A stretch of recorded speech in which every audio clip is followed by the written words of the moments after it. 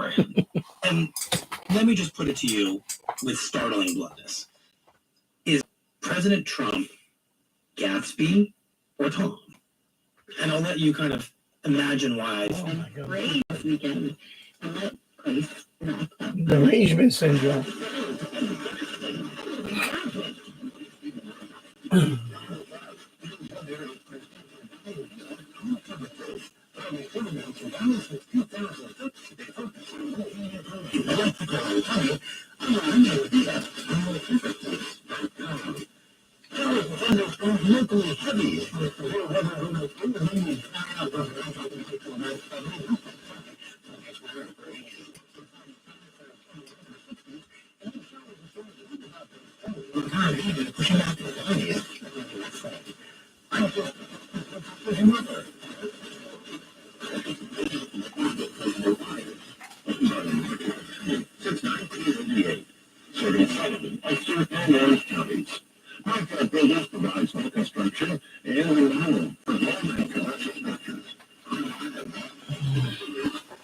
All right.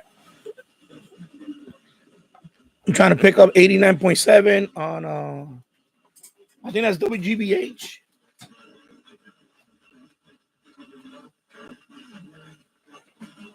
But I'm hoping it's something else. But it sounds like WGBH out of Boston, Massachusetts. I need to clean up this desk. Yeah. So let me give me a minute. Let me just do some housekeeping here. Yeah, WGBH, I think it is. Yeah, I heard it earlier. I heard the call sign and I heard the jingle. They have like a jingle. It goes, you know the famous music. No, I learned my lesson. I left it on. So that's dope. You can hear WGBH in the background. Let me lower it down. Actually, let me just stop playing it. I was hoping I'd pick up something else, but no trigger be when I know because you're using a mobile, it's harder. When you log in, right? Let me see if I remember how this is done when you go. Let me put the camera like this. I'm gonna move the microphone. I'm sure you can hear the microphone. No, I figured it was gonna happen. It's not your fault. It happened to me a few times.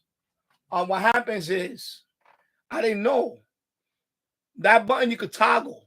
It's a toggle button. That means if you turn it on, it lights up. If you click on it again, it turns off. But the changes, I know you only see my mouth. Sorry.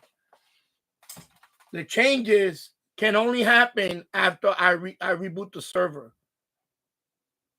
So even though in your end it looks like you unlocked it, even if you close the browser and you open it up, it might still look unlocked. For the rest of us, it's still locked. Understand? When I logged in about an hour ago, it was locked. It was locked. But then when I went in, I noticed the padlock was missing. So yeah. So you got to be careful with that. When you go in there, when you go in there, it's gonna be on already, right? When you go inside there, the key button, that's the password button, the key button. There's another one that has a padlock. That's the admin lock. That one you can't do anything anyway because you need to go in. You need to do the admin switch and all that, and you need to be an admin for that. See, it'd be easier if I give you the admin password. Because then that doesn't matter. If I put the admin hard switch inside the options, it doesn't matter what button you hit there. The admin button overrides that. There's a hard switch in there. There's a switch inside that said that you can't see. If I put that switch on, it's admin lock no matter what. I don't care if you hit that button 50 times. There's an admin lock. That's the absolute admin lock. And you only can go in there with an admin password or even use the radio without the admin with the admin password. You need it. That's it. The padlock, the other one, the key, that's just to give out passwords for people to listen to. But there's a glitch in this. The only problem is a glitch in here. And the glitch is, in your case, you hit it by accident. You unlocked. You hit it by accident. You unlocked it. And even though you put the button back, it still sometimes shows like that. I know that happened. That's a glitch. That's a glitch with the software. That's why I'm not a fan of the software in terms of real security.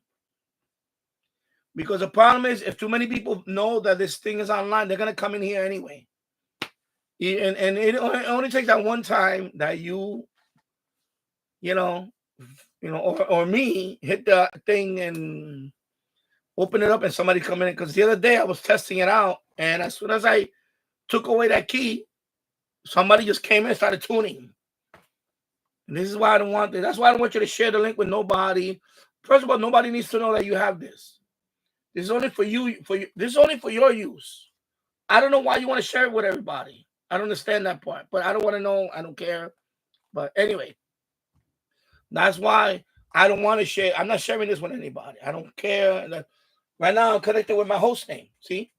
Danny Radio. I know you can't see it from there, but I don't use the IP address no more. Because I have a host name. Okay, camera. I have a host name connected to my IP address. So I don't use the IP address no more. I use DannyRadio.ddnsgeek.com for 8080. That's what I type in the browser. That's how I go here now. I don't use the IP address no more. I don't need it. That's why I put the host name. It's easier with the host name. Because if I change the IP address, you're not going to know how to get here. So you need to learn the host name. But so when you log, I'll show you. Let me log out. Let me actually, I'm gonna hit the key by mistake and leave it open. Let me see what happens. So right now it's unlocked. I unlocked it. I unlocked it, right? Oh, want to monitor right here this time. Okay, I unlocked it.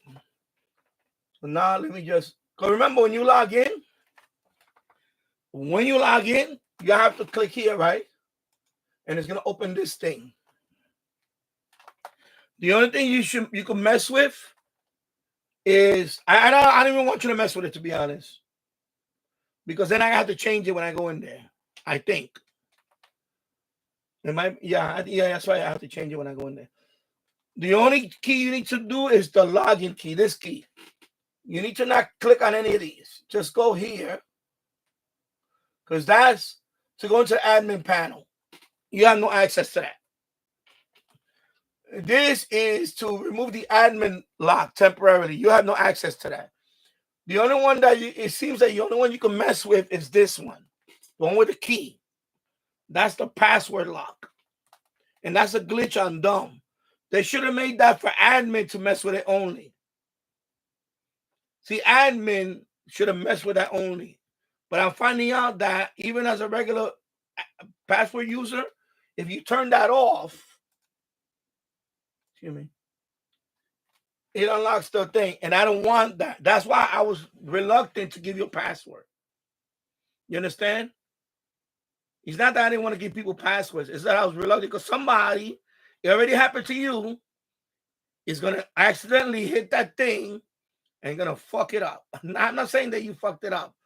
So if I imagine I give it to 5 people. Imagine I give it to 5 people. I'm not going to know who messed it up. You see what I'm saying? So before I do that, we need to fix that. Otherwise, I cannot give it more than one person. That's you. So right now, just because of that issue, I cannot give a password to anybody else. That's it. Because I don't want 5 people with my password and then one of them keeps unlocking it on purpose or something. You see what I'm saying? I know it's kind of difficult to understand sometimes when I say that. It might be, it might not be. But take it from me, I know these things. No, I don't want you to contact him about my server. Don't do that. I'm trying to keep it private. If you contact him, you're going to fuck up my privacy. So do not contact him. Anything that has to do with the server, you do not talk to anybody else about it. No, I don't care about the glitch because you're not supposed to know about the glitch. You're not supposed to know about the glitch because you're not supposed to have access to my server. You don't. Do you understand what I'm saying? Do you understand what I'm saying? You cannot. I can complain about the glitch. Me, I can complain about the glitch, but not you. I'm the admin. You're just a new user. If you complain about the glitch and somebody sees it in the forum, they're going to say, oh, this guy's giving the password to this guy. And then I'm going to have all the people knocking on my door, my email. This is why it's important for you not to tell anybody about what we're doing. If you do that, you violate that trust. This is a trust system. Right now, this is glitch. The only way I can trust that only you're going to be in there is because I need to trust you. You're going to log in there, you're going to log out, and that's it. The minute you start talking to people about this, you violate that trust. You need to understand that. And if you cannot understand that, let me know because I'll save you the trouble and I'll boot you out right now. You see what I'm saying? It's that simple. It's a trust thing. This is not the glitch. They're gonna eventually they'll fix it. I don't care if they fix it. Because the next step, listen to me carefully. The next step is I cannot give out passwords if they cannot fix this. You understand? Or when you get your server, you on your own. And I'm only doing this for a while. I'm not gonna have this for a long time. I'm gonna probably another week or two, it's gonna be gone for good. Maybe by the end of August. If the season right now, I'm just DXing right now. I'm not gonna have this for months. No. That's why it doesn't matter if you tell everybody because you're doing it to yourself. I'm doing this because I'm testing you out. Do I need you to be on my server using it? No, I don't care. But I figure, you know what? Since you like to be here, I'm gonna give you this assignment. It's an assignment in that, but it's also in trust. And if you start blabbing people, any little thing, you ruin that trust. I'm being serious. I know people don't talk to you like this, but sometimes in this world, people need to talk to you a certain way for you to understand. I know that's kind of like a difficult thing at times for people to. Yeah, I'm not saying you. I'm saying in general, even people that are whatever normal, whatever you want to call it. I call it whatever. Even people in general don't like to be told things. But believe me, I'm telling you from experience. I'm a computer geek. I'm a network administrator. I've been a network administrator. I ran many web servers in my life. Over 30 years, almost 30 years of web serving, many web servers, all that, big websites and everything. And I tell you, it's a trust system. Anybody can fool you one day and say, oh, I see that you, whatever. And then you start, and then you ruin it. Then that's all it takes. That's all it takes. That's what I'm telling you. And some people, listen to me. Some people just can't. Listen. Some people just can't. I know people, many grown-ups, they cannot keep a secret. Okay? And I'm going to say that. There's a lot of people out there, grown-ups, you tell them anything, it could be the most minute thing. It could be the most minute thing in the world. And they just can't keep their mouth. Look.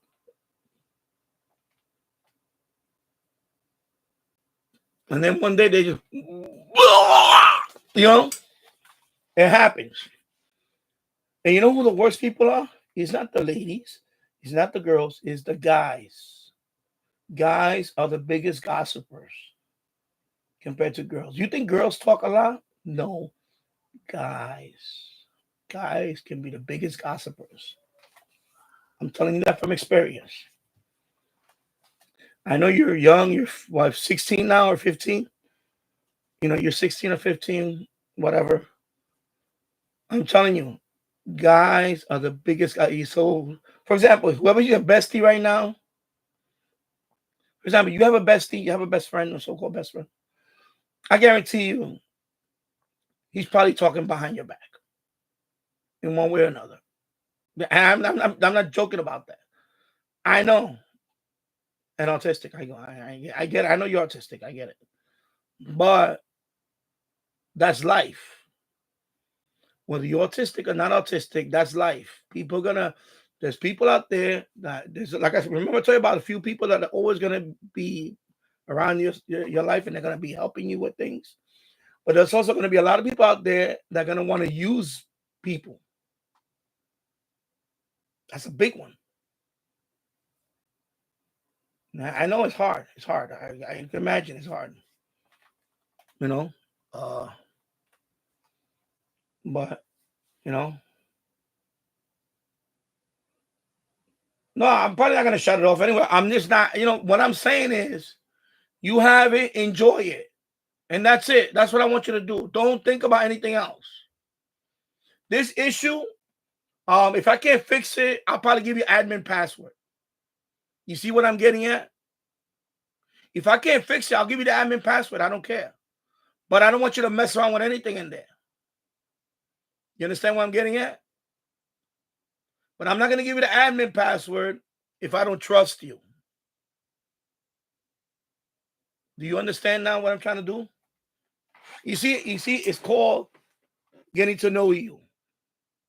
I'm getting to know you. We chat now. I'm getting to know you. I mean, I just, but believe me when I tell you this, I don't take time out of my life to help people online. I don't have time. I'm making an exception with you. You understand? So you need to, you know, channel your emotions. Channel your emotions. I'm doing this for you. This is going to be a learning experience for you. If I can't trust you with a regular password, how am I going to trust you with an admin? You see what I'm saying? So this is a test. This is a test. I can give out the password to any Tom, Dick, and Harry. Doesn't matter. And they could come and use it. I can change the password in 2 seconds. I go in here, I can change the password in 2 seconds. That's it. That's all it takes. But if you can't, you know what I'm saying? If you tell somebody and they go in there, it's something bigger than that. I don't care about the server. The server is a server. I don't care about it. But you lose my trust. What's more important, my trust or a server? You see what I'm getting at? My trust is going to help you out later on. For example, you know, I may one day do something and I say, you know what? I got somebody over here. He could do this for me. I'll give him my information. Here you go. Log into the server here. You do whatever, or do some, you know, whatever. Or Discord.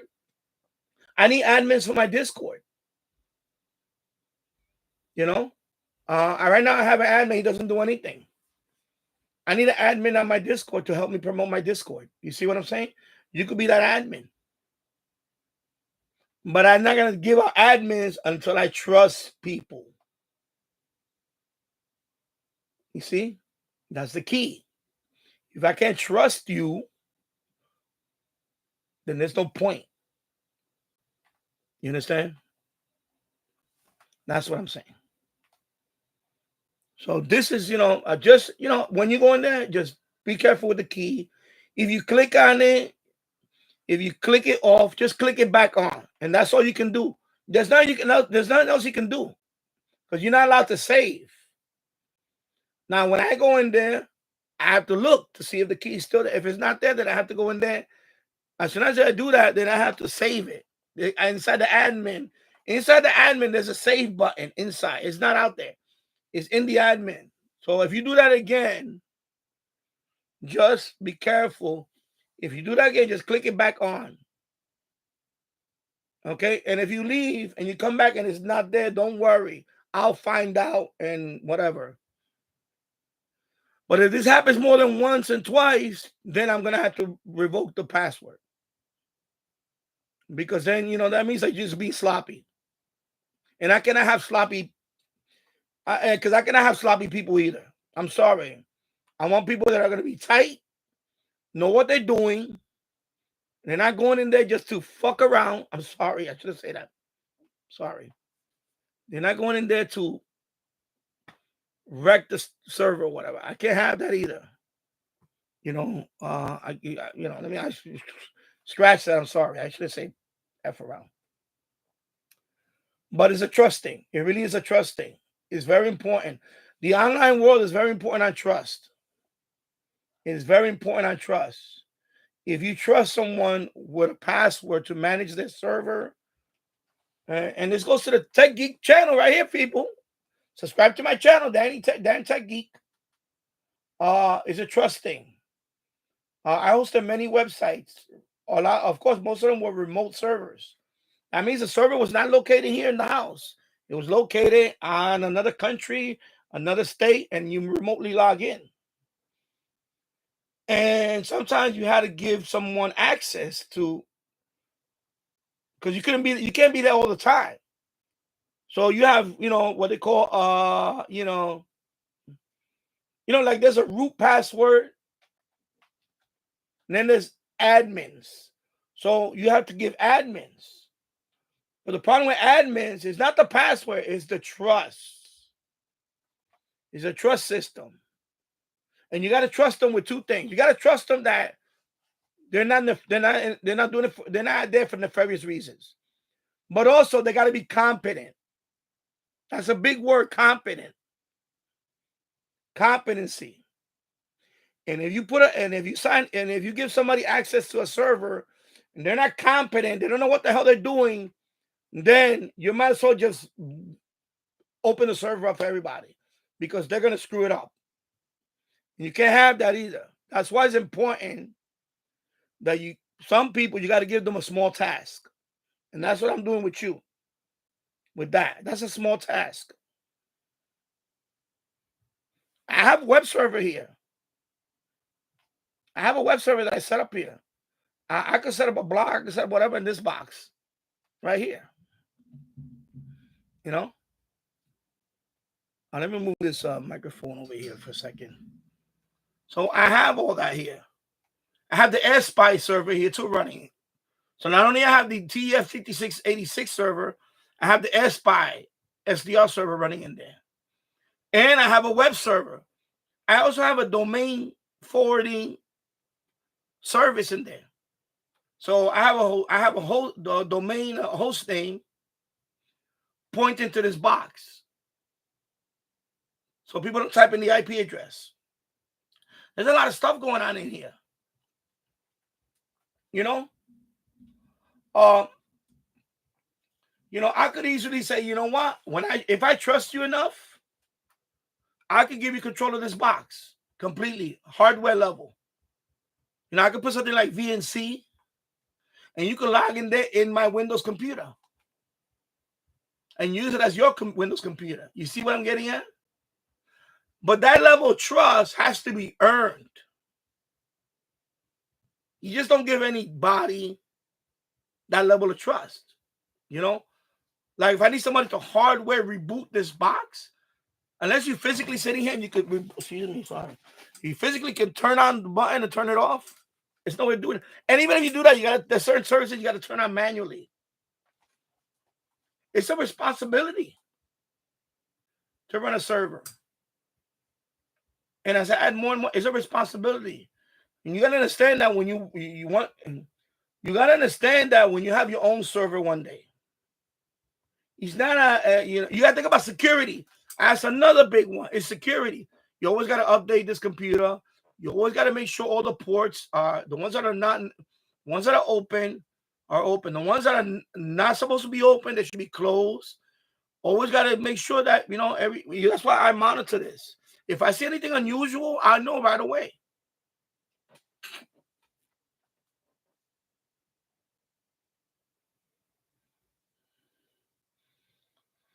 So, let me turn on the AC. It's kind of getting warm in here. Let me just turn it down, put it on low. I'll leave it on 68. I'll leave it on 68. So the point is, it's not about listening. Sorry. So the point is not about listening. The point is not about listening. Is I want you to understand this, because it's going to apply to everything online. If you're known as a trusted person, you're gonna have a lot of people trusting you, and you're gonna have people telling you, listen, I can't, like, for example, I'm in charge of this project. I don't want to take it down. For example, this one, I don't want to deal with this no more, but I don't want to take it down, so I'll hand it over to you and you control it. You see what I'm getting at? A lot of people do that. Like the guy from Bermuda, he contacted me. We chatted on email. I told him who I was, and he said, okay. So he gave me his email, and he told me to email him. So he lives in Florida. He doesn't live in Bermuda. Somebody's running his server in Bermuda. So Bermuda, for example, he's not there. He actually bought a headless TF server. He mailed it to them. He sent it to them in Bermuda. They set up he bought the antenna too for them. He bought an antenna. It was I forgot. He told me the model number of the antenna. It's an expensive antenna, and he sent that to them to the Bermuda. So that's hosted in Bermuda, but the owner is not there. He's in Florida. He lives in Florida. You see what I'm saying? So for example, right now this server, I could be here one day, but one day, I may decide, You see what I'm saying? I'm getting to know them. I chat with some of them, and I'm getting to know them, and they're telling me, and of course they don't know that I'm doing this private, but it's okay. At some point, I'm gonna have it public, but not now. I want to enjoy this FMDX season.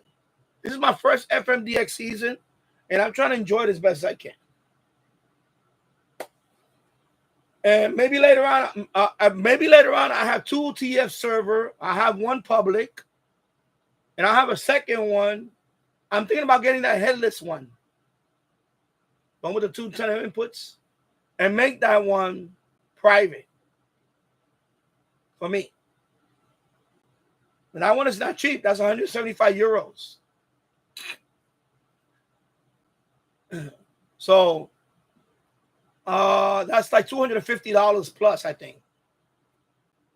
It's the headless TF 6686 server. It's basically the radio without the screen. And it has 2 antenna inputs. So you can put 2 antennas. It looks like an SDR. So I may get one of those. And then I'll leave it open for everybody. I'll leave this one open for everybody. And then the second one, I'll use it for myself. But that's why I'm testing out the capabilities of this machine. Right now, it seems to hold up. Between this and the AirSpy SDR server, it's holding up pretty good. And by the way, right now, I'm still doing Wi-Fi. Gigabit. It's gigabit. I have fiber optic gigabit as my internet speed. However, it's Wi-Fi from here to there. I still need to put an Ethernet cable. So this could be a little faster if I put the gigabit cable. There's no hardware cable into this. It's all Wi-Fi. So it's pretty fast. But you see what I'm saying? I'm testing it out. This takes a while to test it out. You want to test out everything. Because if I buy a second server, that's an investment right there. We're talking about $250 plus. And I believe also with the with the VAT tax, we're talking about maybe $300 plus for that little device. So I'm thinking about it. Because I'm at that price, I'm already thinking about Kiwi SDR. Just buy one of those old Kiwi SDRs instead. But I like the headless. I like the headless TF6686.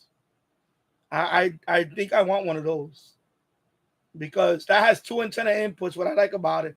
Number 2 is already built in. Everything's built in. So you just plug it in and that's it. You're off. And then what I'll do is I'll use that one as my main server. And then this one, I'll give you admin privileges and everything on this one. So you can kick people out, do whatever the hell you want on this one. You see what I'm saying? That's what I'm trying to get at here. So that's why it's important, the trust. But without trust, there's nothing. That's for anything in this world, in life, especially in networking. Trust. Without trust, it doesn't work. It's not going to work. There's going to be what they call chaos, no control, and you can have that. I'm not going to have that on my server. So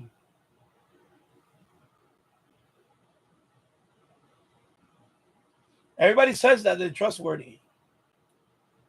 Actions speak louder than words. I'm not saying you. I'm saying right now I'm just getting to know you now. Even though you've been watching my channel for the last couple of years, now I'm chatting with you. You see what I'm saying? So, and you know my policy about, I don't know if you remember, that's why I kicked the other kid out. The kid that kept annoying in the chat, and I banned them because I'm not here to babysit people. I'm sorry. I'm going to say it like it is. I'm not here to be anybody's babysitter. I'm not. I need to trust and say, okay, you're going to behave. Like in the chat, you behave. I know you behave and whatever. I'm talking about like with that kid. And that kid was 16. But he cannot keep his mouth shut. To a point where he annoyed me. And when he annoyed me, I banned him. He got banned. And he comes back with 100 different accounts. And I banned him. Because at some point, when you annoy the host, you're gone. That's what happened to him. Unfortunately, that's what happened. And I try to help him out. I really try to help the kid out. I try to blow up his channel. Remember this. I try to blow up his channel. I was telling people to go sign up to his channel.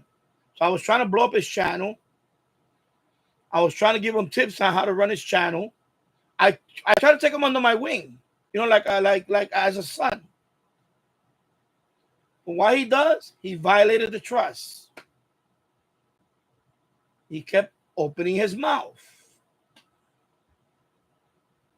And to the point where he annoyed me. And that's why I finally got fed up. And that's what I'm saying. There's some people you cannot help.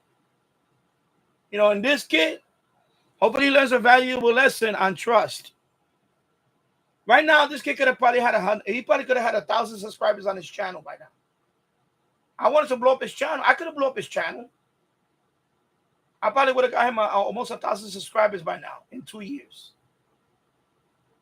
If he would have listened to me, he would have been getting 1,000 subscribers right now. But he didn't listen to me. He was a smart-ass kid. Didn't listen to me. And that's why he's on the outside looking in now. You see? And that's what happened to him. I'll be right back. Hello, James Farley. I'll be right back.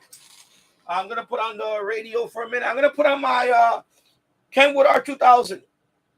Explosive devices with materials he bought online and then storing them on a residential rooftop in Soho where these people live. In the course of 6 months, I saw him like 10 times on the roof. And obviously it's pretty bizarre. If someone's living on the roof, it seemed like it was pretty important. It seemed like there was something significant that they were looking into. Residents called cops because they thought someone was living on the rooftop. Another bomb was dropped onto the tracks of the Williamsburg Bridge. None of them went off. James Flippin for 77 WABC News.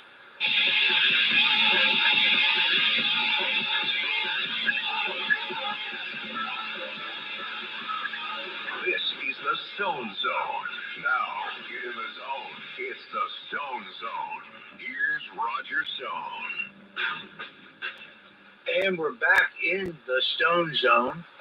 Letitia James, the New York Attorney General, now faces her biggest scandal yet.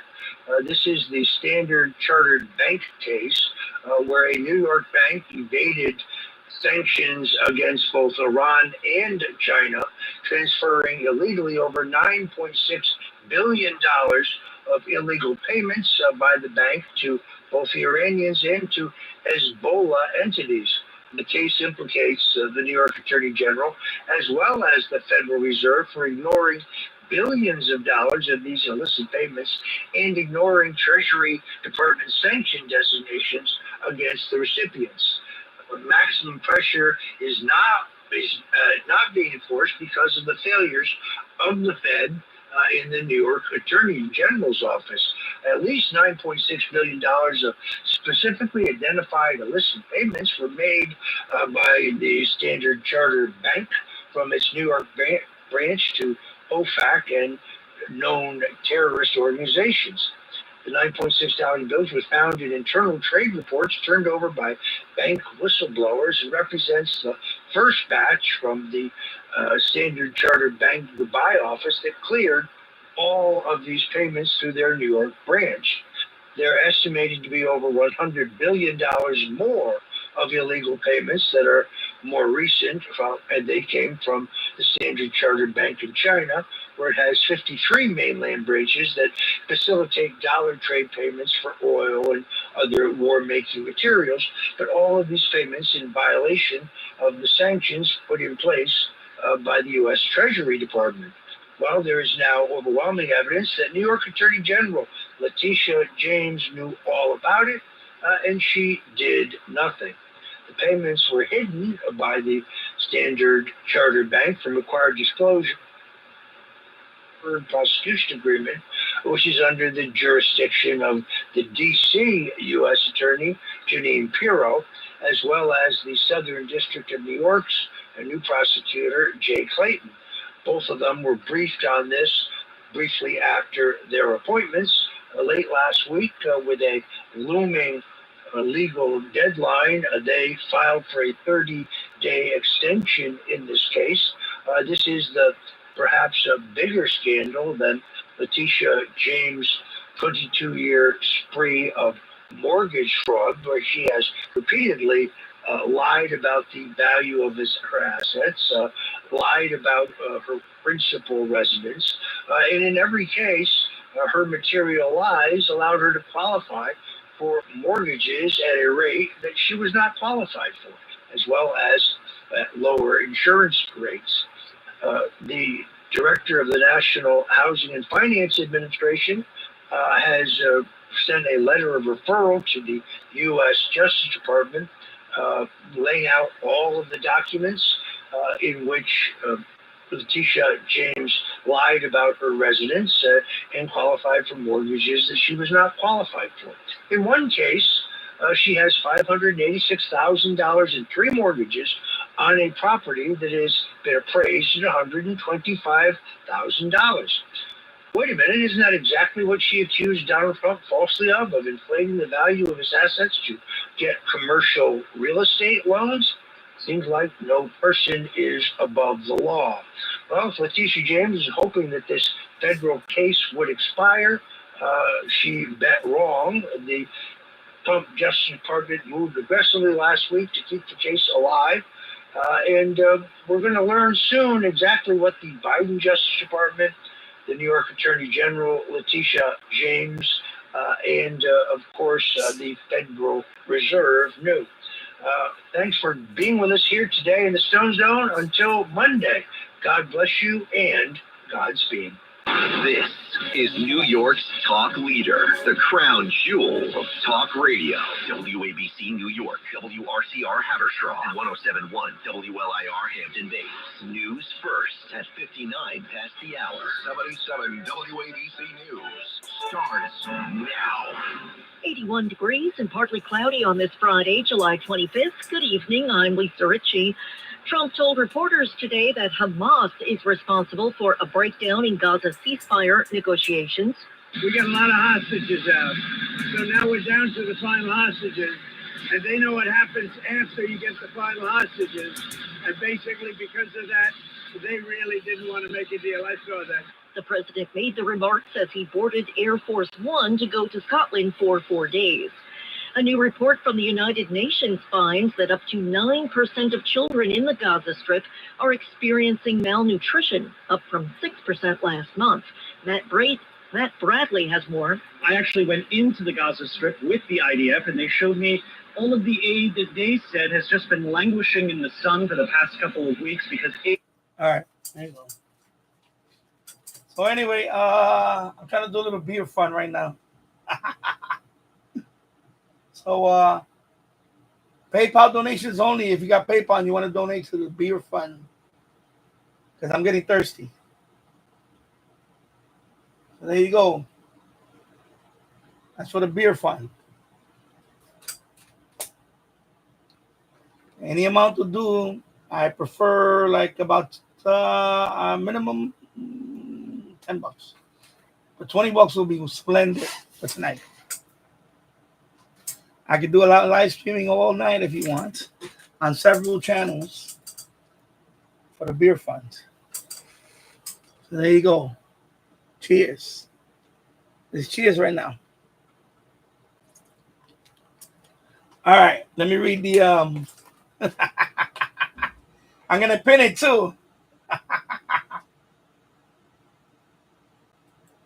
So I gotta be PayPal. No, I don't have super chat on this one. It's PayPal. Because I have to have it, I have to be able to use it tonight. There you go. PayPal and pin message. Yeah. There you go. All right. Let me read some of the stuff.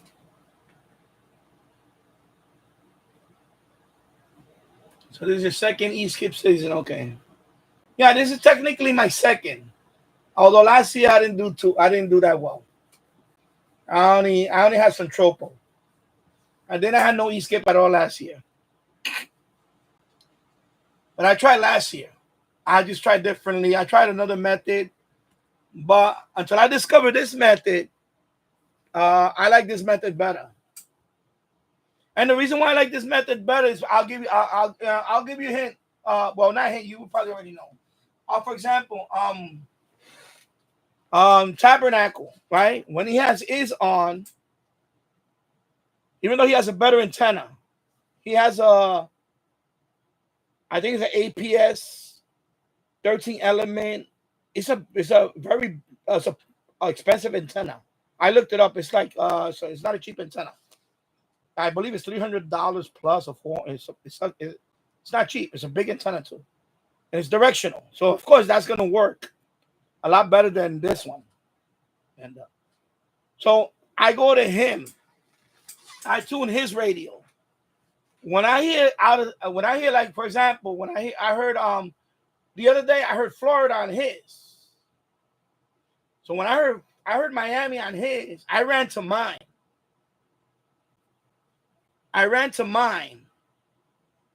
And I started tuning. That's when I got the Tampa station. So I like the FMDX.org overall because of that. That's how you know there's activity going on. When you go in there, they have the alerts right there. It tells you North America up to 106 megahertz, the ES alerts. Europe, it tells you. So when I went in there, North America was up to 106 megahertz alert as of 15 minutes ago. It tells you right there. So now you already know that there's some sporadic activity. See, other YouTubers don't teach you all this stuff. But I do.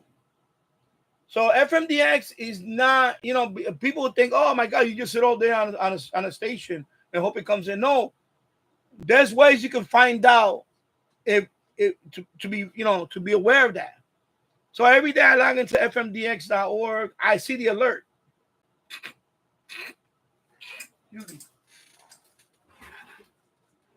Sorry about that. Ugh. Sorry about that. So what happens? I think it's blowing in here. It's probably dirty air outside, and sorry about that. So, and I gotta clean the filter. So, but fmdx.org, you go in there when you see the server map. Before that, there's a screen, and it tells you right there. Sporadic alerts, and you got one for North America, you got one for Europe, EU, one for NA, that's North America, and one for AU, Australia, or Asia. I guess Australia and Asia. I don't know. So I look at NA, North America, and if it's just something there, it'll tell you to say up to whatever frequency is right now. There's e-skip going on. So that day, it was a couple of days ago, it was up to 106 megahertz. That means almost the whole FM band was active in sporadic E.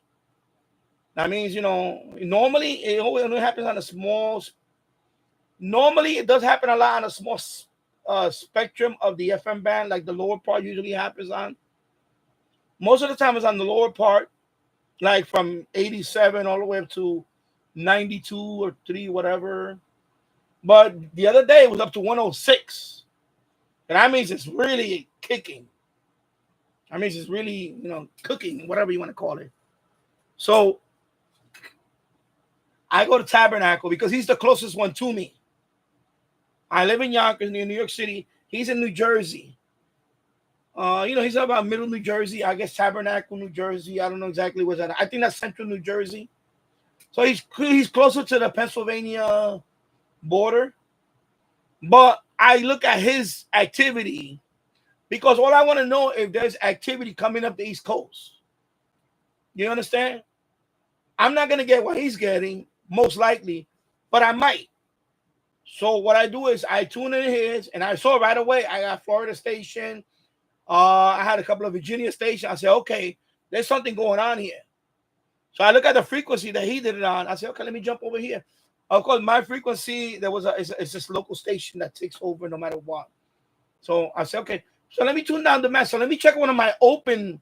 So the next thing I did is let me check one of my open stations. So one of them is 89.7. That's the one that I go to. That's pretty much open. There is one station there that's listed in New York area, but it's a very, very weak station. We're talking about, I think it's 30 watts, all the way up in Poughkeepsie, if I remember.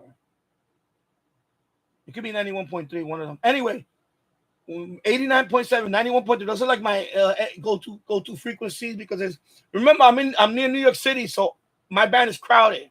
Well, I don't have a lot of empty slots that I can put it there and hopefully get something. That's why it's harder for me to FMDX.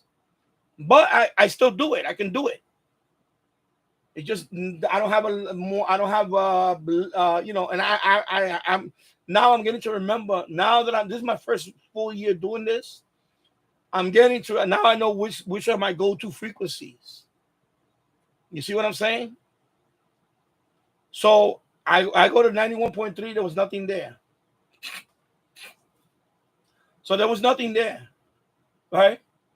I said, let me go to 89.7. The minute I went in there, I hear something. And they're talking sports. And I'm like, this is not WGBH. It cannot be. Because that's what I normally, my tropo on 89.7 is WGBH out of Boston, which is 160 miles to the northeast. But it wasn't WGBH. Then all of a sudden, it really started coming in. And I saw it flash. WUSF, Tampa, Florida. And I said, oh, this is Florida. All right. So I kept recording. I kept pausing, recording, getting clips of it until it got really loud. Then that's what you see in the video. And I got the map. Even the map, New York all the way down to Tampa. When you saw the map, the live view, and that's gold. When you can do a video with the map right there next to it, that's gold. That's video gold. So that's why I like the web server with the radio, because it has a visual element to your catch. Now, of course, I went back here and the RDS also was displaying like, for example, right now, look, WGBH, you see?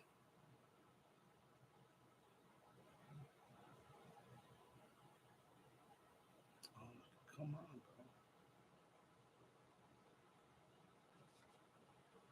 bro. Fucking arm is shaking, man. Sorry.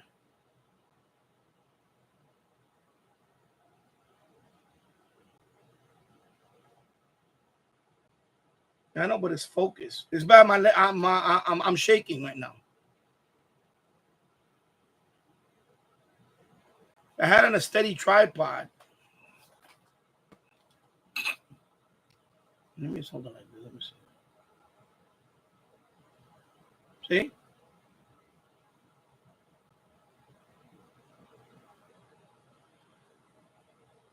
So right now it's WGBH out of Boston. You see that? That's what I'm getting right now. So there's some tropo, definitely. That's definitely tropo right there. Okay? Sorry, I'm tangling this thing. So you see, so when I go to his and he got Florida, I run to mine. That means, okay, I can get Florida too. Because we're on the same East Coast. We're not too far away. So that's how I got my catch. So you got to use that stuff. You know, FMDX is, you know, once you get the hang of it. So FMDX.org is a blessing for me. I would have never found that station with FMDX.org and doing the server, because I jumped on, when I went on his, I saw, okay, I jumped on mine and I got my Florida station. And if I would have tuned around, I could have got a few more. But remember, my band is crowded. So, you know, and in fact, TV Radio 1972 posted on the same day, he called like 4 or 5 Florida stations. I think 5 of them he got, including the one that I got. So he got, I think it was more than 5. He had like part 1, part 2, part 3, part 4. I think he even posted a part 5. That day he got a whole bunch of logs. And he got, of course, he uses the whip only in his apartment. But I couldn't do that because I'm having a server and people tuning in. That's why I had to finally lock it. So I got tired. But the problem is I'm here trying to tune and some idiot comes in here, don't even check if I'm tuning, and you know. Because even if you tune, that's something when you do an FMDX, when you tune and it stays there, sometimes you gotta wait. You gotta wait for it to kick. Sometimes it fades in, it fades out. Sometimes it'll fade in and blast loud for even a few seconds, and then it'll go away. You know. So if I'm waiting and some jerk off comes in and starts moving the shit around, he ruins my video. He ruined that moment. So that's why I had to lock it. You understand now? That's another reason why I had to lock it. Because people don't, you know, that, and I realized, I said, you know what, I can't make this public. I want to enjoy the hobby too. That's why I bought the radio for. I want to enjoy it. I mean, I like sharing it. When I'm not around, I don't care. But the problem is when I'm trying to tune, people go in there, you know, and I can't stand that. That shit drove me off the, you know, off the rails.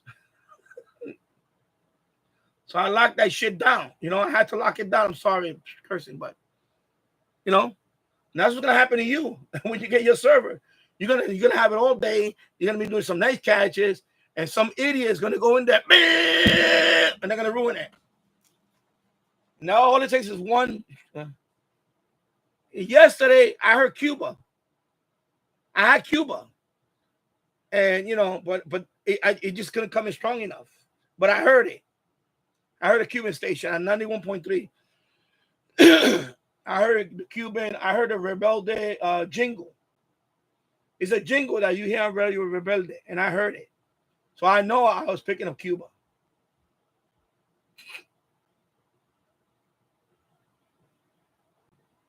Well, then that's on you. I have a channel, and I have a lot of people watching my channel. So good luck on that.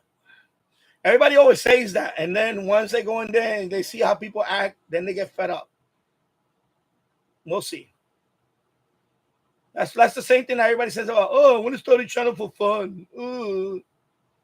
And then they realize they can't handle comments. They can't handle thumbs down and things like that. You're saying that now because you're not dealing with it. You're not dealing with it. That's why you're saying that. You know, so when you say that, it's kind of like, oh my God, here we go, another idealist. Must be the water of Massachusetts that makes people be idealists. Sorry, it's a liberal thing, I guess.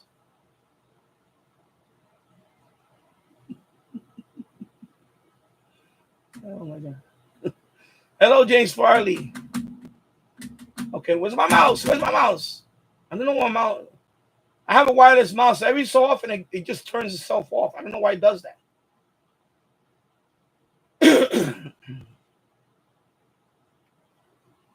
Let me read up here a little bit. I'll skip around. I know, but like I said, I'm trying to read your writing. I won't be on the server long because Mike from Arthur is giving me his computer, so I can use an Aerospy network. Okay, giving you a Linux computer. You know how to use Linux? I'm gonna tell you something. On a scale of 1 to 10, if you've never done this, this is like a 8, and this is Windows computer. On a Linux computer, it's gonna be more harder. Not to. And I've seen the commands for Linux on this. This is much easier on Windows. You just double click, type in 2 commands. That's it. On Linux, you got to type something else. It's a whole, and then another one, and then another one. I think Linux is more, it's not as user friendly. And it's command line. Everything's command line. For this thing to run, is command line. Just like here's command line, but so if you're really good in Linux, then you're going to be okay. If you're not good in Linux, you're going to have a learning curve and a half.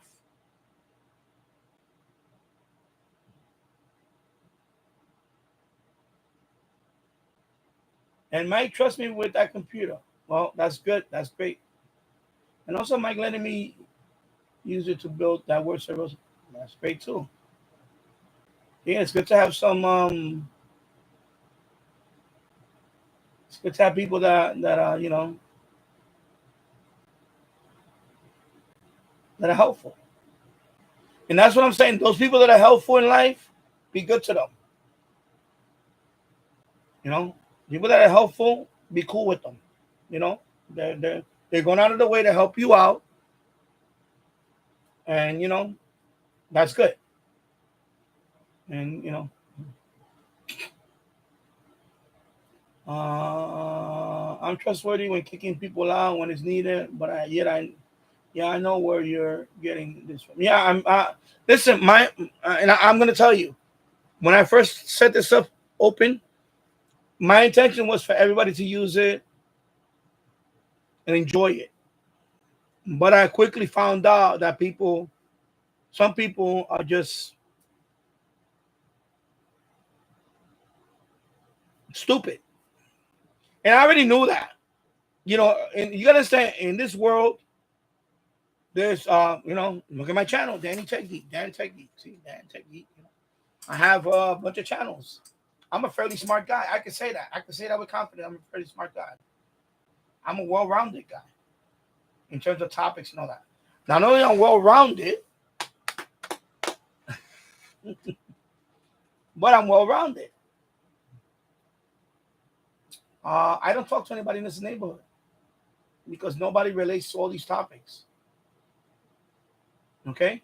And I mean that. I'm talking to you, James Farley, and when I'm on my other channel, whoever else is on. You guys all, we all connected because of our hobbies. But if I walk out that door, nobody cares about these hobbies. Even crypto, nobody's buying Bitcoin. Nobody is buying gold for investment. Not too many people are buying stocks. Not too many people are even own a radio, let alone an emergency radio. Not too many people know about technology in general. All they know is TikTok. That's all they know to do is sit there and zombie. That's it.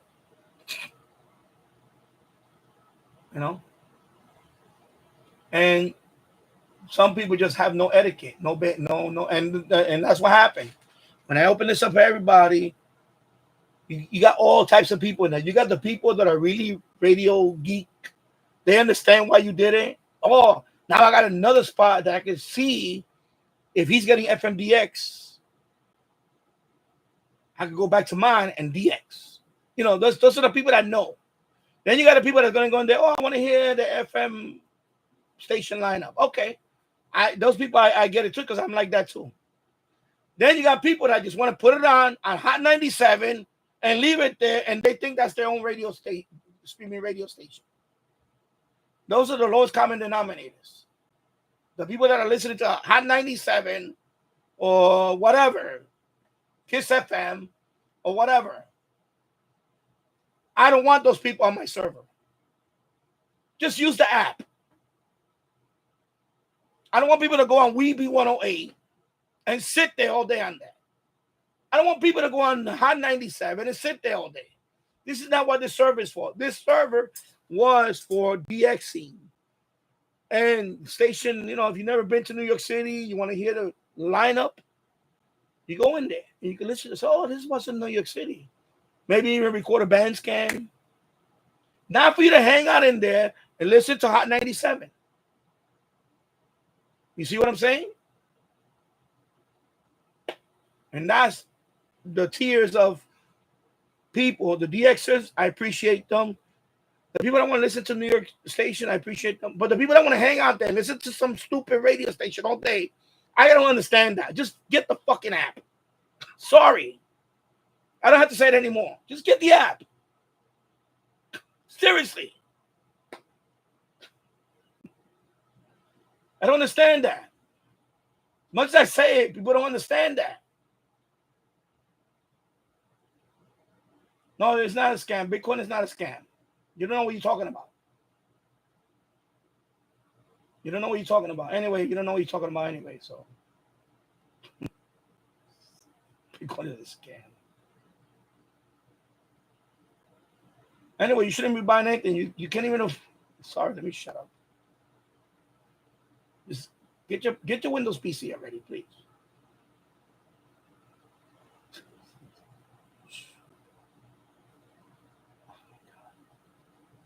You really had to write that? Jesus Christ.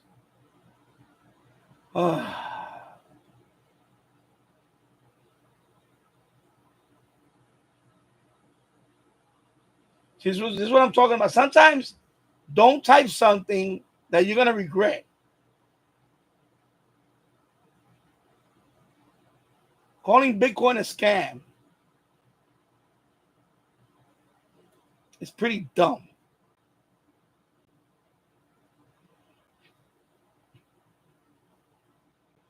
When you have international banks, brokerage houses buying Bitcoin. Anyway, I'm just going to. Oh, my God.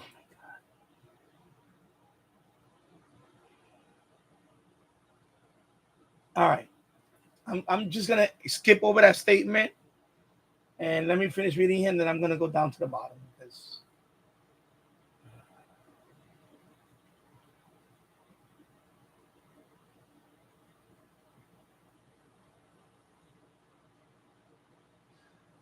I have done moderation on Discord, and yes, I can see what you're talking about.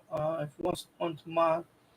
No, see what happens is here's what I'm going to get, and I don't want to, well, I am going to ruffle a few feathers.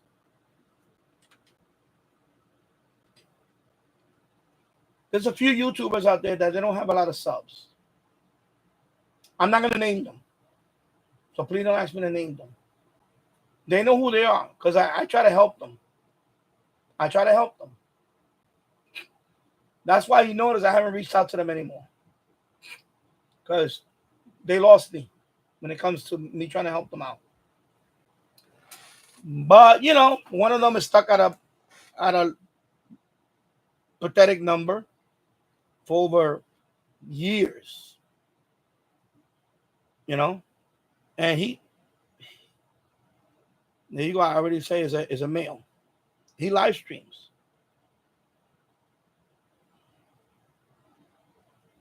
He live streams quite a bit. But he doesn't get any subs. I don't understand that. I don't understand how can you live stream and don't get subs. Of course, now he live streams differently. You know, the problem with him, I know what his problem. He has a few problems. One, he can't decide on what format he wants to do. When I tell people, when you start a channel, you got to stick to a format and go with it. You cannot be a gamer format one day and the next day you're a radio format. Or the next day you're whatever, tarot card reader format. Doesn't work that way. Another thing is the person, there's no personality. The person is just, some people are not made for live streaming. They're not. They're not. They just cannot command the attention. Live streaming is not for everybody. I can tell you that for a fact. It's not for everybody. All right? It's not. So some people, but they shouldn't be at 100 subscribers and you've been there for years. I'm sorry. There's something wrong with, you know, do you not want more subscribers or what's the deal? So I gave him a few simple tips. Did he listen? No. So I stopped.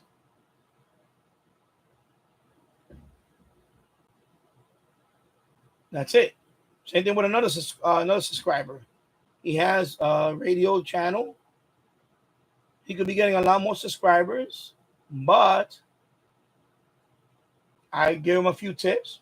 Did he listen? No. There you go. You know, you've seen my videos. When I talk about this setup, right? I show you the setup, right? I actually show you the setup. I actually go on the roof and show you the antenna that's on the roof. Did I not do that? People like those things. I know what people like to see because I already done it. I already have so many videos out there. I know the videos that people like and they're not crazy about. And then, so I'm trying to pass that wisdom to them. Also, when you have a channel and you want more people to go to your channel, you cannot rely on YouTube alone. You need other social media. You need a Facebook account. You need an Instagram account. You need X. You need Discord. I haven't got much traffic from Discord, so I'm not crazy about Discord. I know I see a lot of people on Discord. I post on Discord. What I do here, I post on Discord. I don't get that many views on Discord. I get very few people coming from Discord to see my channel. And I even made a couple of people mods, admin, whatever. But if they have trouble promoting their own channel, how are they gonna help me out with this channel? You see what I'm saying? So until I want to have another admin or two on Discord. But the problem is that they're a waste of time. They are. They're a waste of time. I was just redesigning my channel, the Discord the other day. I changed the icon and everything. I started putting more stuff on Discord. You know, I'm gonna add a few more channels on Discord. This channel is gonna go on Discord.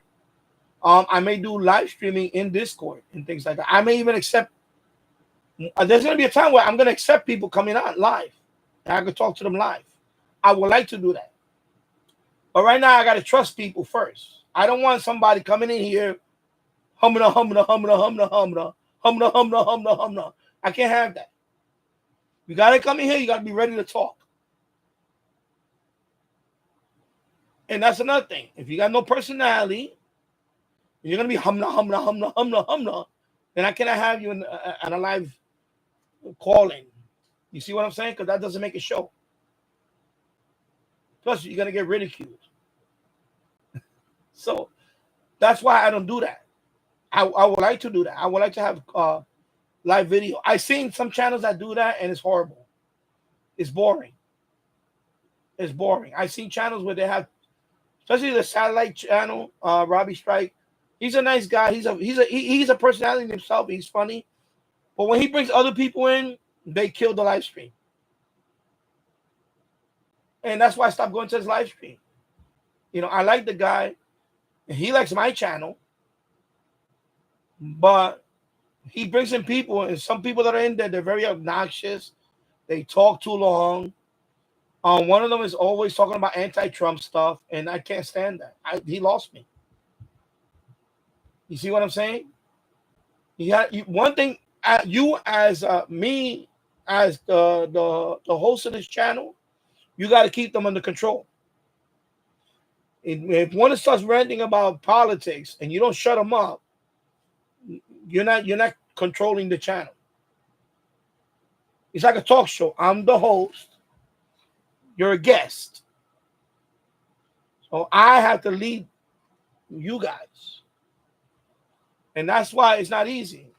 That's why I do this by myself for hours. I can. I got the gift. I'm going to say I got the gift to be on for hours. Not many people can do what I do. Believe me. Not many people can do what I do. I could be on radio doing this and getting paid very well. Unfortunately, I don't have nobody. I haven't been discovered yet. I'll just put it like that. Maybe I haven't been discovered yet. Maybe one day I'll have a radio show somewhere, and then you can hear me over the radio. But right now, I haven't been discovered yet. Maybe that's the reason. And I haven't had a big, humongous following yet. If I ever do get a big, but yeah. So, you know, I would like to trust people to do Discord and things like that. But from what I see right now, I cannot trust many people. Because most people in there, they just, I don't know. I'm in a group called FMDX. And when I read all the posts in there, I'm not impressed with their knowledge. I'll be honest with you. I'm not impressed with their knowledge.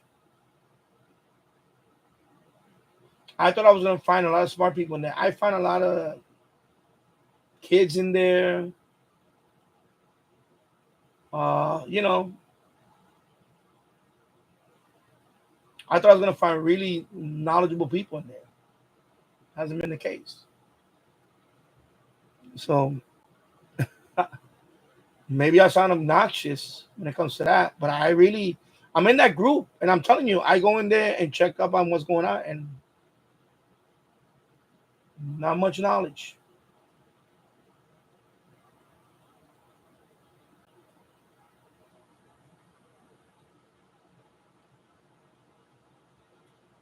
And I'm not saying about your channel. I don't even follow your channel right now because I don't know what the hell you're doing. I'm talking about in general. The ones that I did try to help out, there were 2 specific radio channels. So I really could have helped them out. In fact, the other kid had a radio channel too. And so I gave up on that. I gave up on trying to help people. And it's sad because I like to help people. I like to help people. You know, you gotta understand, when I started my channel, they were ahead of me. And one of them was ahead of me. By, you know, you only had a few. And I blew by the 100. I blew by the 200, 1,000 subs, 2,000 subs. I'm at 5,470. I think I hit 480. I think today I hit 480.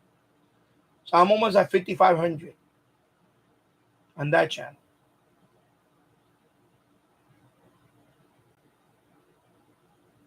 And I tried to help them out over a year ago. And I even told them, you need to go on Reddit. I created groups on Reddit. They could post their videos there. They would have, because Reddit, you get views. I would have reposted their video on X. They would have got views from X. But they don't care. They just don't want to blow up their channel, so that's fine. If you don't care about your own channel, why should I care about your channel? So what I wanted to do now, I wanted to unsubscribing also. I said, well, if they don't care about their channel, they don't care about their content, I unsubscribe. You're not interesting to me. And that's another thing. If I go to your channel, you're not interesting, I'm not going to subscribe to your channel. That's it. I don't care. I don't care how much you come into the chat. I don't care how much. If after a while I go there and I see that you're just not interesting or boring, okay, I cannot have you. I cannot. Sorry. You know, try to be entertaining at least or something. Or give me something compelling, interesting. Teach me something. But if you go in there just ramble, then it's not gonna work. You're not live. You're not YouTube material. You can film and not talk. Maybe don't talk. Maybe some people can film and don't talk. There's a lot of channels out there that film and don't talk.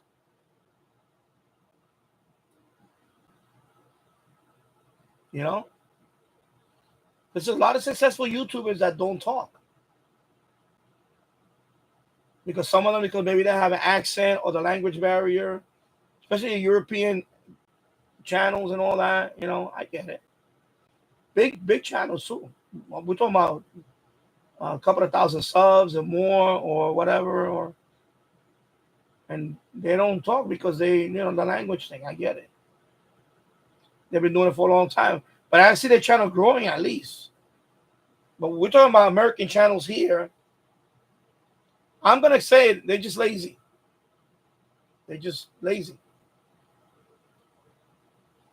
So if you're gonna be lazy about your own channel, why should I even bother helping you? And that's what happened to them. So, you know. Plus, they have an unblind loyalty to another channel. And I found that out too. Unblind loyalty to another channel. And, you know, I guess didn't after a while don't even go on my channel anymore. And that's fine. That's your loss, not mine. You know, I have a thing when it comes to loyalty. To me, loyalty is big. It's big. And if you can't be, if I give you my loyalty, you can't be loyal to me, then you shouldn't be here. You should not be here. You should just go somewhere else. You know, I'm being honest with you. I don't have time for that. I don't have time for people that are just gonna BS me, because I could read through the BS. You know, I could. I'm very good at that. It's called being a Sigma. A Sigma male can read through the BS. Then I need to small talk. They expect loyalty.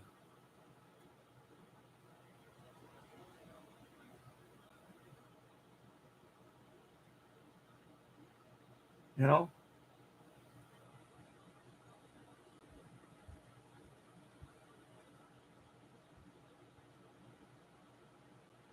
Yeah, Poughkeepsie is a low power station. I don't know which. I forgot which one.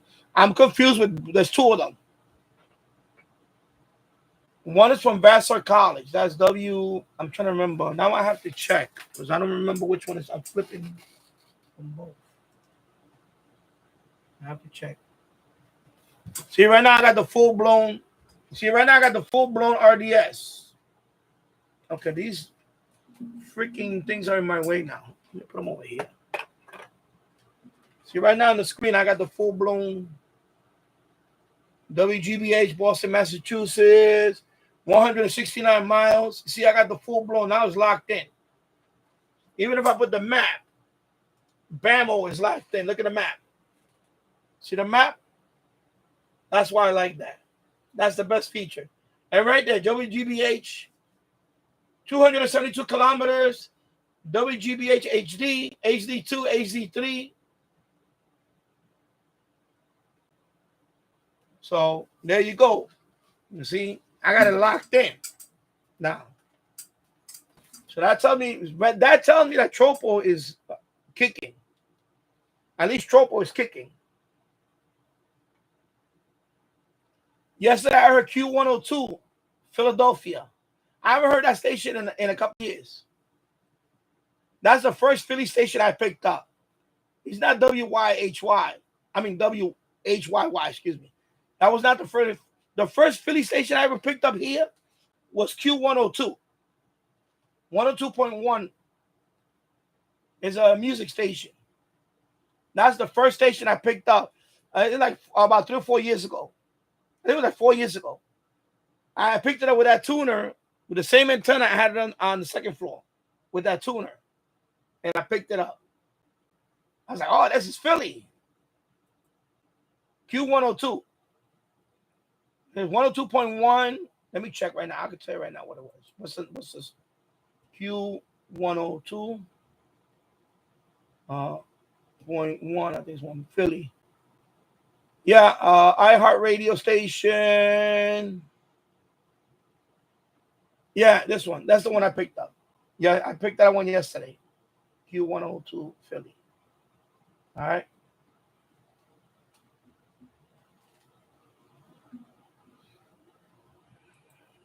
So I picked that one up yesterday.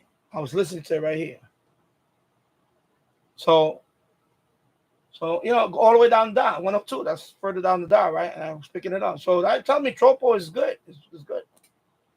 You know, if you go in that chat, if you go in fmdx.org, everybody's it's not a good season.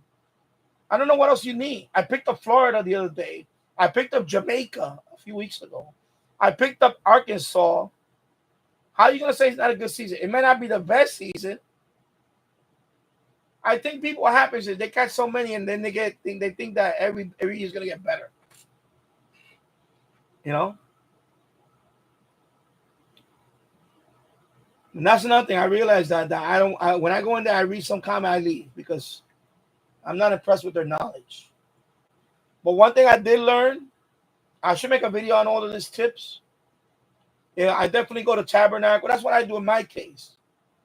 So in my case, I go to the nearest FMDX TF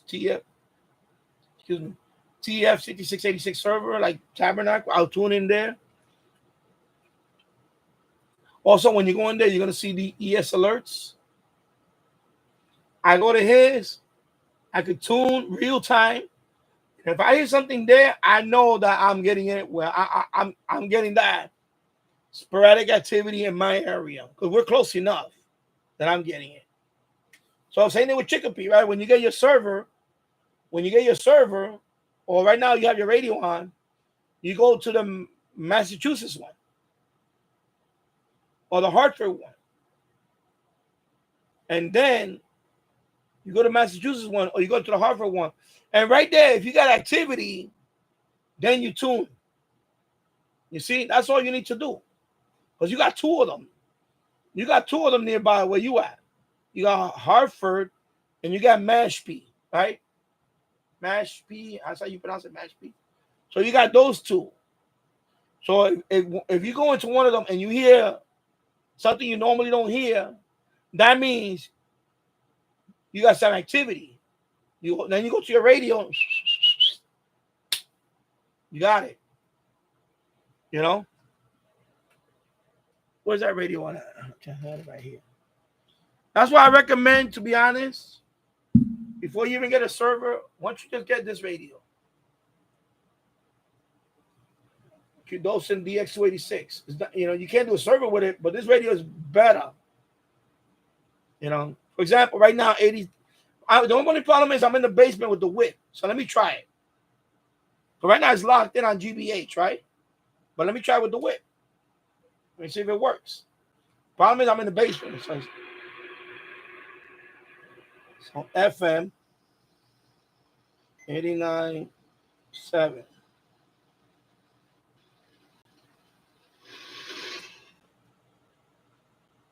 Oh, my battery went dead. My battery went dead. I forgot I got to charge it. I got to charge the battery. But anyway, forget it. I'm not going to go get the battery now. I got batteries like that one. Anyway, this radio is very sensitive. So just have this in the window. You'll be tuning like crazy. So I definitely will get this radio.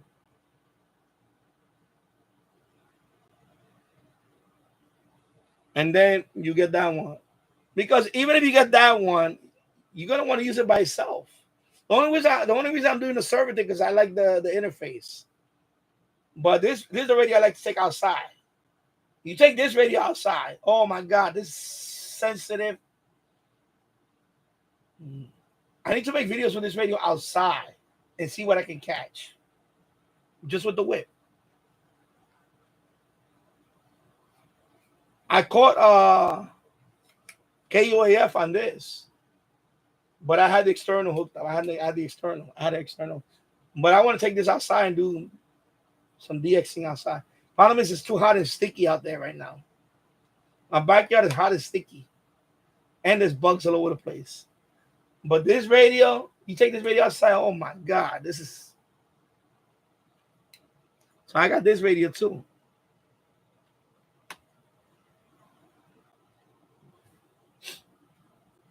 But definitely, I will get that radio if you can get at some point. And it's good on medium wave too. Very good on medium wave. So the reason why I like this one is because I like the display. But now I like the interface with the live map. I like that part. See, I got the live map.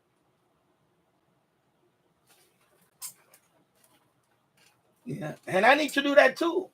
James Farley, I gotta EQ stuff from the SSTV, from the ISSD codes I uploaded. Cool. And see, I need to do that. And I got that radio, the Qdosin TK11. I want to use that. I'm gonna use that one to do those decodes. I have that with my phone and with the decode, or just have it. I at some point I want to do that. But I'm playing around with the FMDX. I'm learning. Listen, I learned a lot. FMDX, and I learned a lot now. I'm happy right now with what I caught so far. I'm happy. I got Florida. I got Jamaica. I got Arkansas. I got some Tropo. I got Boston right now. I got Boston right now booming in. I got Philly. So this is my first. Remember last, James Farley, I'm talking about last year I tried. I didn't get nothing much. I didn't get anything really. But this year, I'm finally getting some catches. So you see, this is my first E-skip season that I'm getting. And remember also on 6 meters. Remember on 6 meters, I did a whole bunch of contacts on 6 meters. Remember that? Remember I was all over the country on 6 meters last month?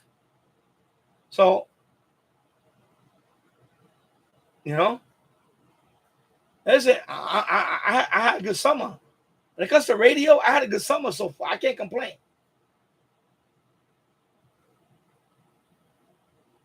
But the same here, Chicopee. I don't have an open band. And they all even when 89.7, 91.3, they are not open technically. But the stations that are on it are so low power that any signal can take over them. Like 91.3, sometimes late at night, I could hear Vassar College. That's the one in Poughkeepsie. I think it's Vassar College. Let me see which one is 91.3. Let me check. I need to verify that. Hold on. See, I'm still don't have some of them memorized. 91.3. Yeah, Vassar College. There you go. Okay, so 91.3 is WVKR. That's in Poughkeepsie. 91.3. I don't hear that all the time. I hear it sometimes. But when it comes in, sometimes real late, I'll hear it.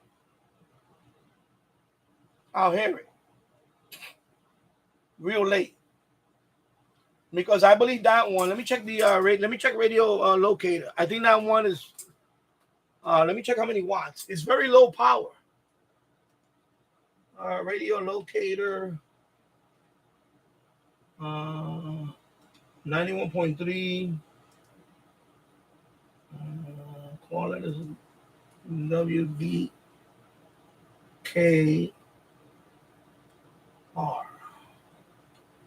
Right? And then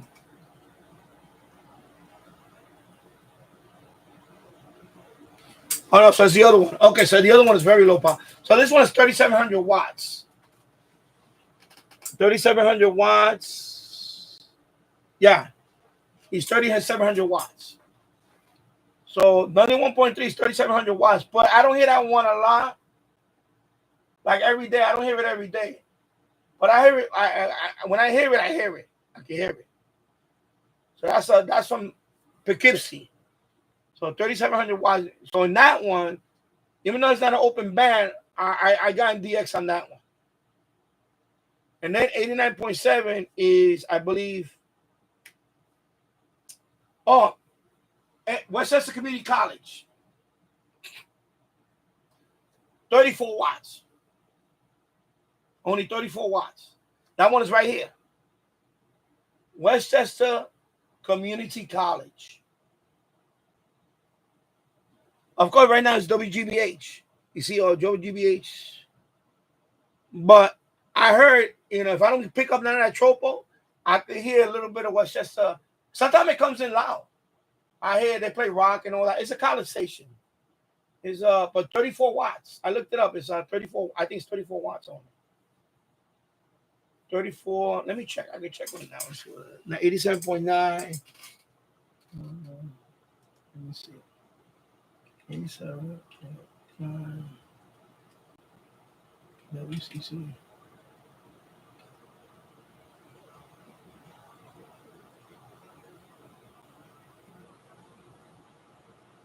No.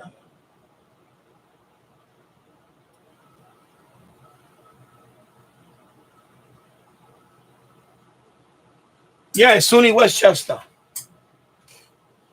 Well, I'm trying to remember the call sign. What's the call sign? It's not Columbia. It's not Columbia.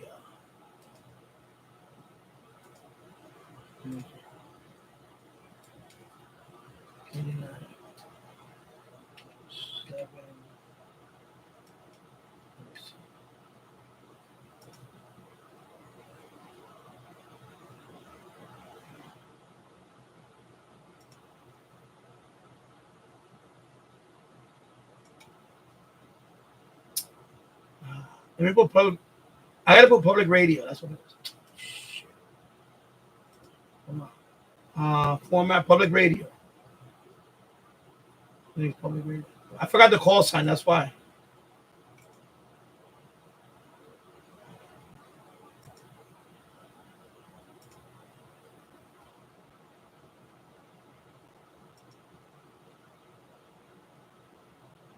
No, I don't see it here.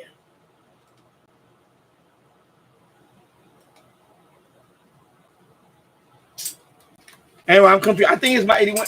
Never mind, I'm confused. I think it's 89.1, whatever. Anyway, yeah. I think it might be 89.1. I'm confused with.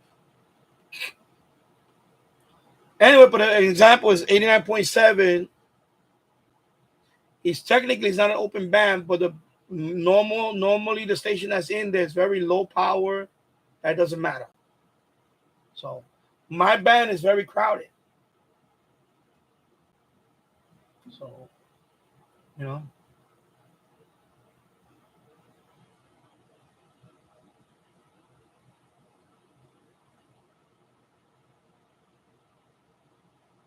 Anyway, just like if I start I don't care about the negativity in my comment, I'll just block them and move on. Exactly, that's what I do.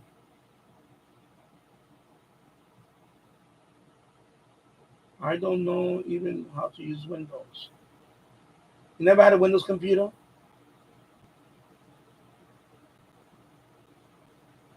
Anyway, best time to get it now is learn, you know.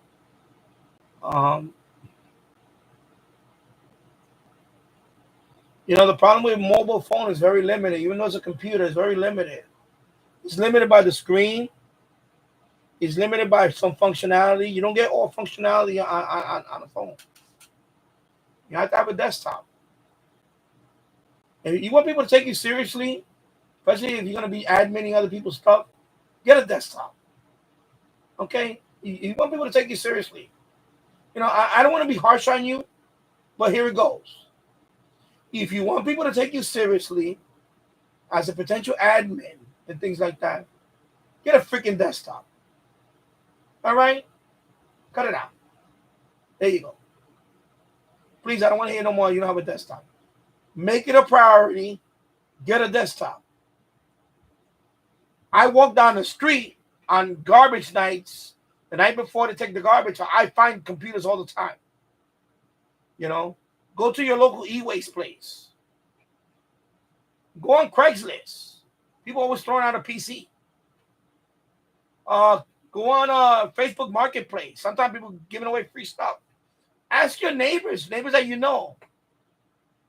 Just tell them one day, if you have old stuff you want to throw, like an old TV, an old computer, before you put. I noticed that last time you did that, like the man down the block. I don't know him, but he threw out a 42-inch TV the other day. Well, not the other, it was a few months ago now. I took it. I have it right there. It's an RCA 42-inch screen. It's in good condition. It's just missing the remote. He threw it out probably because he bought a nice, thin, ultra flat screen now, and that one is super heavy. So I saw him the other day, and I told him, listen, if you're ever going to throw something like that, like a whole computer, and you just let me know. I live right here, right up there. Especially if it's something big and bulky. Because here in Yonkers, when you throw electronics like that, they're not supposed to take it with the regular trash. As much as most of the time they leave it on the curb, and you wind up taking it back in the house. They're not supposed to take that and put it in the trash truck, because that's considered e-waste. Because over here a few years ago we passed that. So now anything like that, you're supposed to drive down to the e-waste place. I think it's by Eastchester Road or something. It's on the other side of Yonkers. And you take your stuff there. That's what you're supposed to do. But some people don't know that. They just put the TV on the curb. And I picked up a few of them over the last few years. Some of them didn't work. They were dead. Some of them you could see. I didn't even take it out. I looked at it with a flashlight. I saw there was a crack. I said, no, I'm not taking this. But I got lucky on a few. So that's a 42-inch RCA. That one works fine. Heavy. I got a hand truck. I just wheel a hand truck down the road, put it on the hand truck, and wheel it. I don't walk far. I walk only a block, this block, the next block, like 3 blocks around locally. I look to see if anybody's throwing out something. This screen I found in the trash. Ultra wide screen. This is a trash find. 29-inch ultra wide screen. The bakery down the block put it near the dumpster on the floor. I was taking my son to school, and I walked by this. This is an LG 29-inch ultra wide screen. I came back after I took my son to school. I came back. I scooped this up. He even left it with the plug. It was this had a proprietary plug. It had it's like an 18-volt plug. you know, with the power supply, like the laptop power supply was. He even left it with the power supply. That's how good, that's how generous he was. I took it, I plugged it in, and it works. It works fine. There's nothing wrong with it. Nothing wrong with it. But it didn't have the stand. It was without the stand. I bought the stand, and if you go to Danny Dumpster Dive, I made a video on this. And then on Danny's product review, I bought the stand and show you how to put the stand on this. So all I did was buy the stand. And now this is my monitor. This is my main monitor for this one. This is a trash can find, people. So I don't want to hear that you cannot get a PC. You're not looking. You're not looking. Or you're not asking. You're not asking people, or you're not looking. In this day and age, I find them all the time. I got a whole bunch of them. Look, I'm working on this one right now. I'll show you what I'm working on.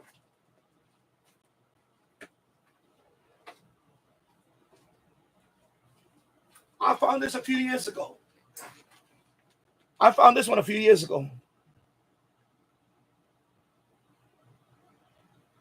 I'm going to refurbish it now.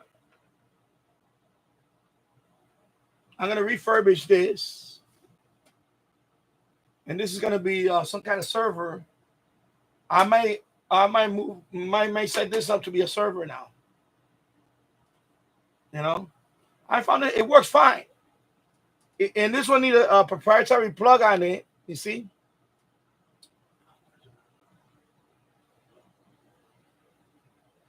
It's 18 volts, 19 volts. I got that plug. It's the same plug for my Westinghouse CV. So I just, you know, if I need a plug, I just buy the same plug. It's like $20 for the plug. And it works. I got to put a hard drive in here. I have hard drives. I got plenty of RAM. And I got the DVD burner right there. I'm going to put it. And I'm going to probably throw, I don't know if I'm thinking about doing Linux on this. Or, you know, I'll probably do Linux. And use this one too. But, you know, come on, bro. You know, you're not asking what something's going on. But you say he's going to send you one, so you're fine. But, yeah, exactly, James. I used to go outside on trash day all the time and get confused. Exactly. You know? Yeah, I'm glad Mike is going to send you one. But I'm saying, you know, if you want to get another one, you know, ask. People always throwing out stuff. Listen, we live in a wasteful world. The amount of waste that people throw out is mind-boggling. It's mind-boggling. People throw out stuff that somebody else can use. Yeah, I know. That's what happened to me. Then my wife at the time got all pissed off because I had all these computers in the garage. I have a whole bunch of desktops. I have literally at least 20 desktops cases, if not more, probably more now. Monitors, I have at least 15 monitors. I have containers of keyboards. You know? I picked up stereo receivers in the trash. Onkyo tape deck that's up there. I made a video on the Onkyo tape deck. Remember the head cleaner? Right? That's a trash can find. Onkyo tape deck. That's a good brand. A tape deck, Onkyo. Right there. I got it right there. With my stereo system up there. You know?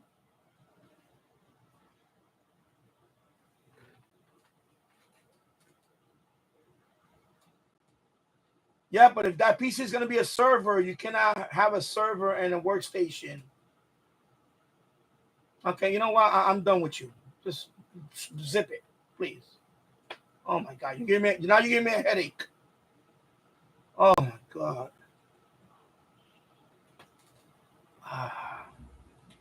I need a PayPal donation for beer. That's what I need right now. You're breaking my head right now. Oh my God. You're not listening to anything I said? Yeah, I know. You need to take that down a notch. You need to. Sometimes it's good not to. I mean, to then.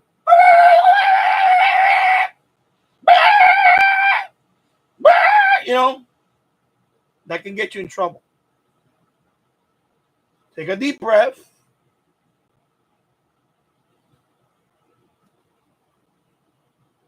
There you go. James Fogg, I have Boston and Connecticut TV station over power. I never had TVDX, man. That's one thing I never had. No, well, you know, back in the days, I never had that.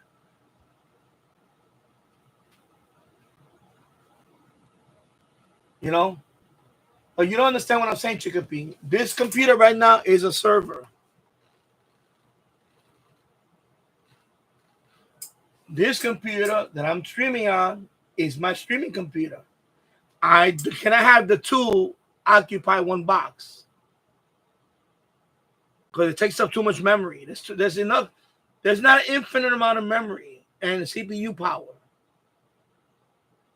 That's why, and plus security. I wouldn't want this here because here I have too much stuff here. I know you're a young bug. You went behind the ears. You don't understand that right now. Money's tight for you. I understand that. Listen to me and don't do that. Don't do that. Please don't do that. Don't do that. Listen to me. This is a server. This is what they call, it's like DMZ, demilitarized zone on a router. This is open to the public. That means if anybody hacks this computer, it doesn't affect the rest of the network computers. That's why when you have a server, you have a dedicated computer hardware server for that. You can have a server and have the same computer that you're chatting on Discord and all that. Because you're setting up to get compromised. Because remember, anytime you save passwords on your browser, it's saved on a password file. And when you have this open to the public, somebody's going to go to that password file and hack it, and they're going to have all your information and take it with them. So this computer, for example, I don't have no passwords in here saved. When I go on Chrome, is nobody logged in on Chrome. There's no Google accounts logged in. Nothing here saved. So people can try to crack this as much as they want. They're not going to find anything important in there. There's nothing in there other than what it's doing. That's it. This computer is a streaming computer. This computer is also a streaming computer. This was my streaming computer before this one. These two have information that I have saved in there that I do not want to share with the public in any way. This one I don't care about. When you say something like, I don't need more than one computer, you don't know what the hell you're talking about. You don't. You just lost you lost again. You're not understanding what I'm trying to teach you. You still need another computer to be your workstation. That's called a workstation. This is a workstation. This is a workstation. This is a server. You have to know the difference between both. If you do not know the difference between both, then you should not be an admin for anybody.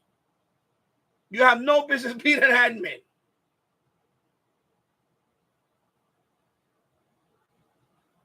So when you get your little box and you play around with it, that's a server.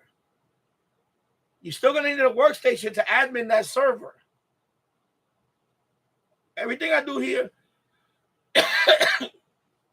on this server, I don't have to be typing in here. I could type in here remotely, go in that one. From here, I can go in that one and do all the, like when I kicked you off a few hours ago, it was from here. I logged in admin here, and I said, who is this guy here? Why are you still here? Kick! You see what I'm saying? This is a workstation. This is a server. You better know the difference between the two, or you're not going to be nobody's admin, except your own admin. And good luck on that. So you lost the whole concept. It flew over your head like this, whoosh, and crashed and burned. You know, I'm sorry. I say it like the way it is here. I know you, I understand you, whatever, but you better learn that about admin, about adminning a server. There's a server and there's clients. And this is a client. This is a client. However, I can log in through my client with an admin password and access this one. But this is secure because away from the server. This is the one that's open and vulnerable to attacks. Because you have to open up certain ports to access certain services. You don't understand that right now. You think you understand that. You're like a typical kid. You think you understand it. You don't understand it. It takes years to understand these things. I've been doing this for a long time. I've been doing this for 30 years. Hundreds of websites.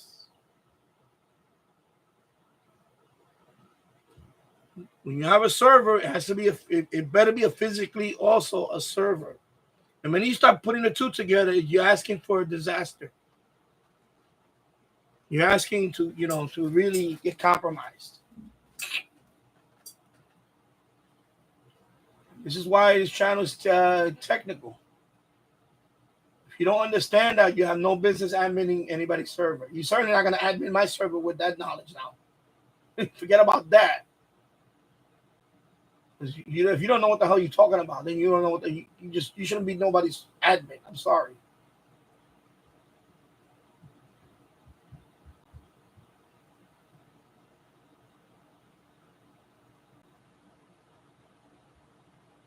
Let me see.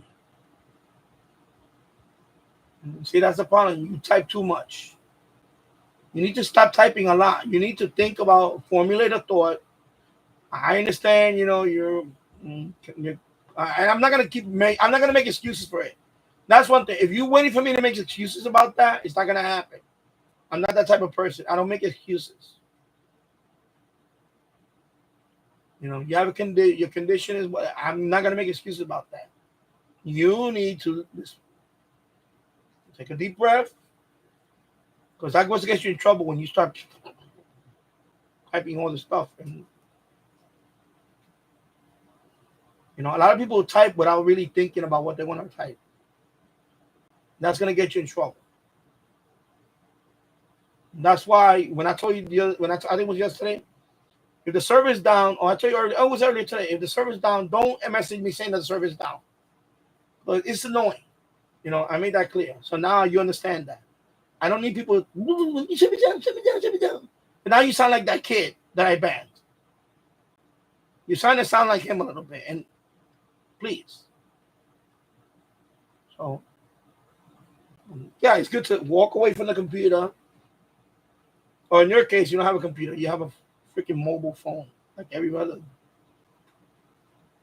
kiddo.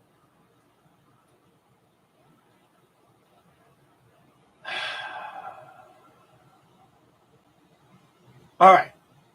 I'm not going to read all this crypto stuff because you don't know what the hell you're talking about. I'm going to skip that.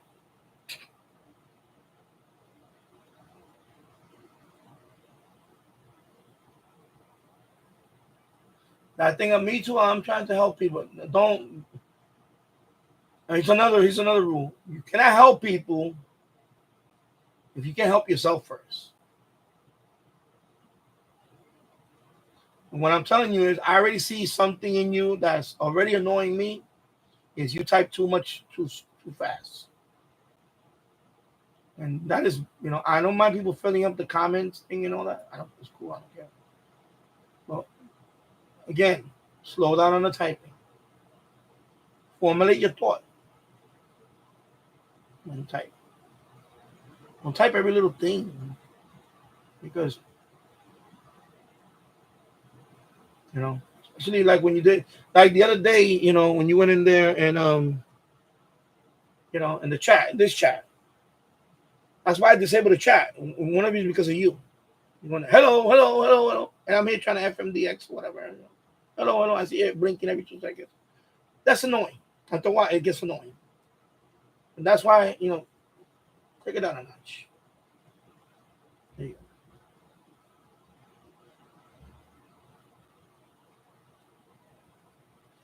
I'm trying to randomize content and that actually help me improve my views. No, you post what you want to post first. When you start your channel, like in your case, you just starting the channel. You post what you want to post. And then you see what people like to see, what people don't care for. And then you got to keep going with that if you want to. Now, in my case, my first channel was the radio channel. And I noticed there were some things that people really liked it right away. And some people didn't really care about this little station, shortwave radio station reception. So I said, oh, okay, people want to hear my voice more and do more eBay finds and things like that. Those videos actually did better. So I'm trying to, unfortunately, I don't have a limited pocketbook or space to do that. So, you know.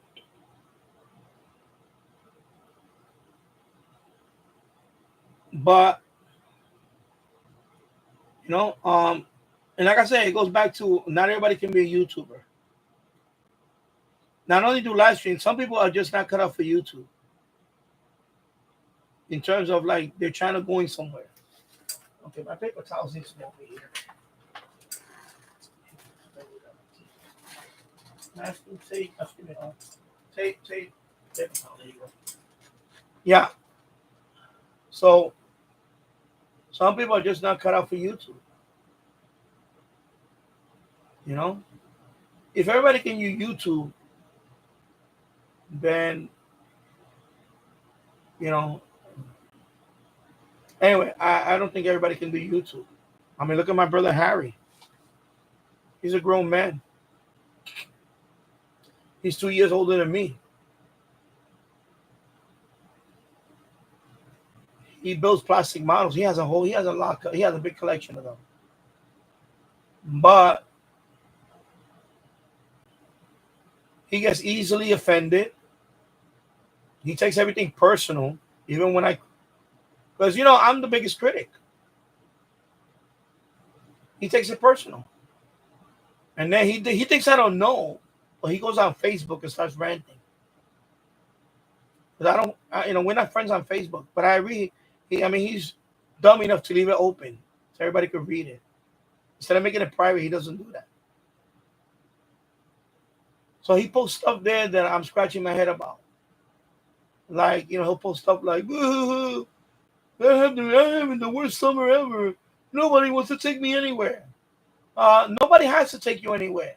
You know, when you want to enjoy your summer, you enjoy it on your own. Don't depend on people to take you places.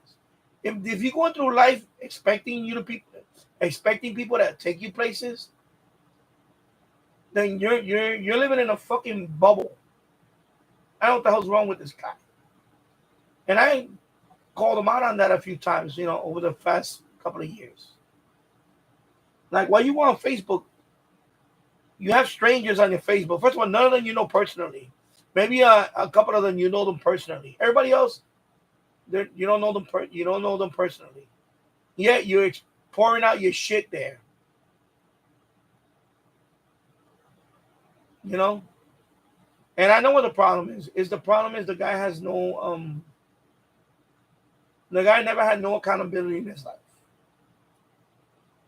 The guy never been in a stable relationship for a long time. When we grew up, you know, he's my brother, but he's the most selfish, one of the most selfish people ever in the planet. I love him. He's my brother, and I love him as my brother.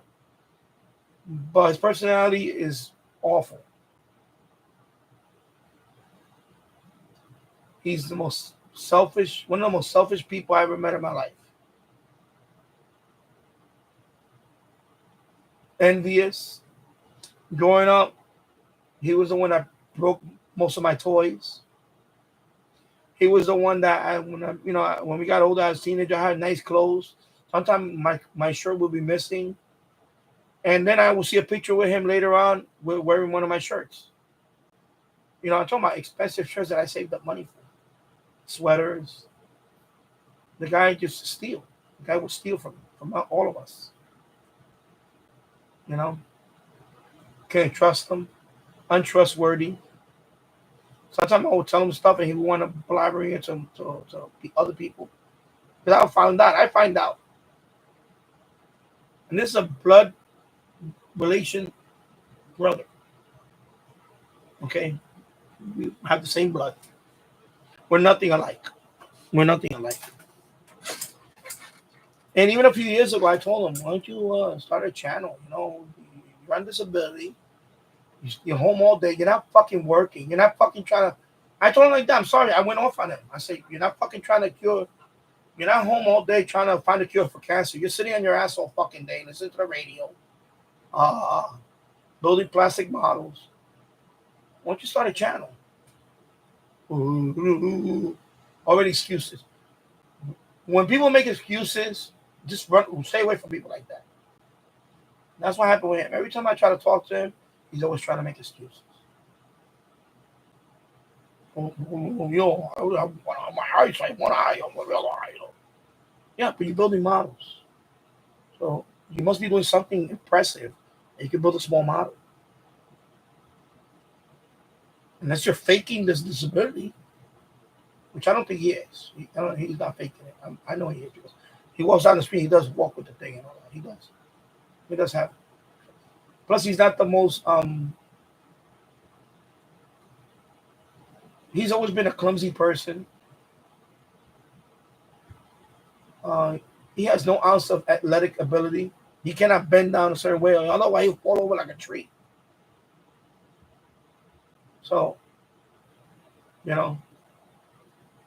he's just a mess. He's a mess. I hate to say it. That he created it for himself.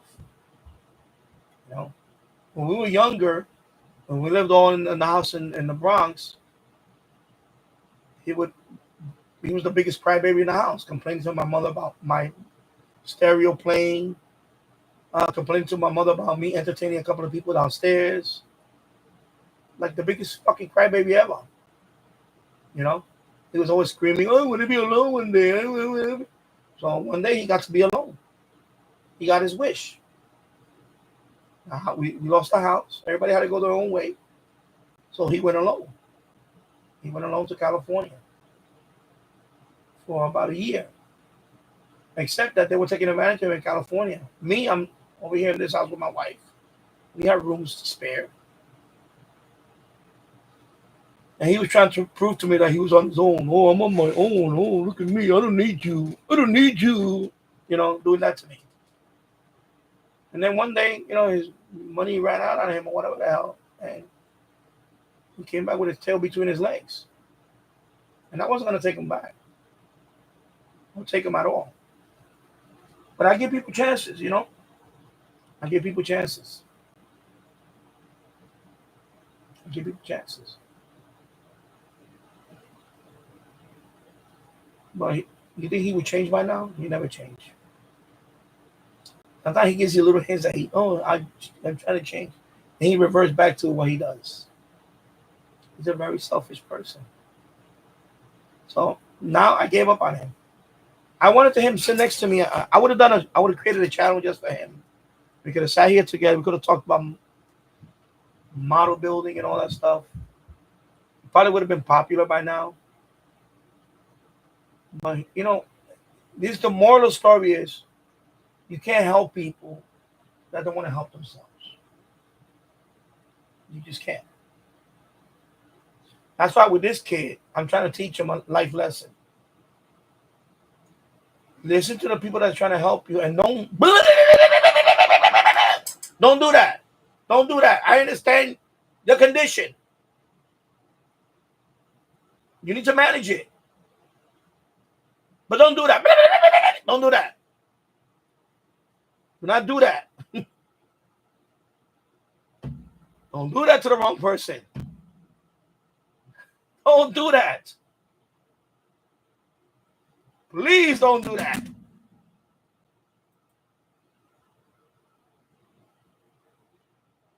Because I could just flip a switch. That's it. The online world, we could just flip a switch. But in real life, it's a different story. You know? That's why, you know, I have people like that in my life. I see them struggling. I try to help them. A couple of them got too big for their britches. They actually started making more money than what we made here. Their net worth went up by a factor of 5 or 10, whatever. They forgot about you. And then they go on bragging that I did it all on my own. I didn't even know. They come seriously, they brag about shit. I mean, really fucking. I mean, really ungrateful shit. It's crazy. So I'm trying to teach this kid to be, you know, just stay in your own lane. Don't try to impress people. You know, I know because listen. I read all the comments when you post it on the other chats, and you're always trying to chime in on every conversation. Don't do that. Don't do that because you come off as needy, as you want people to accept you. Don't do that. Be you. Okay? Don't try to impress people with that. Don't do that. Like, for example, in my case, I'm giving you got what you wanted. You got to listen to this radio now. Don't fuck it up. That's what I'm asking you. Don't fuck it up because if you fuck this up, that's it. I cut you off. That's it. I don't care. I don't care if you're this or you're that or you're that. I'm going to cut you off. That's it. And there's not going to be a second chance. So don't cry. It burned me.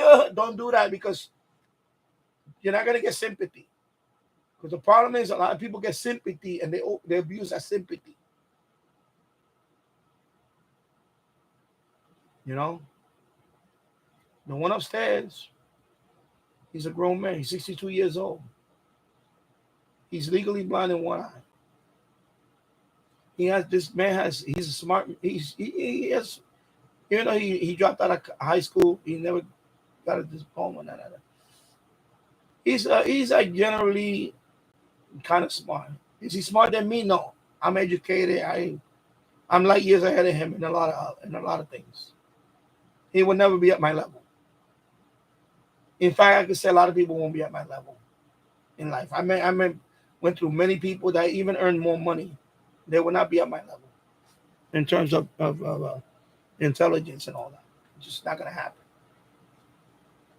I can say that, and I know that. When somebody's doing this on 15 different channels, whatever it is now, I can come out here. I'm out here for 2 hours. You know, I'm a freaking network now. I'm my own freaking TV network, basically.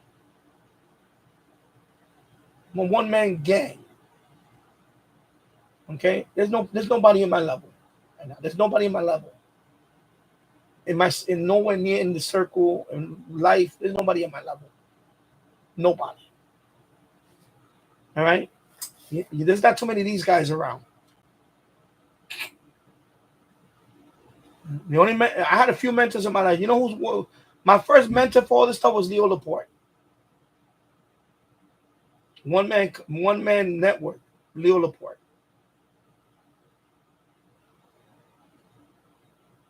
Okay? That's what my mentors are, Leo Laporte, in terms of that. Well, later on in other stuff, he went crazy with the Lisa woman, and I guess he got whipped and married her, and he gave her the keys to his kingdom, and she kind of burned that network down. But yeah, he's like one of my idols when it came to that stuff. In the early days, podcasting, has his own network, Twit network. You know? So, kid, when I'm trying to help you, learn to listen and don't talk too much. That is the key. Listen to, I have all this knowledge in my head. I want to pass it on to you. And if you don't listen, I cannot pass it on to you. That's how it works. I wish I had a mentor like myself. I wish I had myself as a mentor when I was a kid.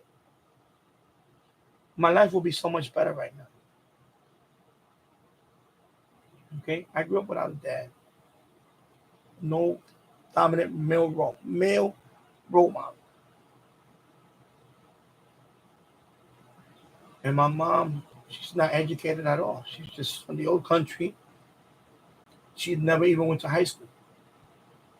I was at a major disadvantage. And somehow I survived all that. Okay? And when I talk to like this kid, I'm talking from experience. Learn to listen. Listen. Don't don't do that. Just listen. Even play the replay many times. Listen to what I'm telling you.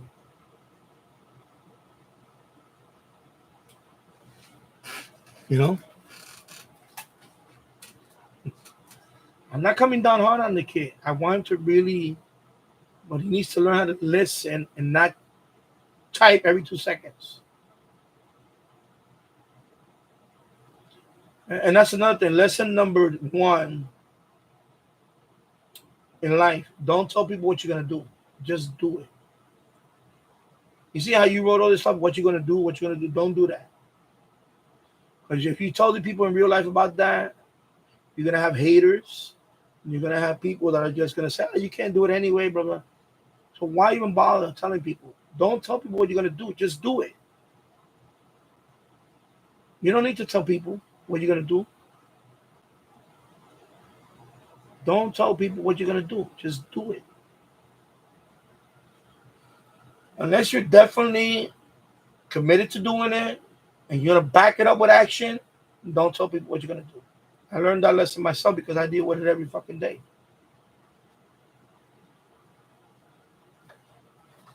She's right on that. And now I'll just say, you know what? When I'm ready, I'll do it. That's it. But for example, when I made my move down here, it took months, and I said I was gonna do it. And this is where I'm at now. This is my new setup studio. And I still have a lot of work to do. I want to put sound panels and all that. I want to soundproof this. That's a lot of work. It's a work in progress. I have two microphones. I have that one. I have that one. And I have another camera up there. Some multiple cameras and all that. You know. Stop saying you're gonna do it, and just start doing it. Okay. Nobody wants to hear that. Nobody wants to hear what you're gonna do. People don't care. People don't.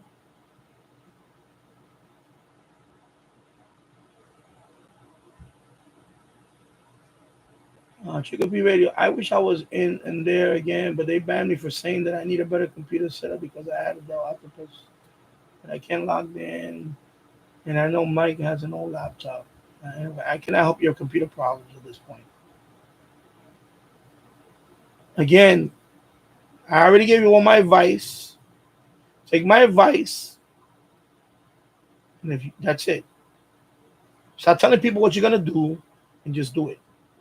That's it. Yeah. James Farley.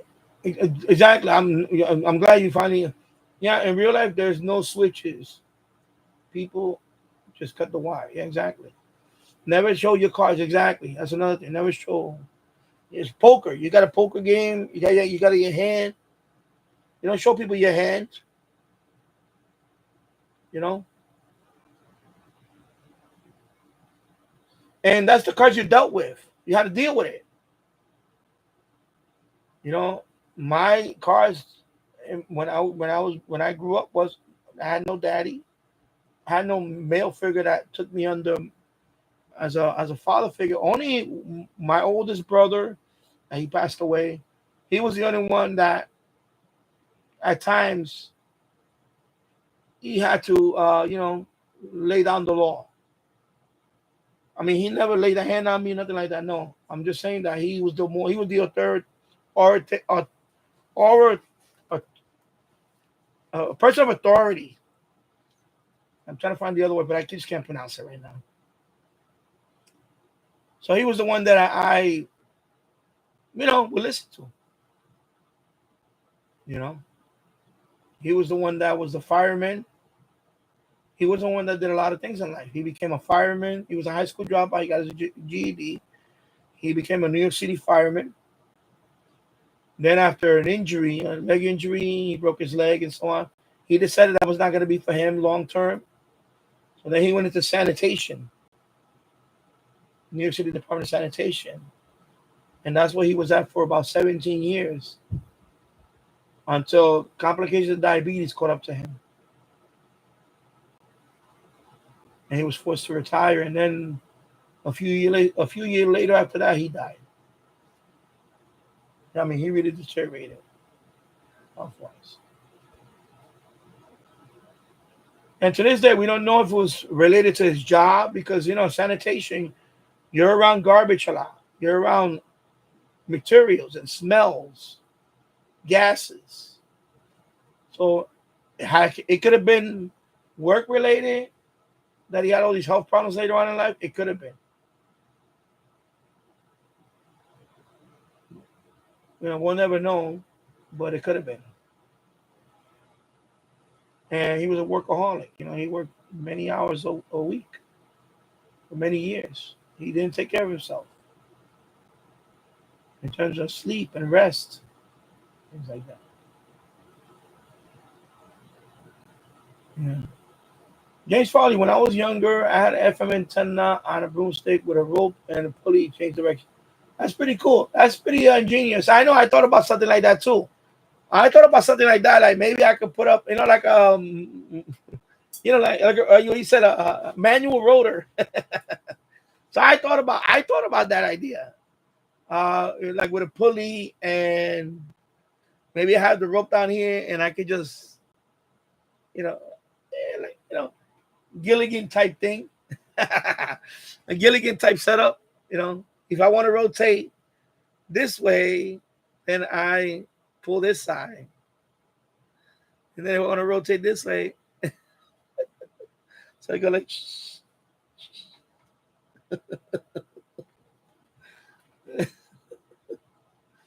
A Gilligan setup, right? I actually would prefer that better than have manual wire, another wire going up there, running electricity, running the voltage for the motor. I believe some coax now, I know like that cheap antenna that Tyler tells you not to buy. That one, of course, the coax also supplies the power. So I think today's rotors now, the coax supplies the power too. But the problem with that is that the power can also bring interference, and that's why I don't like that. That's why I'm not a fan of rotors, because when you're trying to see, that's good when you're trying to get strong signals. So in theory, it's good when you're trying to get strong signals. That works fine. But when you're trying to DX, you're dealing with weak signals, and when you get that noise on top of it, that's what kills the DX. So that's why I'm not a fan of rotors. Or have the rotor on when you move in the direction, and then as soon as you're locked in, turn off the rotor. In other words, unplug the power. Maybe I could do that. But I like that idea about a mechanical thing. I thought about that. Believe it or not, I thought about that. I thought about, getting some cable, like a pulley system, and just do it that way. That's an interesting project. Pulley system. And maybe I could do it with multiple antennas. So I'll do the pulley system on the pole. On the pole. I gotta look into that. You know what? You got you lit a fire on the. You lit a fire. Because I thought about that. And I just thought about it one day. I said, man, I wonder if I could do a manual pulley system. And then now that you mention it about the broomstick thing, I'm not saying with a broomstick. I want to take it up to a bigger scale where I have to buy the pulleys and set it up in a way where it would work. It definitely would work though. It would work. I would use cables. Like the garage door cables. Because it's going to be a pole. I'm going to move the whole pole. Kind of the whole pole. I'm thinking about the whole pole. Move the whole pole on a. Interesting. How am I going to do that? I have to look into that.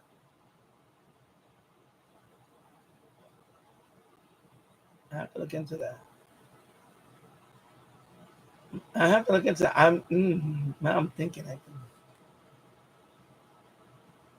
I look into that. Because the thing is that the price of a good rotor is not cheap. The RCA rotor is for one antenna, one pole with an antenna only. But I'm thinking about having a pole with a few antennas, at least 3. And then that way, I can move the whole pole and all the antennas move. And a manual way will be better because I can move at any time. I'm not using power. So I'm not introducing any noise to the line. Plus, like I said, even if I was using power, I think I would shut it off because I heard, I never owned a rotor, but I heard also that rotors do introduce noise because of the power in the line. So in my case, I only want a rotor to DX. I don't care about catching strong signals. My thing is DX. Yeah, I will have to mark the rope. That's definitely good suggestion. That way because you're not gonna be able to see it. You're not gonna be able to see it from here what direction is on. So it will have to be markings on the rope that I can say, okay, if I put this rope here, the antenna is actually pointing this way, and so on. Interesting. Very interesting. Chicken Beaver, I use the Hartford server. I'm gonna say his server is awesome. Please keep it say he doesn't. Yeah. Yes. You see, James, I'm not trying to be hard on the kid, but and in his case, he is also his. I don't want to make excuses for that.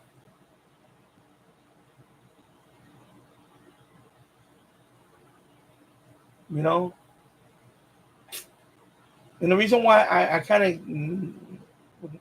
gave the kid access to the server because he's very enthusiastic about the radio hobby, and I gave him unfettered access to my server now. I gave him a password for that. The server right now is private. It's not public no more. This radio. And the reason why I did that because there's too many idiots abusing it. But I gave him password access to it, and and in his case, I know he's okay. I'm gonna say it. I hate to make these things. I know he's autistic. He's autistic. I don't know how, but he seems to be fairly smart. I mean, while he types, what I see, while he interacts with other people, he's smart. He's a smart kid. So he reminds me of my son. You know, that's why I kind of grown down. And I want to tell you something. In this hobby, in this radio hobby, there is a lot of autistic people in this hobby. So you got you got to recognize that, and you got to you got to have patience yourself. In my case, I have to exercise a little more patience when dealing with that. With people that are autistic. I don't want to make excuses for them because I made it clear. Like in Jill's chat room, they had that one guy. He was an adult. He's an adult, and he would post stuff all the time, and people were getting annoyed and all that. And people even told him, "Stop saying what you're gonna get. Just go buy it." But that's their mechanism. They all have their own thing, and so you gotta have an X amount of patience and all that. But the problem with me is that I don't have time, and I don't have time. So when I go out of my way to help people, they need to recognize, despite their condition, they need to recognize that these are chances you're not going to get with everybody. A lot of YouTubers are not going to go out of the way to do something for you. If I want to be a very obnoxious YouTuber, I could have been. I could have forced people to super chat if they want me to read the comment. That's it. I know YouTubers out there that do that. They will not read your comment until you put a super chat. All right? Don't care. They don't care. They'll just whatever. They don't care. I've been doing this. I've been doing the live stream now for almost, it's going to be 3 years now. So I know how to do live streams and on a lot of topics. I know I can entertain people. I can put stuff on. I can have people on for hours. I've proven that. Now, for me to take it to the next step where I can make money off of this, I don't want to turn into that person. That person, those people like that, they get very narcissistic and they don't care. Me, I don't want to be like that. I like to help people out. I try to help people out. Just like that 16-year-old kid, I try to help out. I try to blow up his channel and all that, and the kid couldn't shut up. The kid couldn't shut up. The kid could not shut up, even after I told him to shut up. And he was not on the spectrum. I thought he was on the spectrum, but he was not on the spectrum. And I made it clear. I said, listen, I'm not here to babysit anybody. I'm not here to babysit anybody. But I take into account that, when I was a kid, I wish somebody would have took interest in me to that point where they would have, like an Elmer, like an Elmer. So I'm trying to be this kid's Elmer right now. So that's why, but I told him, take it down a notch. See, I had to remind him, right? Don't do that. Don't do that. Don't do that. Don't do that. When you I'm gonna flip the switch. You're gone. Get off from the chat. Go take a walk. You know what I'm saying? Don't do that. Don't be smart. Don't be a smart ass. It's a difference. A lot of kids today are smart asses. They're not smart. It's a problem. I know I sound old when I say that. But that is true because I was that way too when I was young. When I was young, I was a knuckleheaded, smart ass mofo. And I lost a lot of opportunities because of that. I didn't listen to those mentors that I had along the way. They all saw that in me and said, "Oh, this guy's just another smart ass kid." Go away. I'm talking about people that, you know, could have put me in places, met other circles, you know what I mean? Got me in a better school. Could have got me good jobs later on in life. Maybe would have been a business partner. Who knows? But no, I would come off like a smart ass. People don't like smart asses. Smart people don't like smart asses because you mocking them. They work hard to be smart.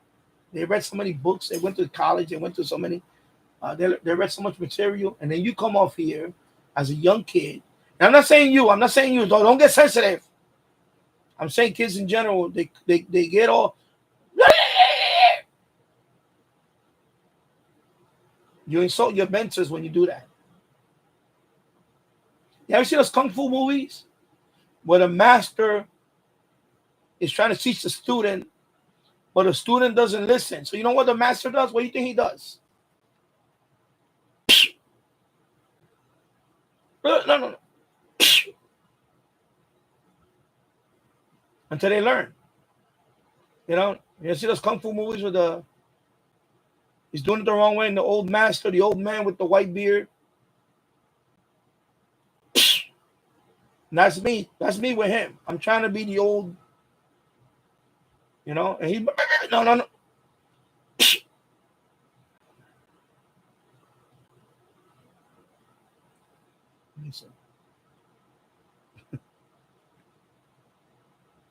And I had a few of those people in my life, and I didn't do that. I was like, well, no. And then what they did to me, they said, after a few of these, they say, okay, you know what?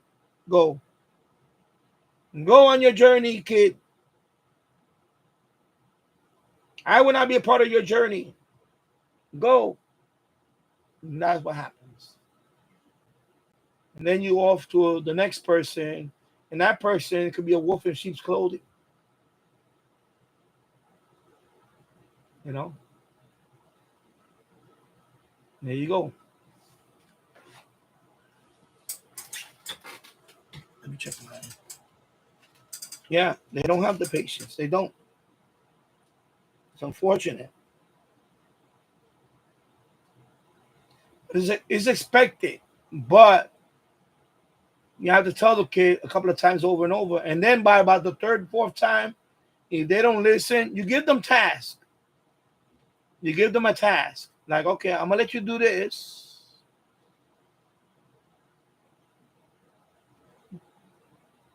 Don't fuck it up. And then if they fuck it up, then you say, okay, I don't know if I can trust this kid. Then you probably give them another chance. And then if they fuck it up again, then you say, okay, this kid, he's just not cut out for this role. So I'm going to let him go. Good luck. Hope you find what you're looking for. Obviously, what you're looking for is not what I'm looking for. Or, or maybe my expectation was too high. That could be too. My expectation was too high. You see, like when I took that kid in, the 16-year-old kid, I really wanted to help him out. I genuinely want to help him because he reminded me of my son. My son is very impressionable. He's smart.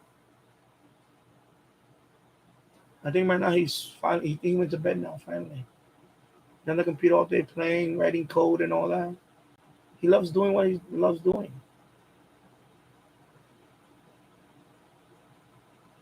There's a lot of kids out there with no daddies, That breaks my heart. That breaks my heart. There's a lot of kids out there with no, even mother, they're a single mom. They can't handle their kid. They have to work, come home. They're tired.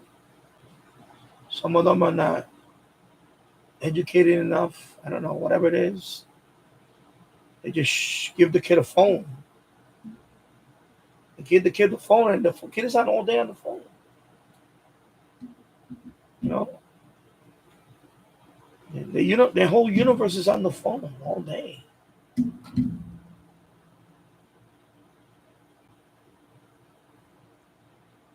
And so this kid, same thing. Oh, I only have a phone. You don't have a computer. You have a desktop computer. Yeah. My son has a desktop computer. He has two of them, and he's 10. He has two of them upstairs. One he watches YouTube videos on. The other one he's writing code.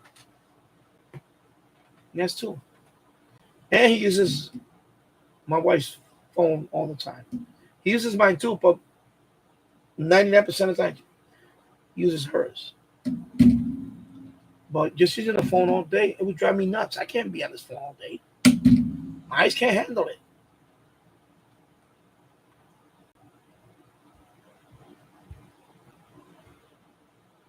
You know? And I see that the kid's very enthusiastic. He wants to do all these things. You know? And listen, if I lived in the same town as him, I would have given him one of my computers. I told him, I said, listen, if I were to live right where you live at, I'm not going to ship one up there. I'm sorry. I don't have money to be shipping stuff off. But if I did, I would have probably packed one up for him and shipped it off to him. I don't have that. I don't have that type of money. Maybe if I had more members on my channel and I have more money flowing in, then I would have done that for him. I would have said, you know what? I'm gonna put one in the box for you. I'm gonna ship it off to you. Everything installed on it. Windows 10 or Windows 11 installed on it. All you have to do is maybe even even something, a screen or whatever. But I don't have that. I don't have that type of money right now to do all this shit.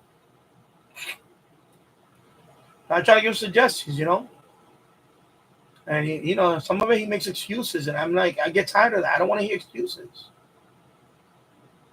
The minute you start making excuses for everything, you're putting limits on yourself.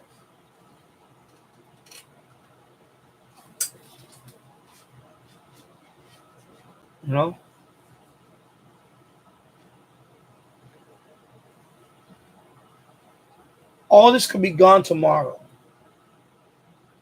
Doesn't matter. I know how to start over. You see what I'm saying? If all this was to go up in smoke tomorrow morning, catastrophic event, everything, I would lose everything here. I guarantee you within a year, I would start over. Less than a year, but definitely within months, I would start over. Because you have to have the drive to do things. Not only you have to have the drive to do things, you have to be smart about doing things. Not make excuses.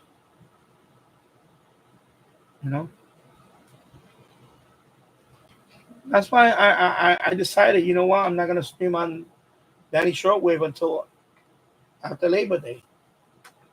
Because you know what? People just don't appreciate what I did over there. I'm gonna say people don't appreciate it.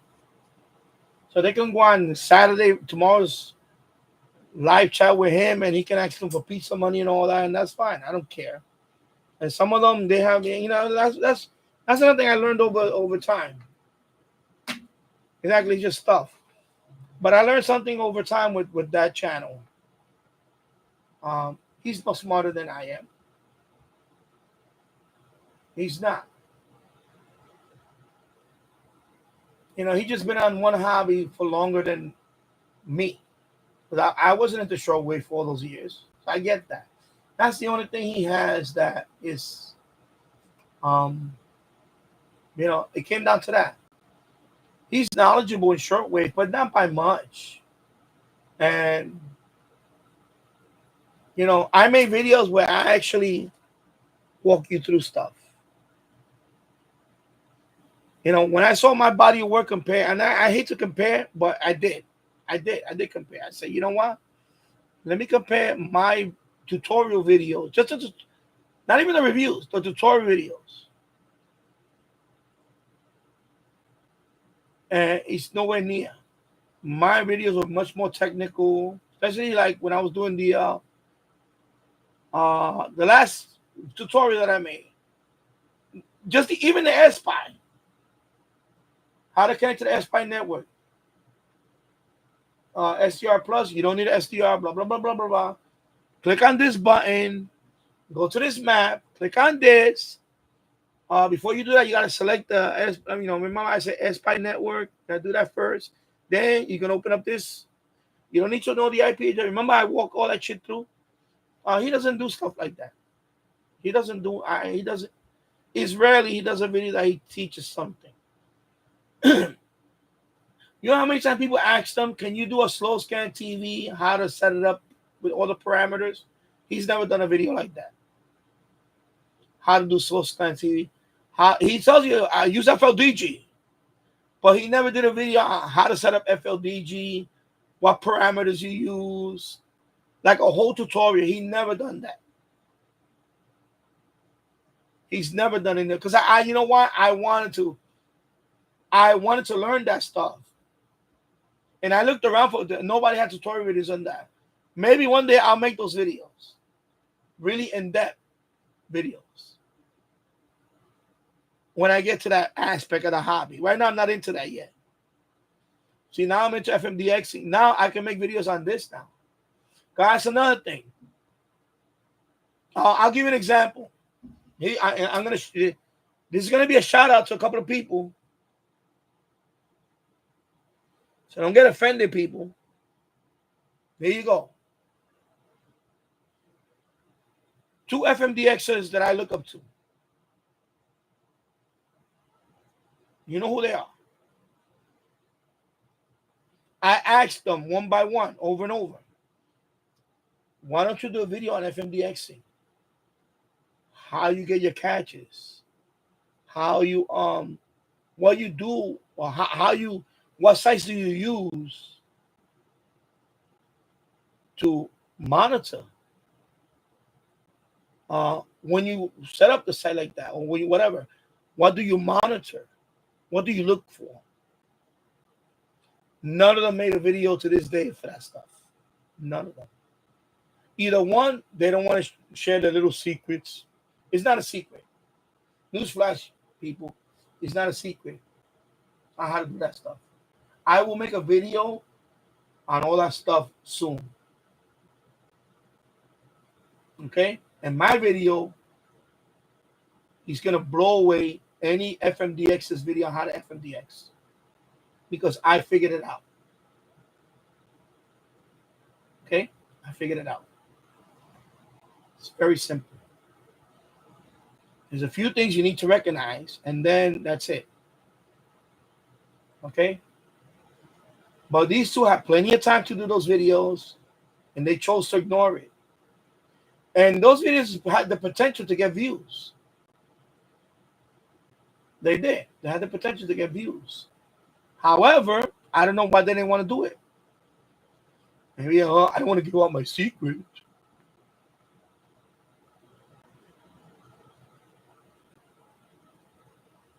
See what I'm saying? So to me,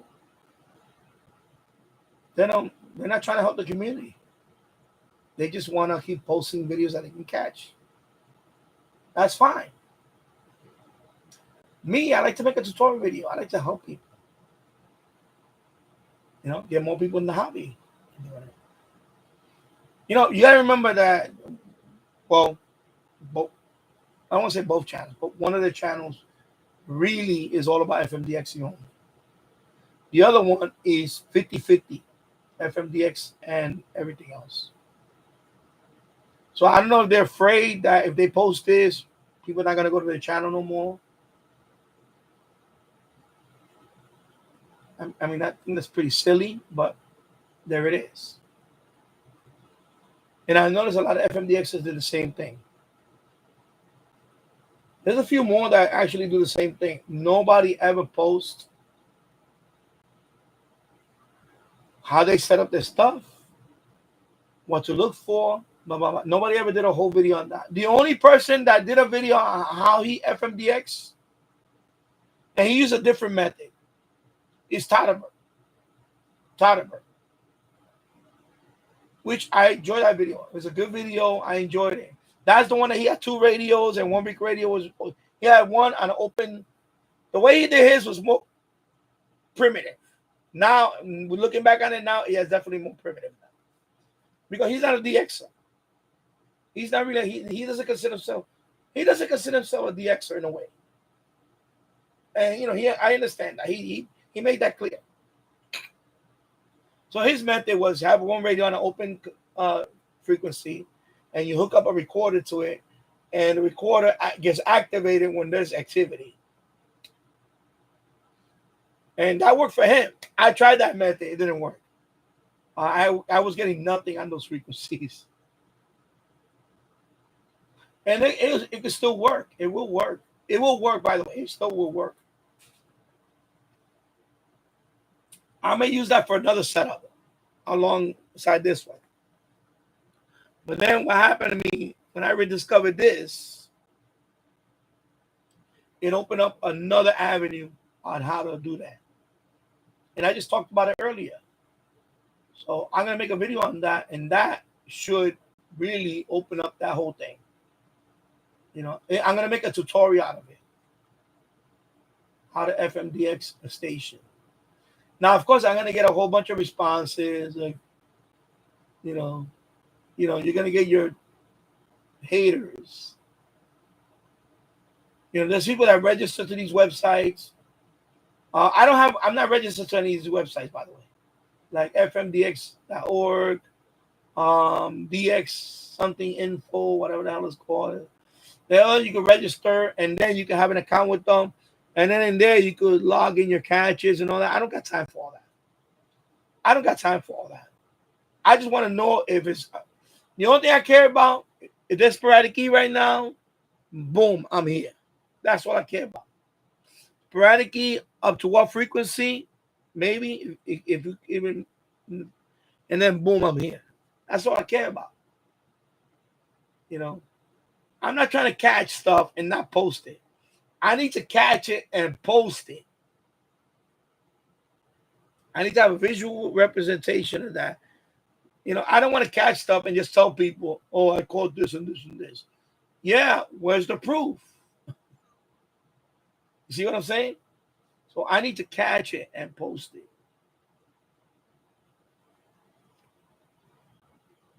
So, you see what I'm saying? So my method now is actually probably the best method.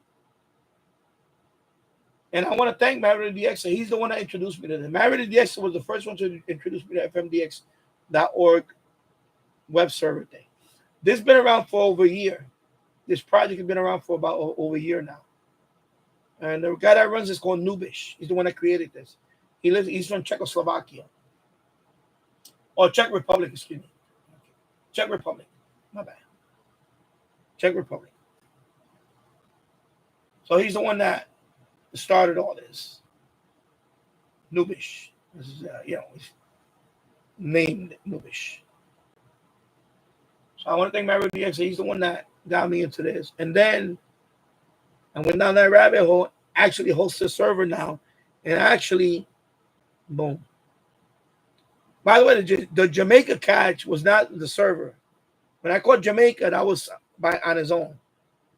And that's another thing, which I'm gonna get into when I make the video. I'm gonna talk about all of that, how to find these, follow certain people. That way, when they're getting catches, you're probably gonna get catches too. Because especially, remember, you gotta have people in your region. Like James Farley, you're in New Jersey, so in your case, if Tabernacle is getting catches, that means you're probably gonna get the same, most likely, because that means that remember the E-skip is now to one city. It's the whole region. It's like that whole region. E-skip is going out.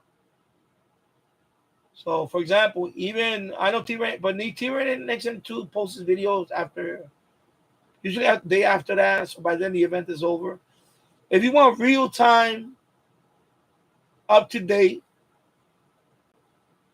information on sporadic key, fmdx.org. Go there.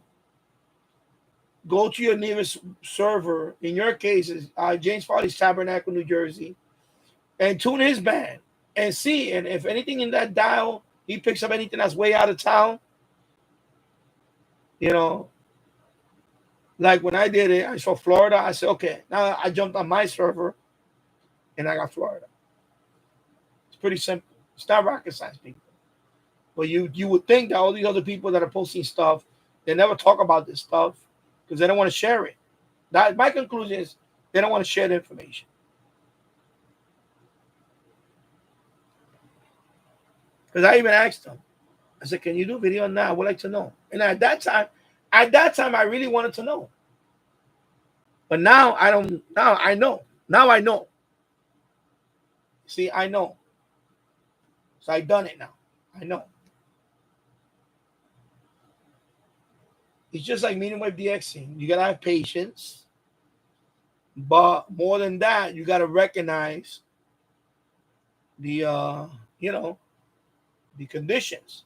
The only way you're going to recognize the conditions is you got to follow a couple of people or a couple of servers or whatever. And, like right now, of course, it's summertime. The weather's warm. I haven't done no FTA in weeks. You see? No FTA, no nothing in weeks. All I've been doing is FM. I just leave it on FM and do my other stuff. I'll check in on it. Right now, WGBH is still locked in Boston. Look, it's still locked in right there. That's Tropo.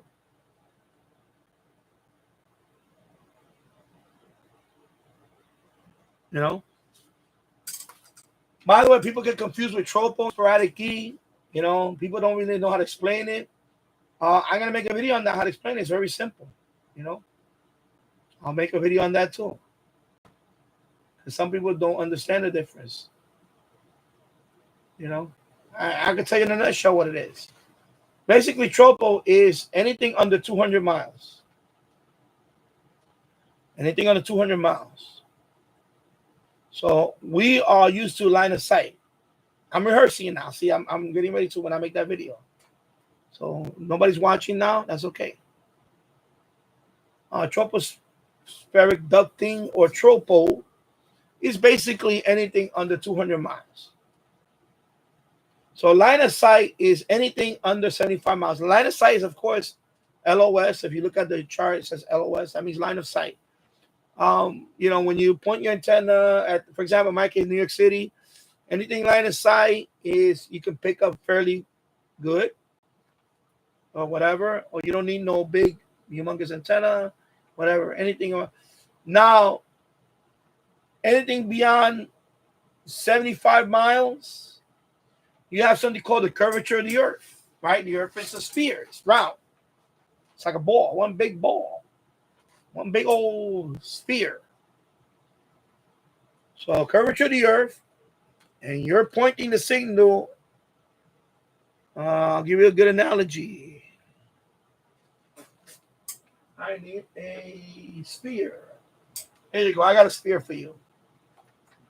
Let me go get my globe, my little globe.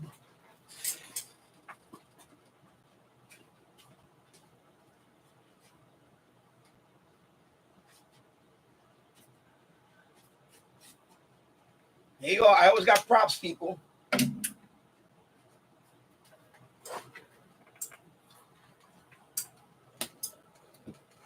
This is what people don't want to teach you. So I'm going to teach you right now. This is the curvature of the earth. Your antenna is pointing to a certain direction. But after 75 miles, what happens to that signal that you're trying to get? The broadcaster is meaning what happens to it? It skips away and it goes into space. 75 miles, what happens to the signal? Off to space. You're not going to hear that signal. You're not going to hear that signal. Curvature of the earth. Then it skips. That signal, you're not going to be able to hear. Anything after 75 miles is, this is the transmitter tower. You're here, Yonkers. This is a transmitter tower in I don't know, Boston. No, that's still Tropo. That's Tropo. Anyway, yeah, Boston. But 75 miles is up here. That signal is gonna go into space, into the atmosphere, right? Into the atmosphere. So there's a phenomenon called tropo. It heats up a particular layer in the atmosphere, and that signal you'll be able to catch. That's it. That's what tropo is. I forgot the exact layer. There is a layer for tropo. And that layer can go up to 200 miles. So up to 200 miles, you can pick up tropo. Anything after that is another phenomenon. Now, tropo happens a lot. Tropo happens every day. Every day. Every day you get tropo. Don't listen to what anybody tells you. I get it every day. I've been doing this now for over a month or so. I know now. I identify the patterns. Tropo, you get it much every day, multiple times a day. Sometimes late at night. It doesn't matter. I know people say daytime. No. Late at night. Right now, it's 11 o'clock in the night. I'm getting WGBH. Now I'm getting the full everything. See? Full. Okay? I don't get that in the daytime. That's nighttime.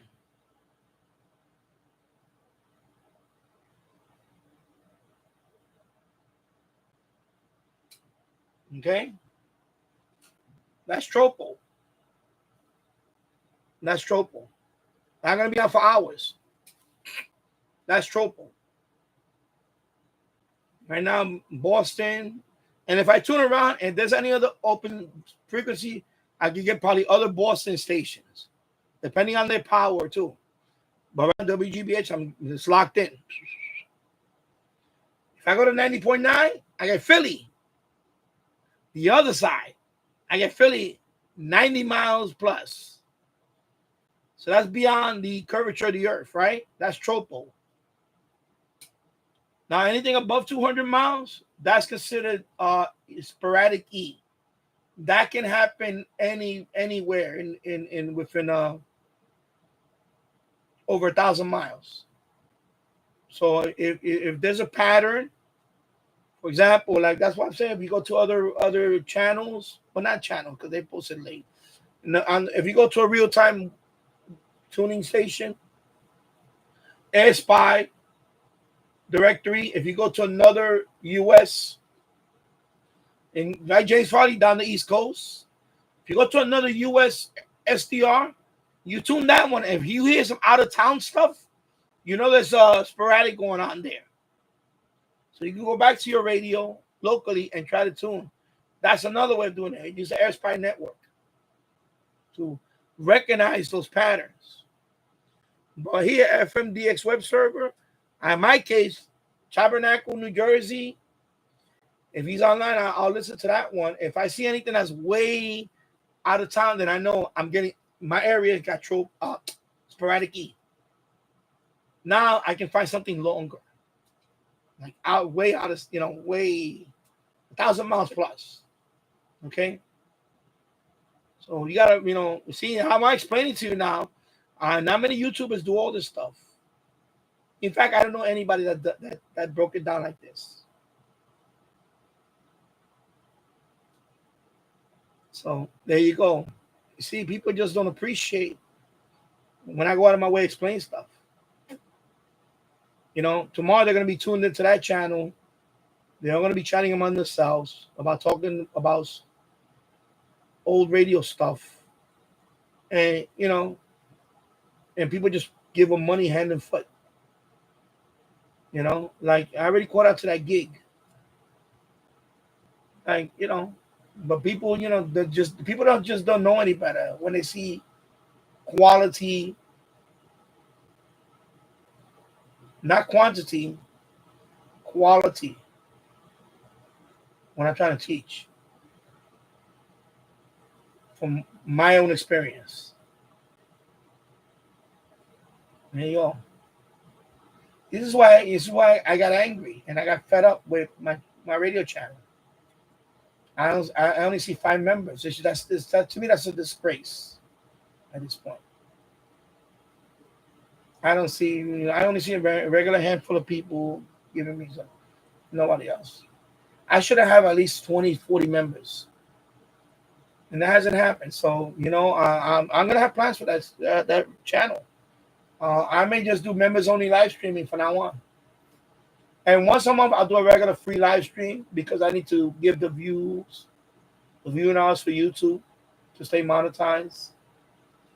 But I'm getting to the point where I don't even care about getting monetized anymore on that channel. Because you know what? You get what you deserve, people. You really do. If you want to tune in on Saturdays and listen to that guy and hear him going over and over about how much he needs of pizza money, then you deserve that. You deserve that. That's the truth. You deserve he contribute. People contribute to him and the same people over and over. And I'm talking about $50. And I'm like, why? Like they haven't caught on to the act. You know? The guy's making a killing with his tech channel. You know? I'm gonna say I think he's just being greedy at this point. But that's my opinion. I'll stick to my opinion. If I had 100,000 subscribers on another channel and it was over millions of views, I would have had a membership open on the other one and that's it. Have members on both and that's it. I wouldn't have to be coming on every freaking week, multiple times to stream, asking for shit. I wouldn't have to, because I'm smarter than that. I would have had a big social media behind me, which I do now anyway. And I would have had sponsors. At 100,000 subs, I'm sorry, I would have had sponsors. I got sponsors now. SJ Data's a sponsor of mine. Because they already sent me a bunch of free radios. So they consider one of my sponsors.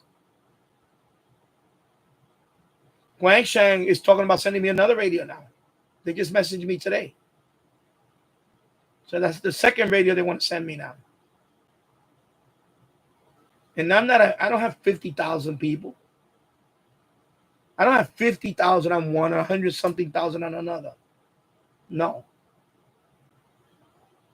So don't tell me he's starving. I don't want to hear that shit. I really don't care about that shit. Okay? People just don't appreciate shit. And that's why my radio channel, you know what? It's gonna go by the wayside eventually. I'll let it sit there and rot. I'll post everything once in a while and that'll be it. That's it.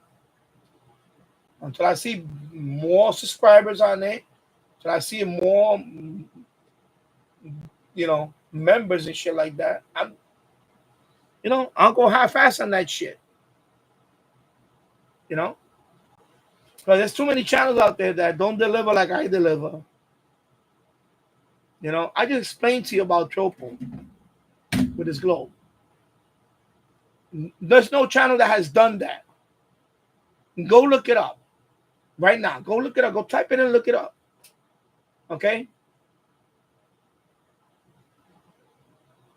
They make it sound like it's a big scientific rocket science. It's not. It's not rocket science, people. It's simple. Please.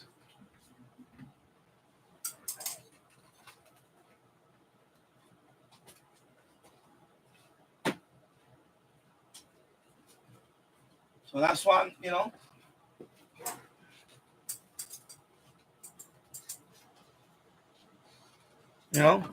there's patterns to everything.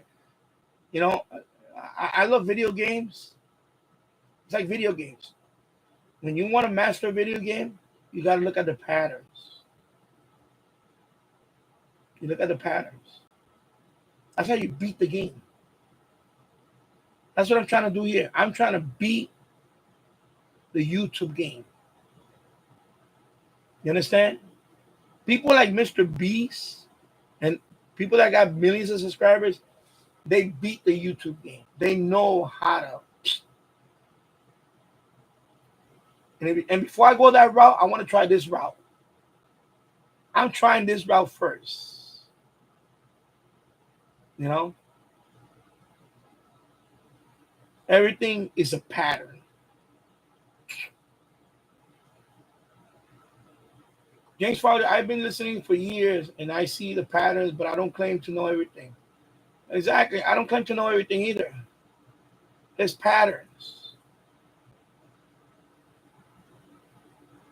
But what I was addressing on was the FMDXing world.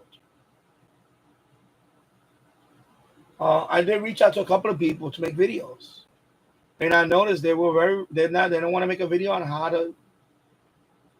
how they do their catches, how they successfully make catches. I saw that. I've been asking for years.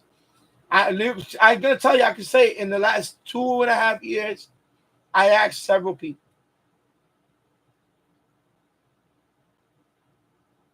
Like, you know, yeah, for starters, show us your setup. We would like to know. No, okay. Well, that's where you are with the numbers. So, but you have to recognize the patterns. But it's nice if you were to tell something, show, make a video for the novice, for the newbie. Just like I was a newbie, right? I was a newbie. I don't think I'm a newbie now. I think I already proven that with hosting this shit, dealing with this shit, with idiots. I'm not a newbie now. Everybody knows when I had this thing public, this thing was the most popular one on the East Coast. Mine was the most popular one. I can tell you that. Everybody was fighting to tune this thing. Because I'm in the biggest market in America. Whether people don't like it or not. New York City is the big dog when it comes to radio. When it comes to global cities, New York City is one of the big cities in the world. Whether you like it or not, you hate New York City, it is one of the big dogs. So everybody was banging down the door to tune this guy. They just couldn't behave themselves. So that's why I had a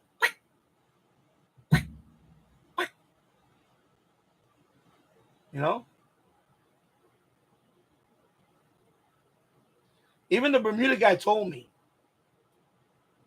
When I told him, no, I called Tampa the other day, he's like, he gave me credit. He said, Danny, I don't know how the hell you get those catches. He said, especially in New York City, he gave me props. He said, Danny, I wouldn't even try to DX if I live where you live at. That's what he told me. He basically told me he would have given up. I didn't give up. Did I give up? No. You see what I've done so far. I find a way. I broke my head over this shit. I found a few areas where I could, and I found patterns now. I'm trying to beat the game, Like I said, Jacoby didn't believe me. I heard Cuba last night. I heard Cuba. All the way up here, I heard Cuba FM. I heard him. I was listening to it for about a good 20 minutes or so. It was fading in and out. Then another station kind of trying to take. But I heard Cuba. And I think I know what it is, too. My area is very unique. I'm right near the Hudson. And the way FM works and all that, if you're near the body of water, you get more skip. So I'm lucky that I'm living near the body of water. So the same thing with medium wave. I got that corridor of body of water all the way down to the Caribbean. So all down the coast, I can. The same thing with FM. All the way down. I got Jamaica, island of Jamaica, all the way down into the Caribbean. So you got to recognize these things. So if it's a matter of time before I get a Cuban station logged in, maybe even with RDS, I'm going to get a Cuban station. You know?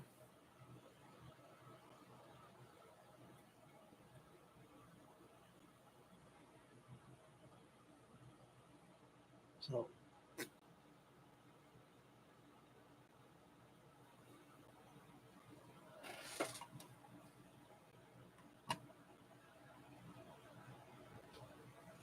Why is this guy logged in so many times?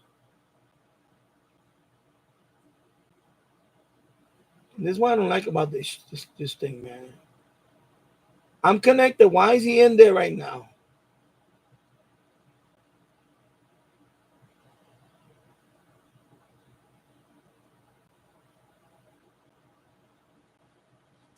Why is he tuning when I'm in there? Did I not tell him not to do that? I'm looking down and I see that he changed it.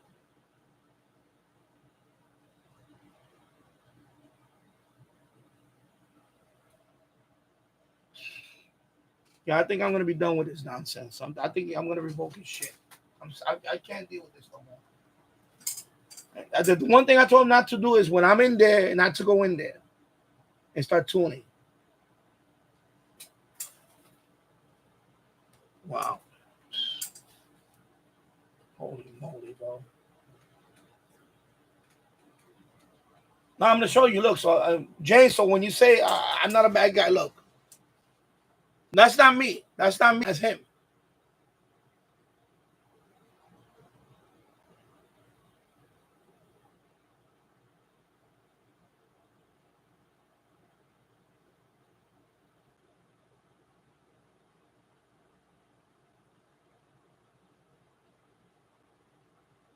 And this way he's tuning to.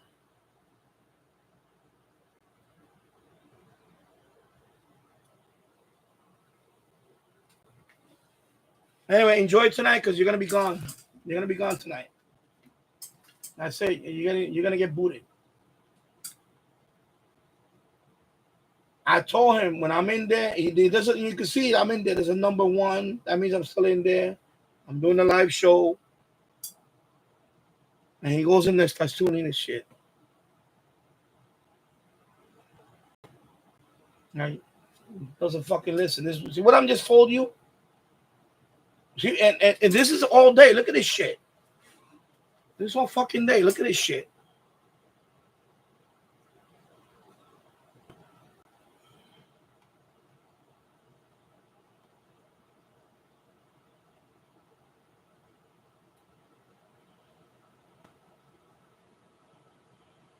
This is when I logged in for the show. Look at the time. And I started the show. This is him obsessing. Look at this shit.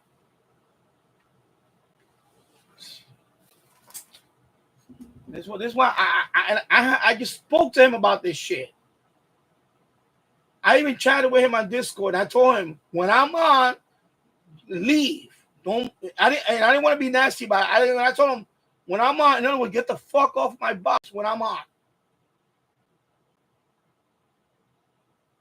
You know, because I'm tuning right now. Even though I'm talking live, I still had this shocked in WGBH.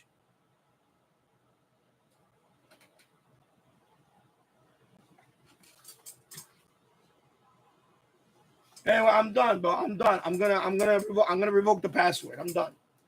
I'm done helping people out. This is what I'm talking about. You see what I'm talking about? He was just on here, and then he runs and do this shit.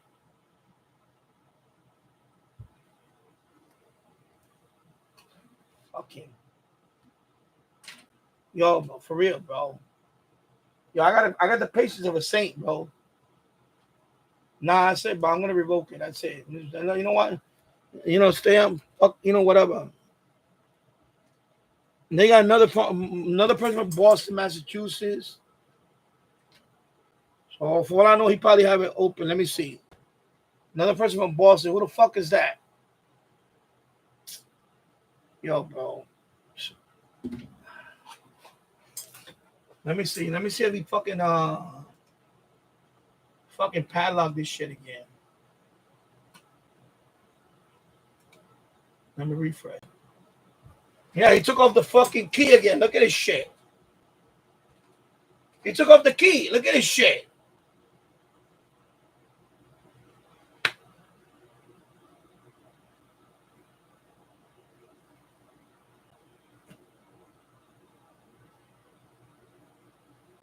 I had a password protector. Look at the key. It's not there now.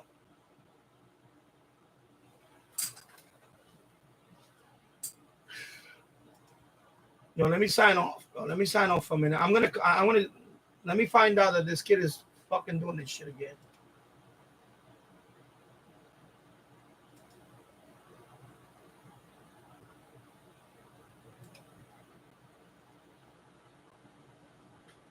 Let me close the browser.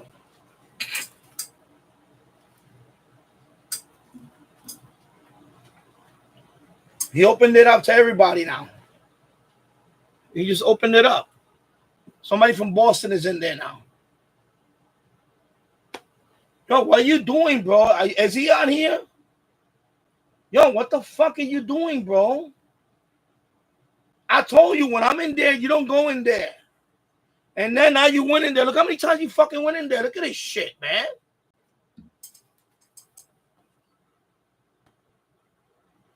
Then he took out the fucking key again.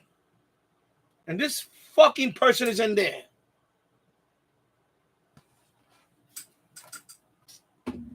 I'm gonna end this shit right now. Hold up. Hold on, I'm gonna end this shit right now. Okay. Stupid, yo. Fucking. Oh, God, yo. Fucking patience, bro. Fuck this shit. I'm done with this shit. I'm done with this shit.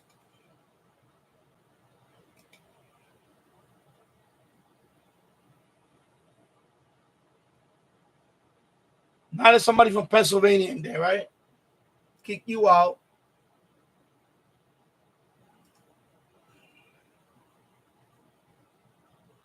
Save.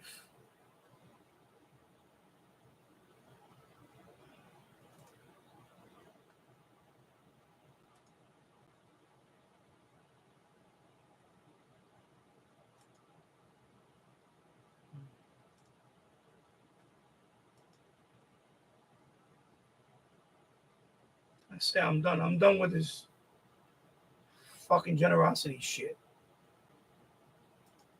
I'm gonna kick myself out. I'm gonna close all this shit. I'm done, bro. I'm fucking done. I'm done with this shit, bro.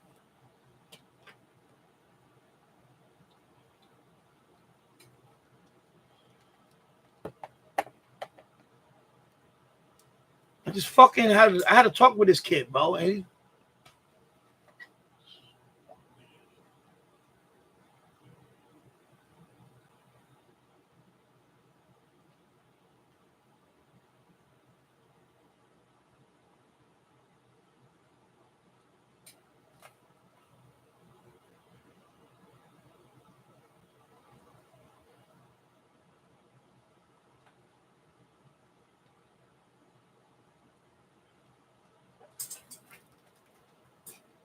exactly, it's a fucking privilege, bro. Exactly. It's not your own personal fucking radio station. And then he fucking opens it up for everybody again.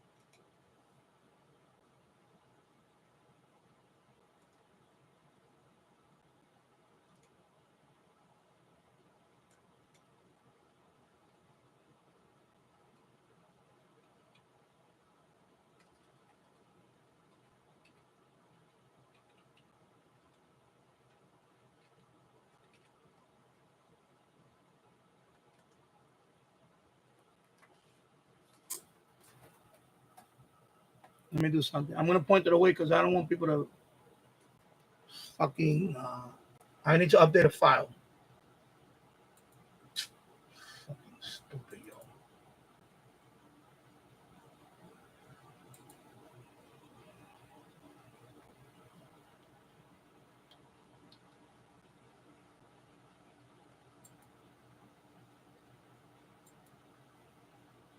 That's it. That's all she wrote.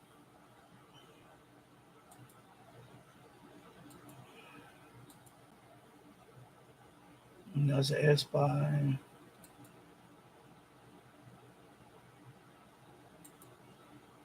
And that's it.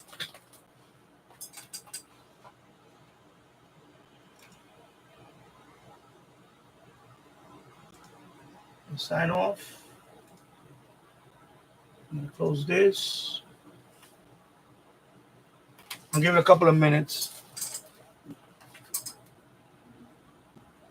I say he's done. That's it. He got booted off the server. I said I put the admin log. That's it. Done. I said don't come on here tonight. Don't come here tonight and chat. I said I'm done, bro. You done. You done. That's it. And I tried the password thing with you. I said you sloppy right now. I don't know what the hell's wrong. I said I'm done, bro. Don't come in here. Don't come in here because I'll ban you from this channel. I swear to God, right now, the way I'm right now, just stay away. Don't come in here now.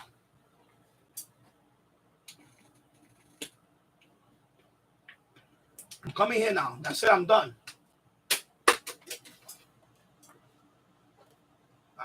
I just went on a whole speech about responsibility and trust. And what he does, he's going in there, in and out, in and out. I even told him when I'm on, don't come on and use the radio when I have it locked in on the GBH and I'm trying to show people about this thing. And I look down, I see like FAN is on, which is a fucking powerful sports station. And then I go here and I see a whole bunch of instances of him in and out, in and out, in and out. Like, what the fuck, bro? Do you not listen to what I'm saying? Like, I'm sorry. You know what? I can't help you now. Done. That's it. Good luck, yo. Good luck on your endeavors. I'm done. That's it. I can't. I'm trying to help these people. I'm trying to help kids. I'm trying to help people. You know what? But you don't listen. You don't listen, man. You know, I can't.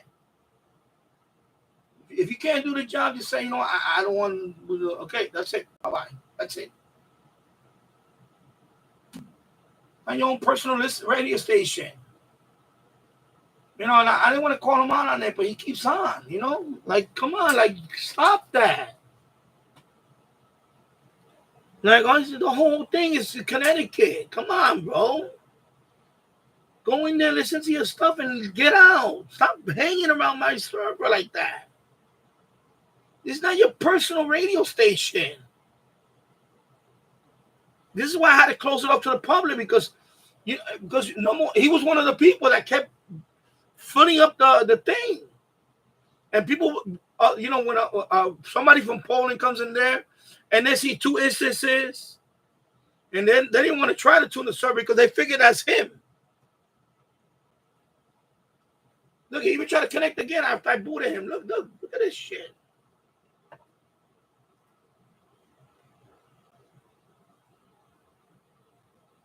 Like he doesn't learn. He doesn't understand.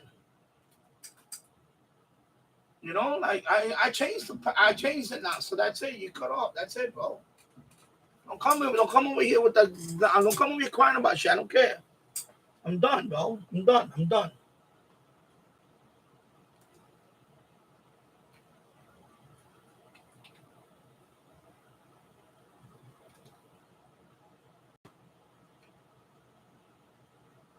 See, right now, if I try to tune, right now I locked it. See, I'm trying to tune right now. I locked it. She's locked. Look. Don't tune now. I locked it. I said I locked it. The admin, everything's locked. I'm done.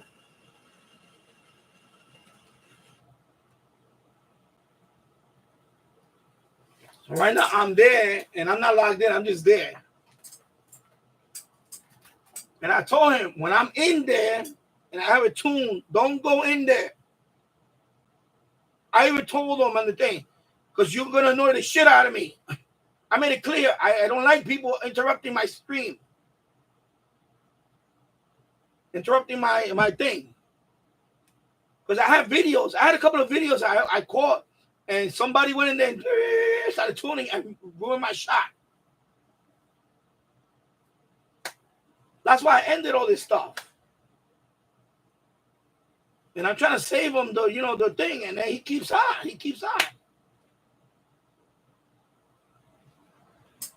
You know?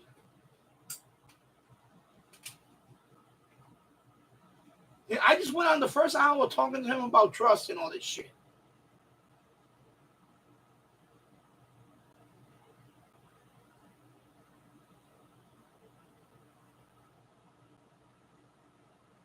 Yeah, it's a lie. Yeah, so you see what I mean? Yeah, I'm trying to like tell the kid, I don't want him to feel bad, but at some point you're gonna have to feel bad about it.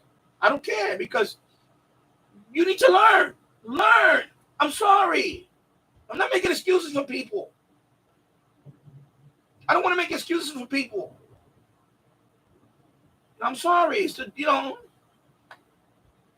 some people are cut out to do things. Some people are not cut out to do certain things right now. That's it. I'm sorry. I'm trying to teach a kid that if I trust you with the server, and I could have made him an admin, and maybe one day, you know what I'm saying? But when you start doing stupid things like this, just hanging around, listening to radio stations, you can just use the app. Did I not say that over and over? Just use the app. And that's what happened when it was public. He was one of them that used to go in there all the time. When I had it public, he was the number one guy that was in there all the time. To the point where a couple of people were getting annoyed. Because I saw I read all the chat.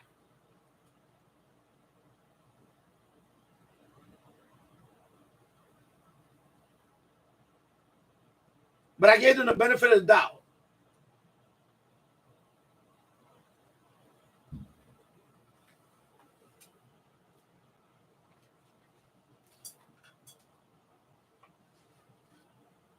Because there was another person from Brooklyn, also the same thing. All Brooklyn, in and out. And then in his case, he will have a couple of. That's what he did too. This one did the same thing. One was this Connecticut, two different Connecticut's. So he keeps. I don't know if he's bullshitting me. Oh, I got my mobile phone, but why there's two instances of Connecticut? Like, bro, you're not fooling me, bro. You're not fooling me. You understand? Remember I told you about the old professional, the old man? You're not fooling the old man. You have two phones now? So you opening up my shit with two phones? When I made it clear, I don't want people using it for that.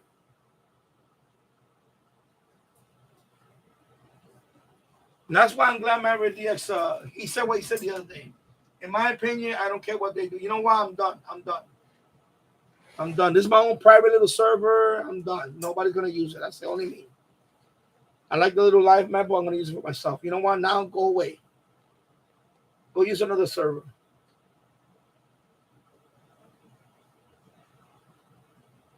He did this a few hours ago. He went in there. The minute I gave him the password, he went in there. He went crazy. I saw a whole bunch of, I was like, okay. And then I logged in there earlier before I did the live stream. And I didn't notice at first, but then he told me what happened. I looked up and I saw that the password protection was gone. So he inadvertently hit the password protection and turned it off. Because he's using a fucking phone.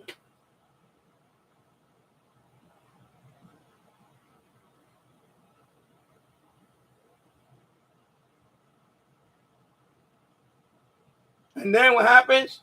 We talked about it.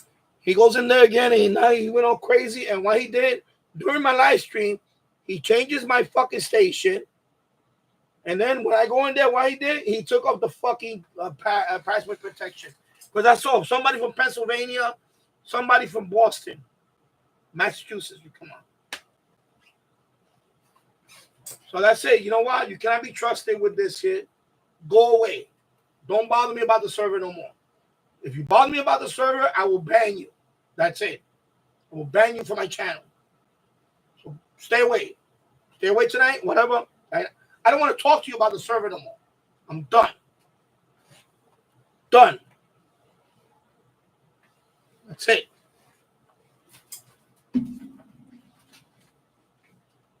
Exactly. People don't realize it's a privilege. It's a privilege. It's a privilege. Come on, dog. You know, treat it like a privilege, man. You know? Don't go into my server and unlock it for everybody to go in there.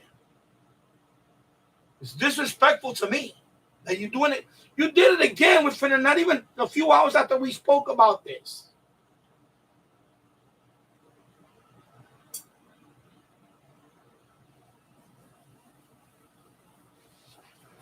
Like I'm gonna let me do something else right now. I'm done. I'm done for now. I don't care what happens. Fucking shit. That's it. You know what? Now you don't even get to this shit. Pissed off.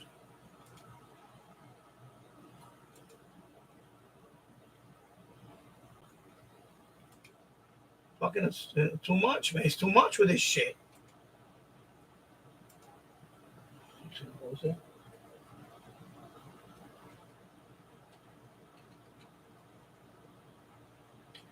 Of course, you can always whatever. But you know what? We're done.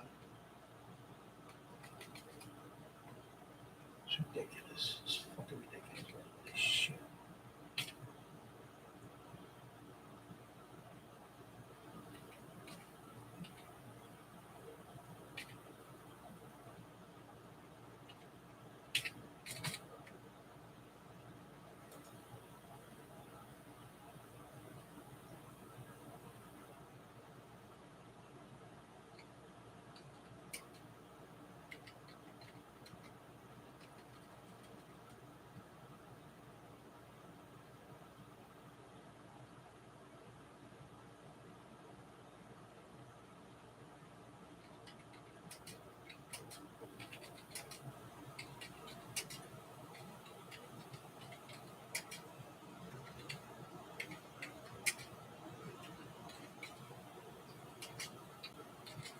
There you go. Bye.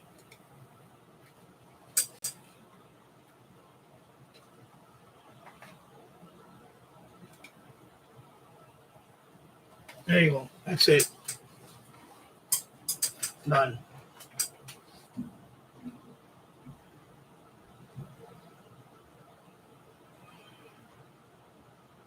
I'm telling you. This is what happens. You try to help people out, and this is what happens. So I wasted an hour and change talking to this kid. And he goes on there during the live stream and he changes my shit. Like it went in 1 ear, came out the other ear. Like, you know, the tropo, it skipped off the head. Woo! That's what happened. Curvature of the head. It went skipped over the curvature of the head. What I told this kid. I'm sorry, I sounded sensitive. I'm sorry. That means, you know what? I can't help you. I cannot help you. So, you know what? Don't bother me. Good luck. I'm done. That's all it takes. One time, okay, you know what? I fucked up, whatever. Second time, I fucked up. I gave you too many chances. That's it. Second time is my fault. And that's it. First time, you know what? I let it go. Second time, no, you know what? I fucked up. Now I try to believe in somebody too much. That's it. That's what happened. That's it.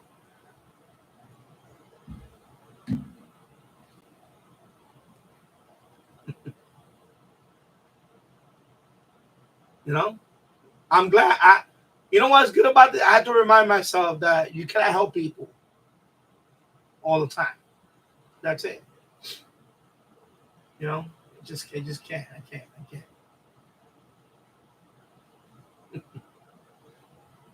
Because, you know, God forbid, and I don't want to talk about forget. I don't want to even talk about that. But you know, God forbid something happens, and you know the problem is with this online world. If something would have happened somewhere else to another person, and that person, you know what they do, right? They contact everybody that was contact with him, and then well, no, they might even pin it on you and say, "Oh yeah, you know, because of you, he did this and this and this." That's a lawsuit. Yeah, I'm serious. I'm being serious. That's a lawsuit,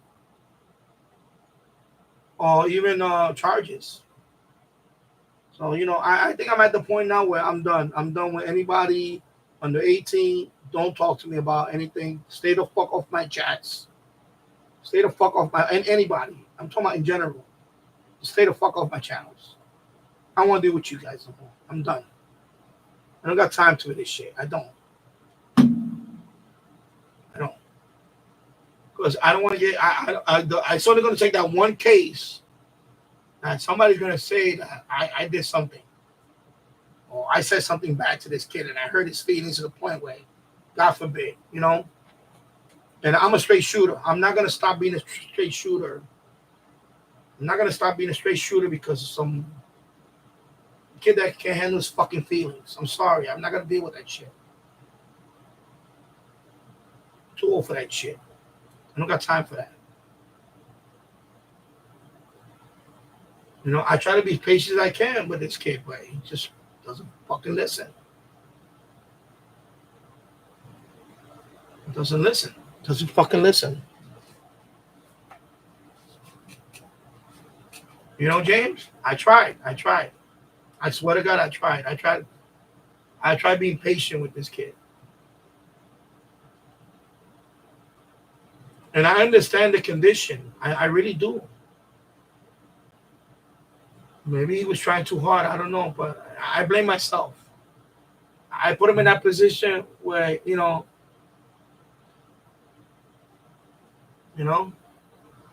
I feel bad about it. I really do feel bad about it right now.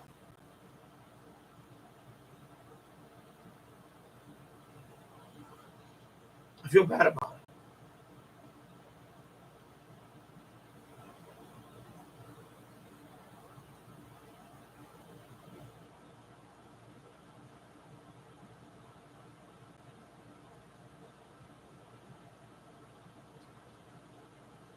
Wow.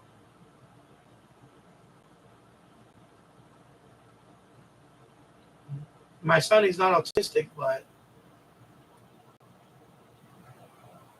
he has certain things that he does, and my wife is always trying to. It's a struggle sometimes, but he's not. At first I thought he was,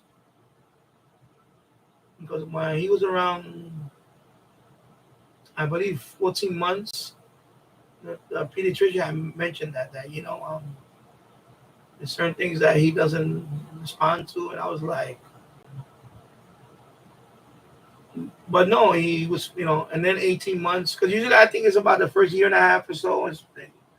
It takes about the first. I mean, you know more than I do. I don't know anything about it, but you know, but then um, he's not. Are there some things that he does that are like OCD-ish or whatever? Or yeah, he does. He is very obsessive with things. Like when he puts his mind into something, it's all in. You know, and now he has phobias.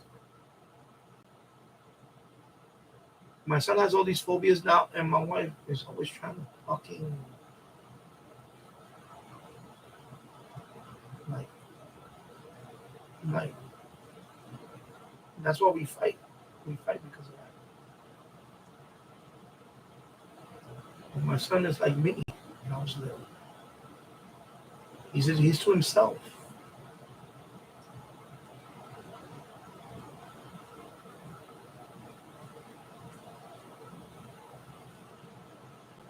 Yeah.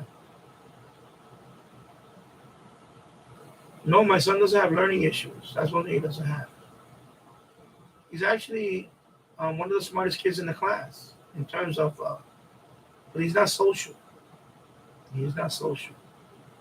That's what the teachers always bother me about that shit. All the teachers always bother me. Why your son doesn't participate in class? Why he doesn't play with other kids? He doesn't fucking care. I want to tell the teacher. Listen to me. Teacher says, I'm trying to keep it down because my wife's, I think they're sleeping now. It's going to be midnight. It's midnight right now. Teachers, for the last few years, teachers were like, your son doesn't participate in class. He doesn't play with the other kids at recess. He eats lunch by himself at times. Because he doesn't give a fuck about the other kids. That's why. That's why. I want to say that. You understand? I want to say that. Just fucking drive me up the wall with that shit. Like everything. When you want every kid to be a fucking social butterfly? You know?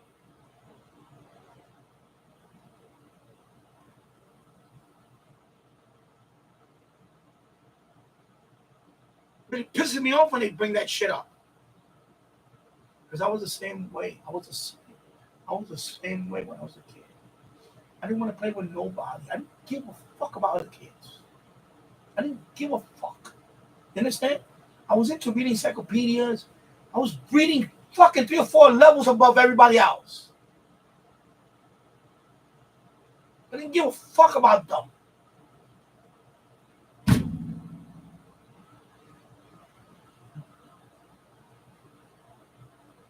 You understand? And my kid is the same way. He doesn't care about kids. He's not a social butterfly. He doesn't want the attention. He turns in his work. He does very well in class. And they still complain about the fucking kid. I get mad. I get fucking mad. Sometimes I want to grab a teacher about fucking, I want to go like this. Look, you fucking stupid bitch. He doesn't give a fuck about fucking talking to other kids. That's it. That's what I want to do to the teacher. These teachers don't understand that. They don't understand that. They think that every kid has to be medicated. Has to be medicated, right? And happy-go-lucky,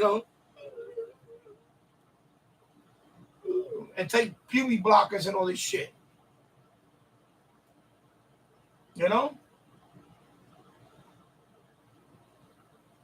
He doesn't care about making friends. I ask him every so often. I say, you man, no. Okay, there you go. That's it. It's not that something. He just doesn't care. I get it. I'm the same way. I was the same way. I didn't care. In fact, I used to I kind of look down on some kids. I said, this kid is too needy. That's what I used to do as a kid. I used to draw. My thing was I was very good at drawing. Drawing is a very solitary hobby. If you never draw in your life or art or anything, art is very solitary. There's no you drawing and interacting with people. No, when you draw, you're focused. You're focused on drawing. It could take many hours or days to draw or paint something. And I'm drawing. I have a photographer of mine. I'm drawing. I see other kids drawing. They can't even draw fucking tomato. And I would look at them and shake my head like, my God, fucking kids are stupid. Sorry, that's what I would say. Maybe I was a little out there. But I would be like, my God, it's not a fucking tomato. Sorry. Looks like a fucking apple.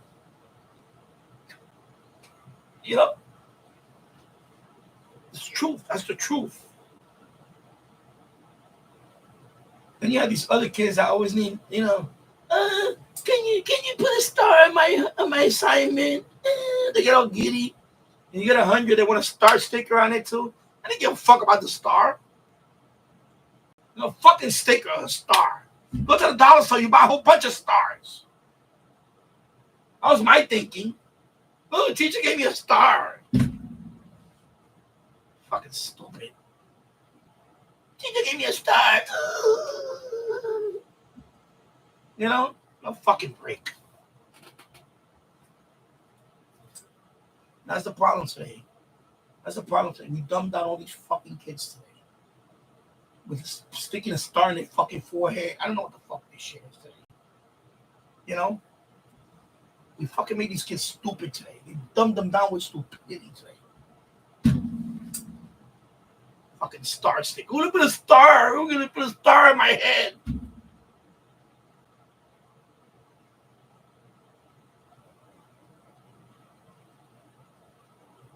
James Farley, no, I mean that he's interested in is 100%, but he's socially maladjusted. He doesn't talk to nobody. Yeah, exactly. My son the same way. I was the same way. I don't want to talk to anybody. I don't care about that shit.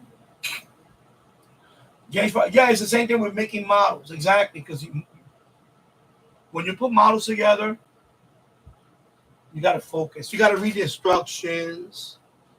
You got to make sure all the parts are there. So the first thing you even do before you build a model is open the instructions, and you got to go through the inventory, right? All the parts. I do that with everything, by the way.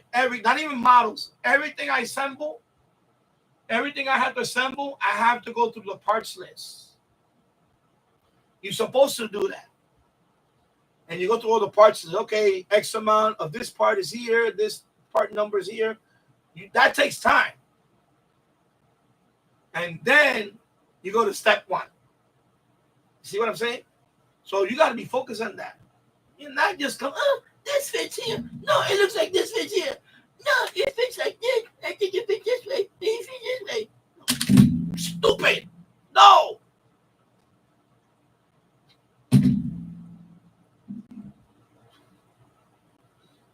Read the instruction. Right? Read the instructions. And that takes time. A lot of people don't do that. A lot of people don't. I'm talking about grown-ups. It happened to my wife. Actually, my sister. They had an elliptical here. They bought it a few years, a long time ago. And instead of waiting for me to assemble it, because I could assemble anything. I'm going to do it myself. You know, I'm going to teach him. I'm going to teach him. You know. You don't have to be a man. I'm a woman. I can build that. Yeah.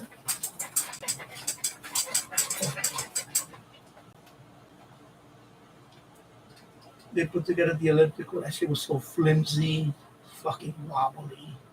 They never even used it once. I could have disassembled and put it back together. But I said, fuck it. Let them fucking have it. That shit was still sitting upstairs for years as a clothes rack. Finally, I donated that shit to like Craigslist and just say, here, come and take this fucking wobbly shit. Thanks to them assembling it, you know, women. I'm gonna recline it. Anything you can do, I can do. Just as good, if not better. Stop it. Ain't that the truth?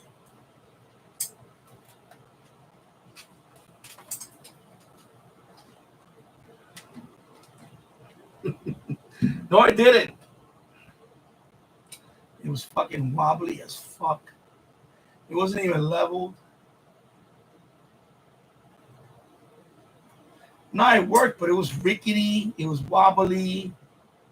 I'm sure they missed a part somewhere. Maybe a spacer.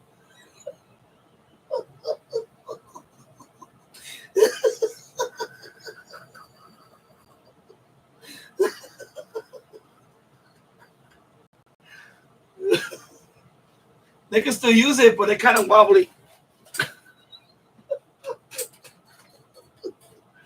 It looked like somebody had a broken hip.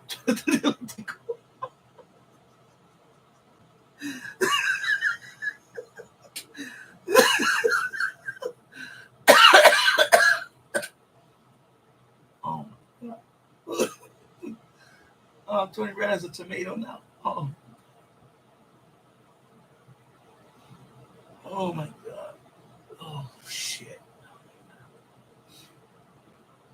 This is one for the all-time reels in this channel, people. So this channel, all-time reels right here. This is an all-timer right here. It's gonna be one of the greatest ever.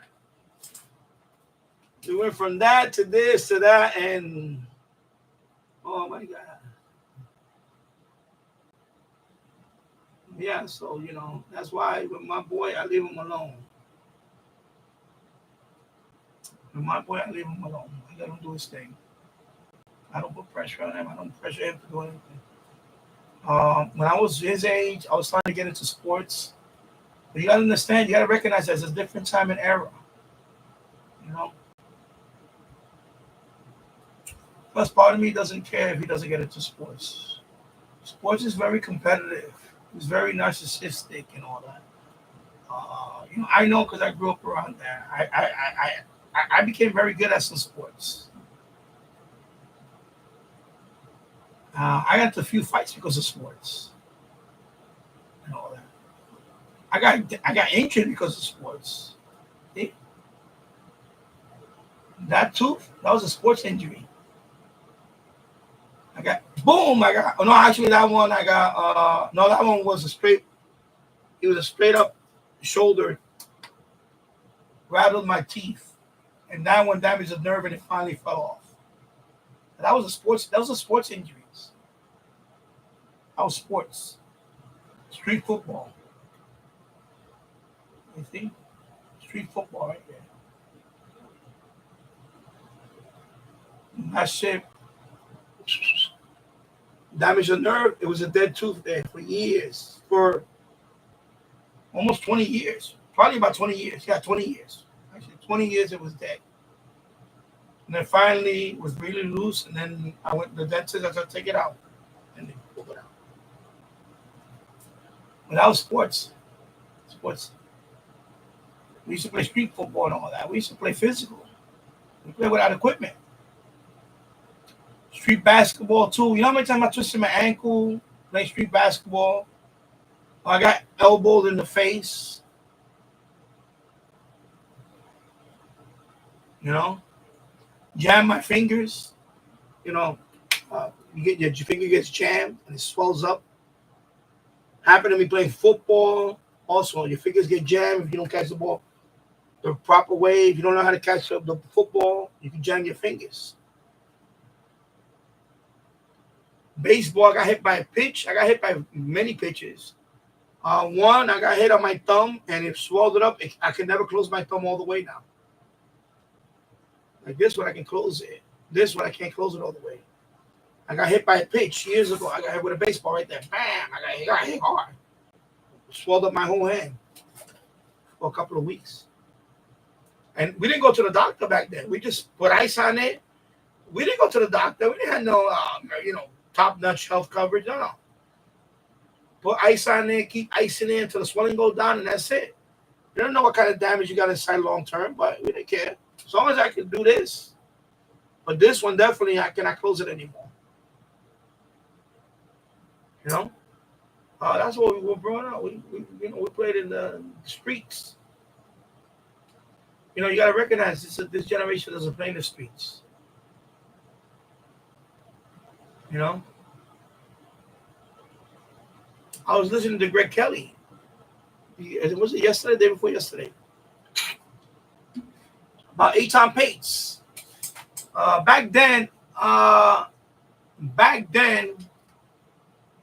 this is a famous case about Eitan Pates. I believe he was was he 6 years old or 7? Anyway, he wanted to go to school by himself. I think the school was like a block away or something. I don't know how far the school was. I don't remember. He wanted to go to school by himself, so I guess his mom said, "Okay." This is back in the 70s. This is 1978, I believe this case happened. No. When did the case happen? 76? Anyway, let's say 1976. I'm trying to remember. I mean, you could Google and look it up and tell me. But anyway, Eitan pays, back then, kids that were 7, 8 years old used to go to school by themselves. I did it. I remember when I was first time I came home by myself because my mom didn't pick me up on time. I think I was around 6. The school was a block and a half away from my house. And I remember waiting out there. I was waiting in the schoolyard, and all the kids were going home. And their parents were picking them up, and I was the only kid left in the class the yard, all by myself, waiting for my mommy to pick me up. And she didn't pick me up. I don't know what happened. I think she was late. She went to an appointment and she rushed to get home, and then so I decided to go home by myself. I knew how to get home because she took me to school many times, and I memorized the route. So I went down to the corner by the crossing line. I waited for the light. 6 years old. I was waiting for the light. And then I saw the other grown-ups crossing the street. So I went with them, across the street with them. And then once I got to the other block, there was one more small street. Because that one was a boulevard. It was like a 2-lane, actually 4-lane boulevard. So that one, I remember that boulevard. I waited for the light, and I saw people there. And I got my book, whatever. Then I went to the other, to the next block, the same block, but the other side of the block, and my house is right there now. That one is just a one-way street. So that one, you just look both, and okay. Then I was in front of my building. And then I knock on my door. My apartment was right there. When you walk in, it was like the first floor right in the apartment. So I knew my apartment was right there. So when my mom opened that door, she went off on me. She said, "What the hell?" Then I looked at my mom like, "Mom, you didn't pick me up." And she kind of, she let me have it. She didn't hit me or anything. No, she didn't. And she said, and then she hugged me. She said, "Oh my God, what the hell?" And then that was it. But after that day, 2 things happened. One, my mom actually gave me the confidence. I mean, I gave myself the confidence to go home by myself. My mom actually looked at me and said, "Oh my God, you're like the smartest kid ever." She kind of looked at me like, "What the?" But my brother wasn't. My brother.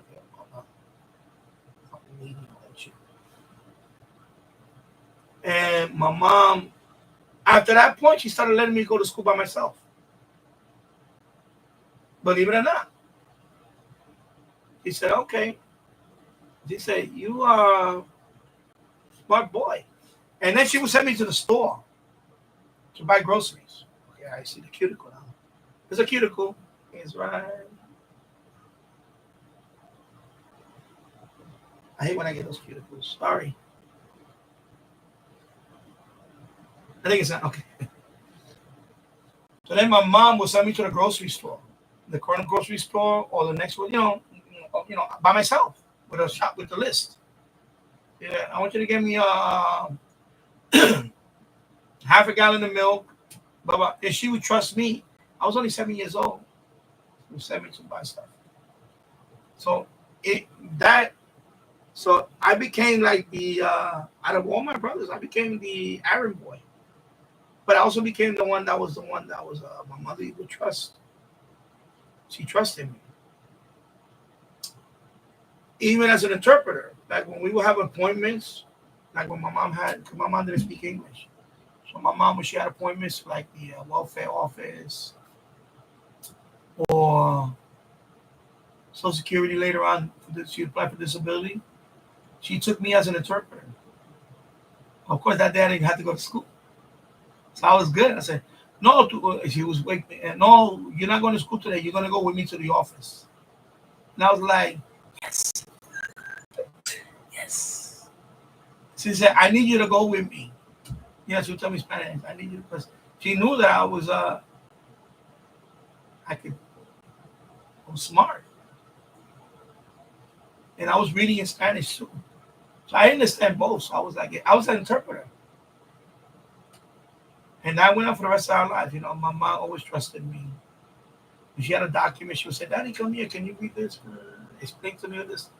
Until the day she died, she trusted me with all that stuff.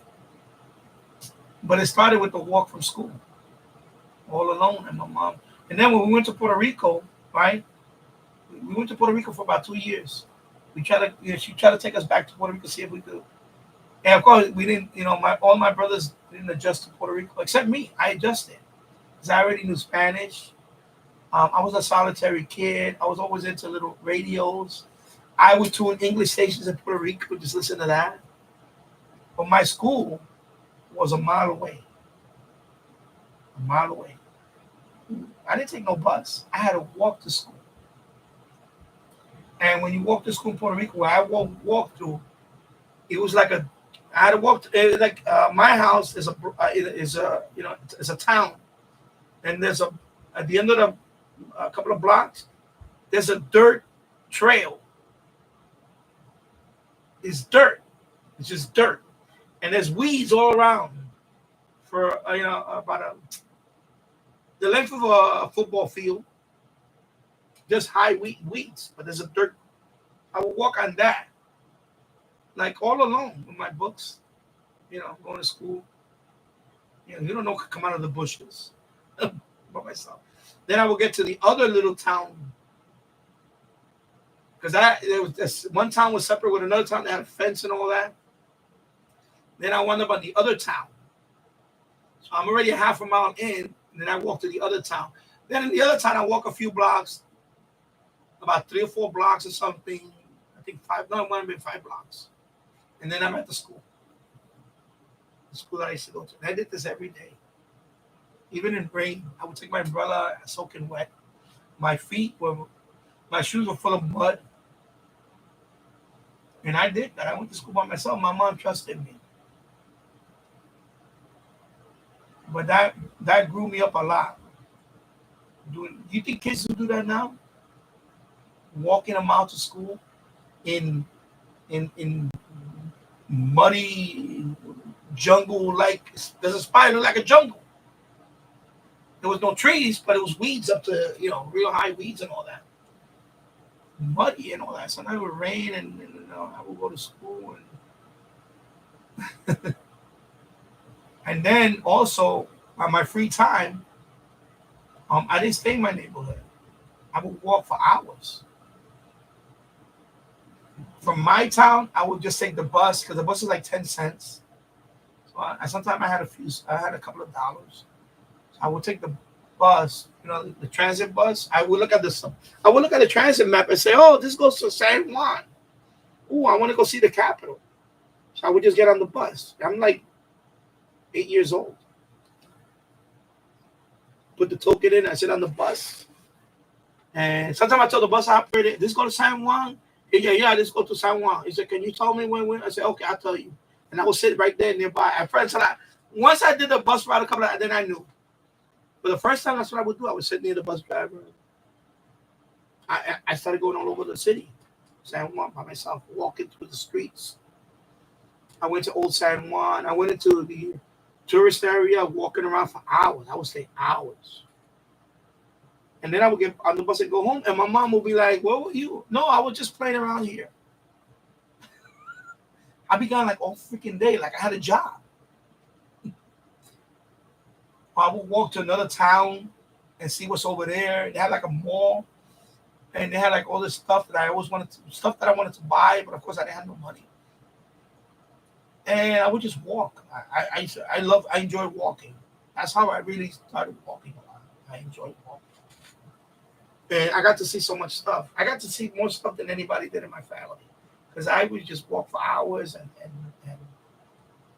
I had my little radio. I had one of those little radios too. There was a time where I finally got a little. It's similar to the one I have, the one that goes around your neck. It's a little AM/FM radio. But back then we didn't have those. We had the earphone. Remember the original Sony Walkman? We had those. So I had those sometime. Or sometime I would just have the radio, in my hand in my bag, whatever. And I would listen to on the bus. I would listen to the radio, a little transistor radio. But most of the time, I would just go. And these kids don't have that instinct. They don't have the survival instinct. Like right now, for example, my son is 10 years old. The school is right down the block, and I argue with my wife all the time about letting him go by himself. She said, "No way he's gonna go to school by himself." I said, "What, you gonna wait till he's in junior high school?" You see what I'm saying? Me. So that's what happened with that kid, Aton Pates. That's what really scared a lot of parents for letting their kid go to school by themselves. Because that was his. But again, he was 6, and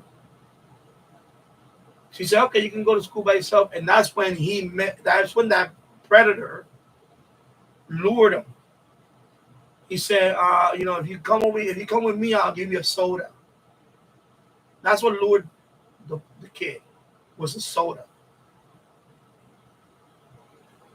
And growing up, though, was I approached? I was approached a few times, and I would just walk away from them.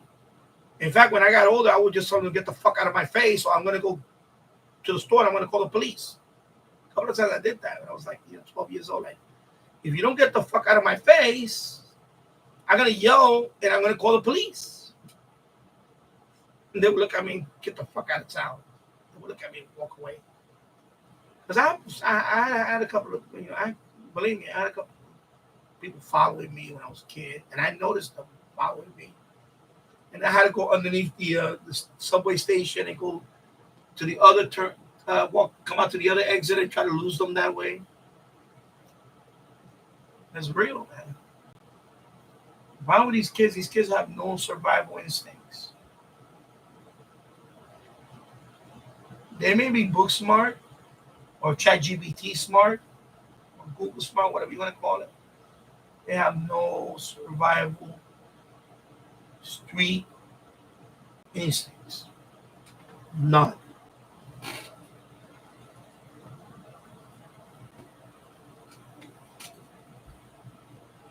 And I'm from the old world, like you. We're from the old world. But we're the old world. And when I try to talk to this kid about listening, and he does stupid shit like this, that tells me that I cannot get through this kid. But I'm not going to waste my time anymore. I can't waste my time anymore. That's it,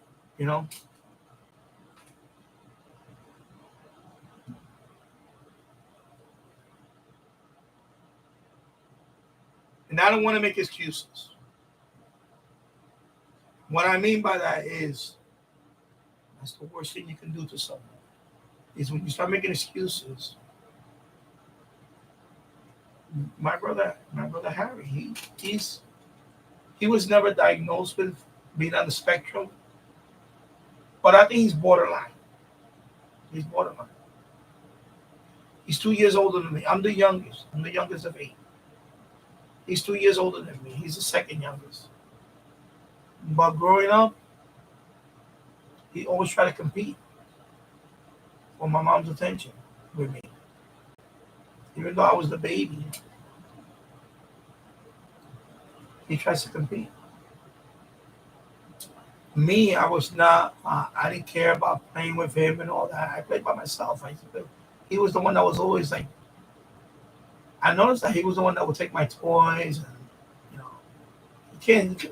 he couldn't see me play by myself. He couldn't see me playing with the toys. He would come and snatch them. And then start crying about it when I snatch it back. He became very fucking needy. Very, I need attention type shit. Not an independent thinker. Of course, later on in life, he was even afraid to come out. Like always fucking worried about what people think of him. Me, I didn't give a fuck. I'm not. But if I was, you know, I'm not. You know, I'm straight. But if I was, I would have no problem. 'Cause that's the type of person I am. I would have told my mom right away. I would have said, "Mom, whatever, blah blah blah. That's it. You don't gotta like it. That's it. But that's who I am. That's what I would have said." Well, he never did that. He never had the courage to do that, and it screwed him up. It screwed him up. It screwed him up. He had to hide that shit. He was always fucking worried about that shit. And I found out early on. I told him, "Listen, I don't give a fuck if you are or you're not. I don't care. You're my brother. I love you. That's it." And I gave him a fucking hug and everything. I said, "But you need to tell her. You need to tell your mom. You need to tell her mother. It's only right that you need to tell her." And he never did. And then when she died, I asked him. I said, "Did you ever tell her?" He said, "No." I said, now he's living with the shit. Now he never told her all that shit. You know. That shit happened to me when I was a kid. And I told my mom everything. She was laying dead, a few weeks to live. I told her. I said, "Mom, this happened to me when I was this age. This happened to me." And she looked at me and she said, "Okay, well, who the fuck told you to go to this person's house? Or who the fuck told you to do this? Who the fuck told you to do this?" That's what she told me. Because she was like that. But I didn't care, because I let it out. And I already had opened up about that with my wife. She was the first one I told about all that shit. I'm not gonna say what it is here. I'm not gonna say it, so don't ask. I don't want to talk about it here. I'm gonna talk about it in the chat, live stream. Not right now. But anyway, I told him. I said, because when you know your mom is dying, you gotta tell her everything. Because if you don't tell her everything, you're gonna fucking regret. And I knew because a friend of mine, he lost his mom, and he never told her what he was doing. And in his case, he was actually selling drugs. Maybe she would have forgiven him. I don't know. But he never told her. And then she died, and then he went crazy. Me, I wasn't gonna let that shit happen. I learned from him. So I said, "No, Mom, this happened." And and I told her, and I told her, "Look, I'm an alcoholic. I don't care. You know, I'm not, whatever, blah blah blah blah." And that's it. And then she's like, "Okay." I didn't expect the, I didn't expect. She's like,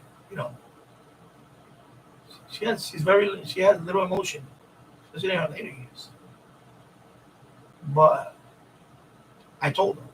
See what I'm saying? Now I'm done. I absorbed myself. You don't want to keep that shit bottled up. You don't. In his case, that's what he did. He never told her. He never told her he was gay and all this shit, and he's gay. And now he's fucking dealing with that shit on his own. You know.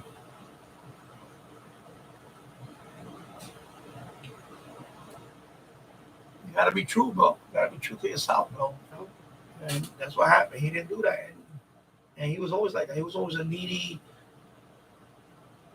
Today's the 26th. My mom died on this day. 13 years ago. She died on this day. Right now it's the 26th. Today's the anniversary of my mom's death. 26. And that's why right now he's probably going fucking crazy. He's been posting crazy shit. But this is the 13th anniversary. Yeah, 13 years. She died in 2012.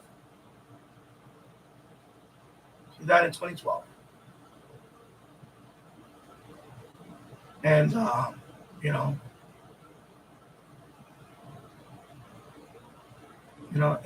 it's rough. This is a time of summer that because right now today's the 26th, so that's when she died. July 26, 2012. She died. And you know, he takes it a lot harder than I do. You know, today I'm gonna reflect on it. I'm talking right now. I'm a little whatever, but you know, um, I told my mom everything before she went.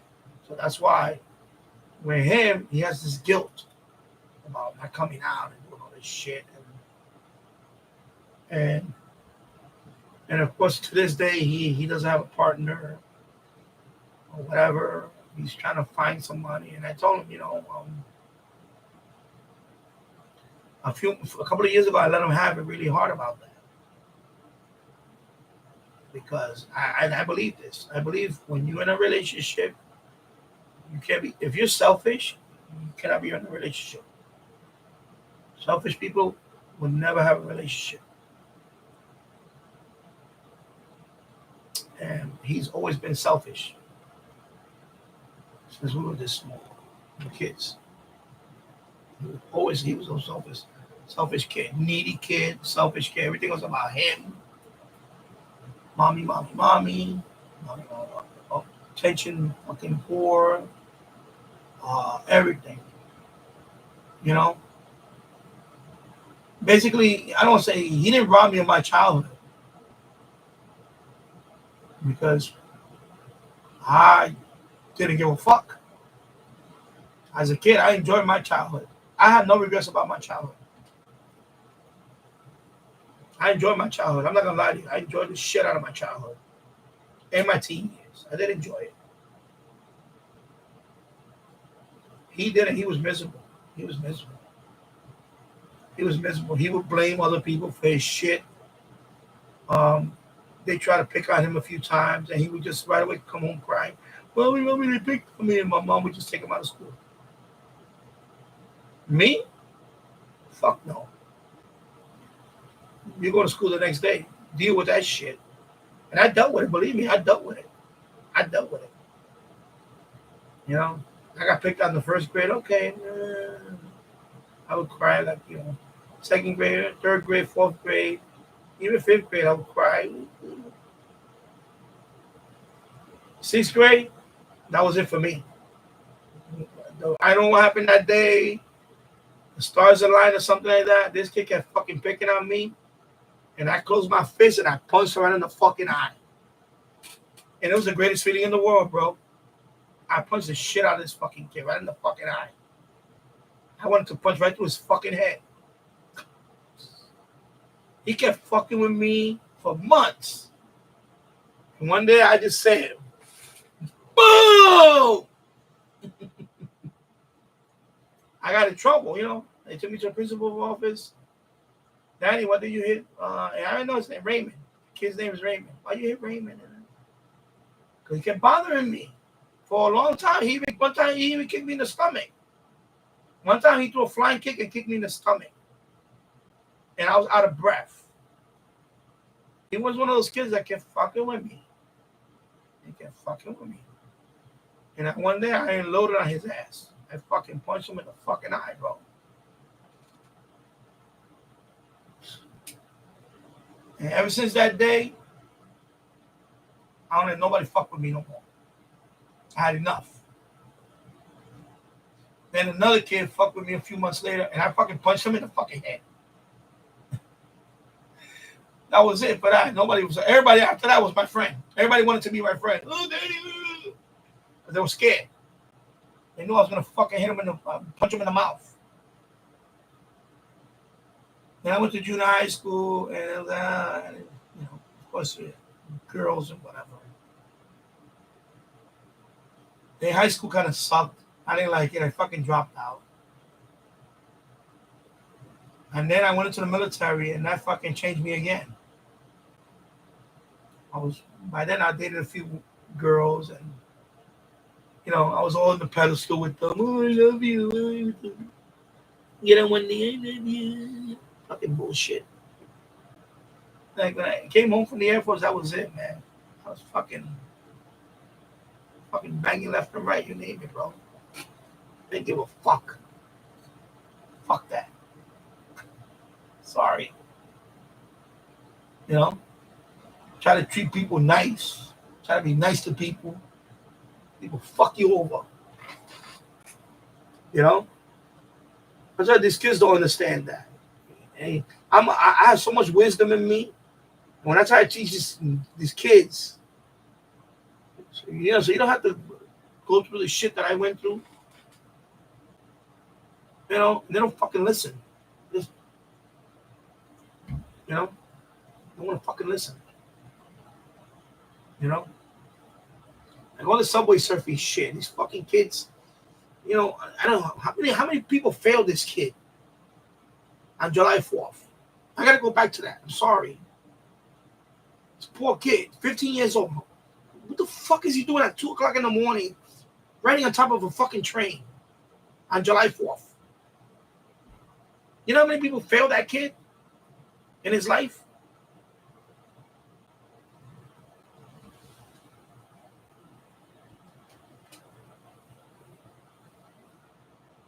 But that one thing that kid did all day, probably he was on TikTok all fucking day TikTok, watching that fucking shit.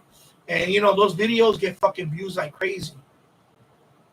This fucking channel right now, I get fucking shit. I get shit. Trying to drop wisdom on fucking people. And a fucking channel that a kid is subway surfing, clearly he's fucking stupid. Stupid behavior. Gets fucking probably 1 million views.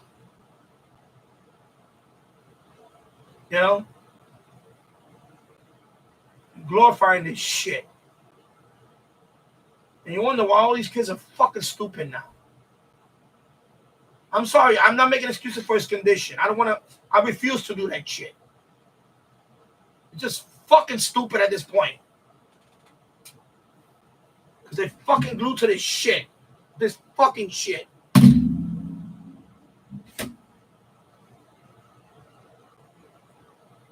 You understand? That's what this is happening. There's the future of America.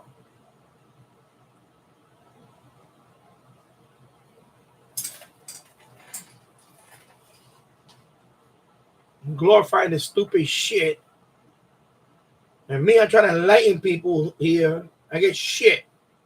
I get fucking one person. Got 2 fucking lights. I've been out for 4 hours and 20 fucking minutes. Something wrong with this fucking world.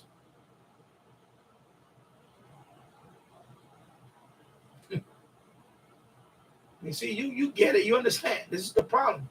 It's a big problem. Because this is the future of our country. When I was their age, I was fucking doing, I was bagging groceries, trying to make money. I had flyer routes, local supermarket. Oh, kid, you want to earn $20 for an hour or so? Here, I'll give you a stack of fries. Go around the block or two, a few blocks nearby the supermarket, put the flyer in their door, whatever. So I'll say, I'll take the stack. Delivering flyers, for a supermarket, supermarket, the circular. I've done all these things, man. These kids now, they have no concept of this shit. They're too busy in their fucking house. Don't come outside and don't fucking do that. Just fucking me on this shit all fucking day. And then when you try to talk to them, it's like mush.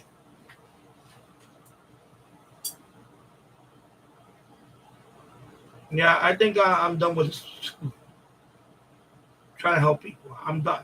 I think that's it. I think that was the last straw. The last straw. I napped all day, so I'm not sleepy. So, of course, I'm not drinking either. I got no money today, so I'm not buying. I don't have no beer money, so I said, fuck it. It's a long story now. I don't want to get into that shit because that's why I'm job searching now. Because at this point right now, I don't even have money for my own money. I can't deal with her anymore. Thank you for listening, bro. I appreciate that. I'm just unloading shit tonight, bro. I'm unloading so much shit tonight.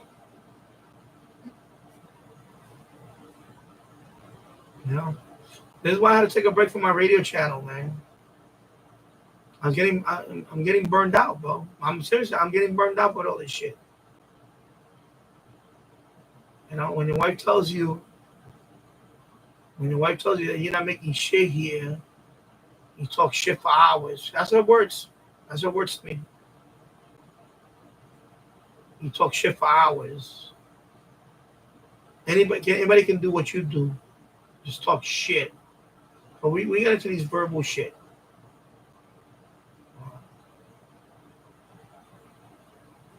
I want to pick up and leave, bro. You don't know how badly. I'm thinking about picking up. I'm thinking about walking out that door tonight.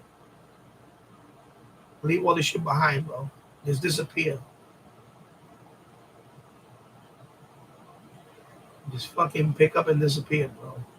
You know, I've been thinking about that shit for a while. Just, you know, I'm gonna have a fucking episode, bro.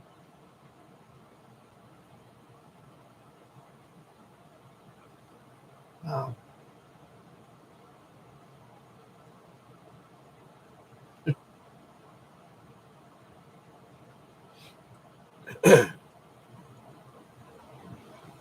yeah,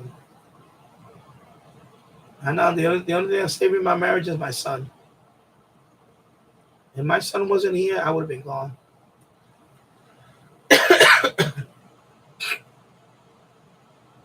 You know, I'm seriously thinking about just fucking sell off a couple of these things, have enough money to pack my bag and get the fuck out.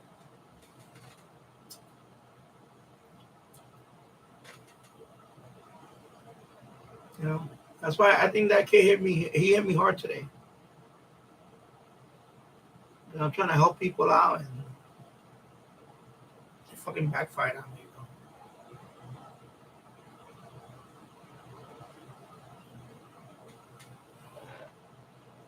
And then I'm dealing with this shit for the last few weeks. Well, months really. It's been months, but you know, it really fucked my head up when she said that. I just come out here and talk shit.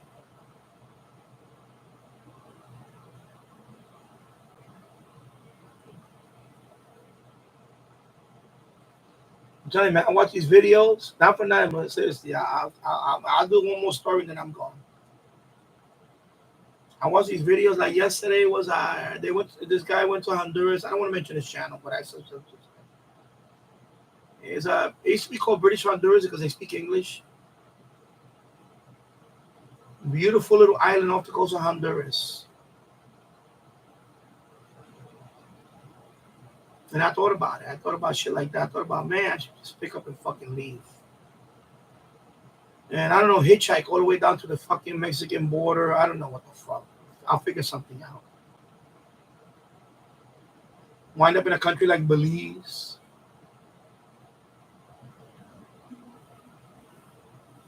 And just, I don't know, fucking hustle. Have a little fucking house by the beach. Clear blue water. Clear blue fucking water. You don't need to have a lot of money. Got fucking coconuts, have fish. Fish, coconuts, chicken. What else you need? Because you got coconut water. You know, some bananas. Local beer, maybe. They got local beer. You know, whatever. Or their local rum, whatever. And live out the rest of my days there. Not deal with all this shit anymore. You know? Fucking until I fucking die at the beach. Maybe I'll drown in Costa Rica somewhere, like fucking the other guy happened to. fucking drown in fucking clear blue water. I'd rather drown in clear blue water than drown in this shit right here. This fucking sewage dump called a beach, Orchard Beach or whatever the fuck. You know, it's a weird fucking morbid way to think about it. Malcolm Jamal Warner died in Costa Rica on a beach, and I said, man, I wouldn't mind dying at a fucking beach in Costa Rica instead of fucking here.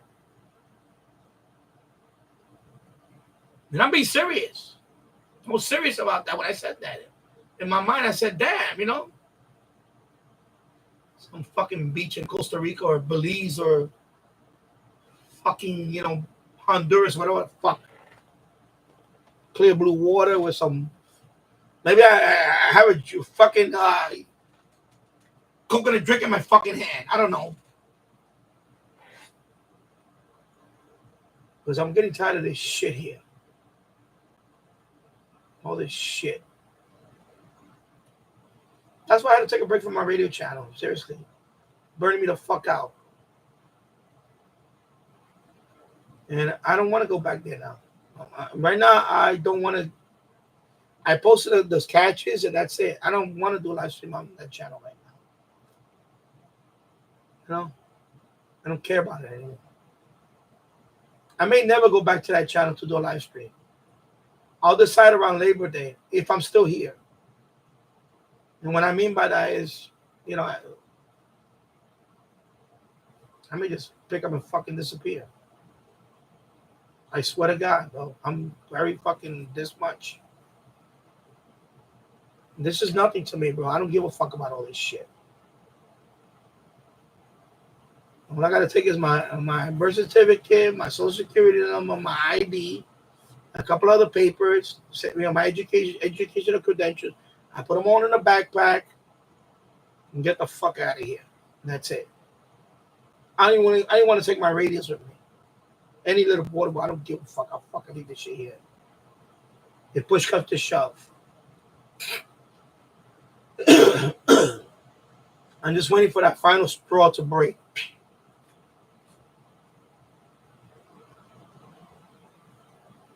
And there you go. You know? I let it all out here, bro.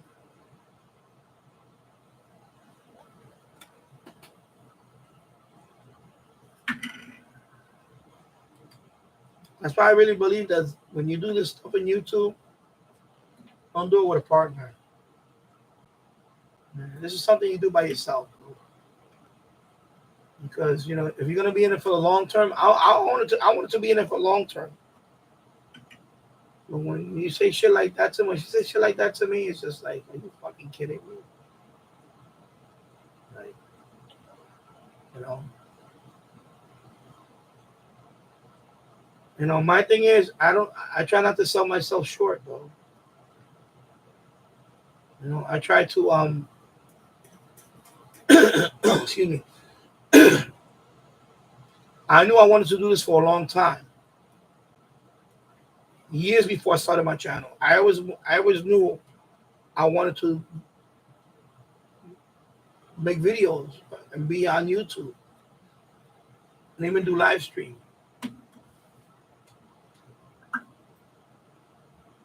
I told my kid the other day, and my wife heard me too. She said, I told her, I said, son, you do whatever you do, don't get married. I told her.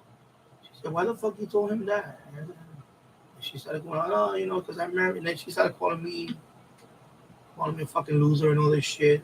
She called me that. She called me a fucking loser. I'm a fucking loser. I'm not afraid to say it. You know?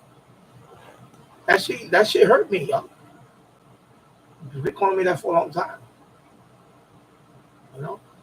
It hurts. Because I remember when we met 20 years ago, you know, I was like the world. She was the world to me. I was the world to her. And this is what it evolved to. So that's to my son. I'm a fucking loser. You know? And I know when I'm not around, she tells someone all this shit. And that's why I'm this close to just walking out. Because one thing I learned about, this is not my first time on the rodeo, bro. I have 2 daughters from previous relationship. And I guarantee you, kids always change relationships. When a couple is together, is one thing. But the minute a couple has a child, usually the mother is the one that, of course, bonds with the son or daughter. The father is the one that has a thankless, he's the thankless parent. He's the one that has no rights, according to the law of the land here in this country.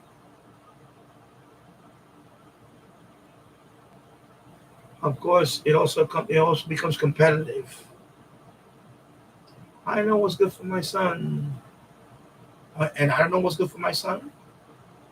Why? Because you're a woman and I'm a man, and it all went downhill from there. Even got to the point of stupidity a few weeks ago, where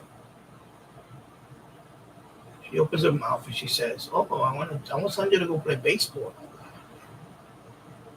And I said, "Well, you happen to mention baseball. I played a lot of baseball when I was young, and I could teach him everything he wants to know about baseball." She right away took that away from me and said, "No, I want him to go to a baseball camp." So instead of letting me have that moment with him, maybe that's my moment that I can really bond with him. It's a competition. No, plus you play street ball. You play this. You play. You didn't play college ball. You play. Shot all this shit at me. Bam, like bam, bam, bam, bam, bam. I was like, oh shit, bro, what the fuck? I thought I was his dad. I didn't know I was nothing. I even whipped out my old glove. I have baseball gloves from 30 years ago. I had my aluminum bat there. I still have it when I used to play schoolyard ball in the Bronx. I said, look, I even brought down new gloves.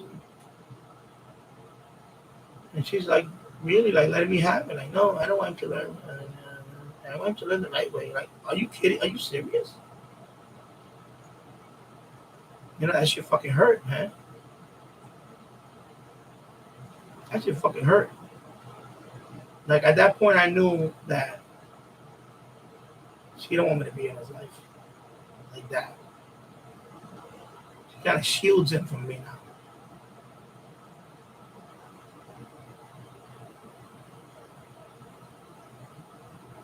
That shit fucking hurts. That's when I knew I lost him to her.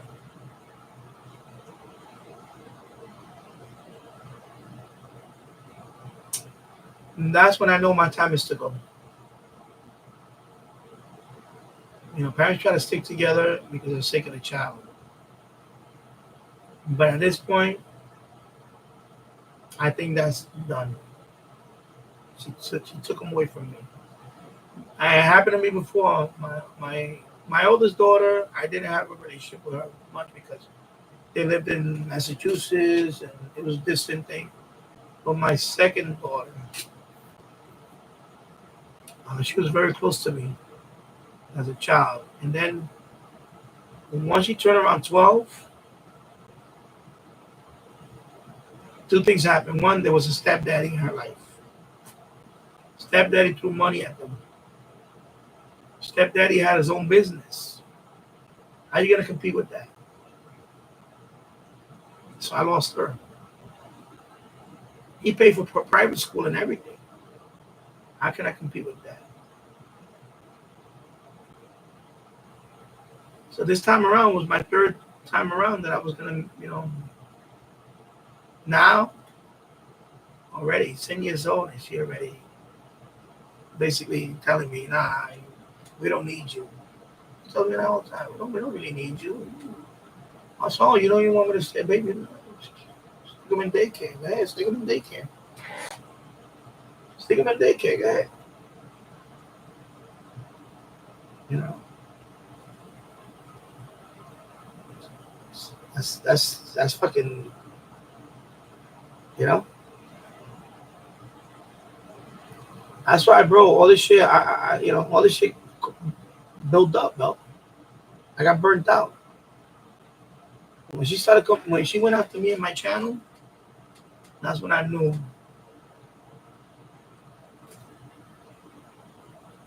it's about money. Now it's about money too. And by the way, even if I get a job and I make more than her, she ain't gonna be fucking happy. Ain't gonna be fucking happy.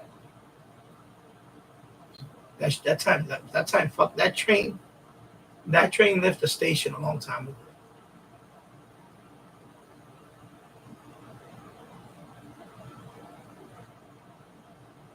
All right. I'm gonna leave it at that. So, this shit is real, bro. This is a struggle right now, bro. Mental struggle for me. I ain't the suicide type. I don't want you to worry about that. That one thing I would not. I am not the suicide type. Back in 2003, I tried.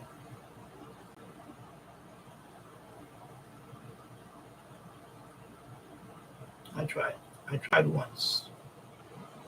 I took a whole bunch of what it was. What's the name of that sedative? Fuck, I can't remember. The Rezapran. I took about 20 of them. I took 20 Lorazepam and I had a case of beer. I had an 18 pack of Coors Light. I remember. Knocked out. To the point where I fell and hit my head over there on the steps. I woke up with a fucking gash on my head.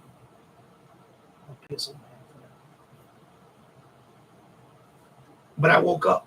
My wife wasn't home that day. She was working shift and all that. I passed out. When I snapped out, when I woke up, I had a gash and shit. And I told her what happened. So they took me to the hospital. Because they did a CAT scan on my head to see if I had some damage. And then after that, they wanted to keep me in there for a couple of days.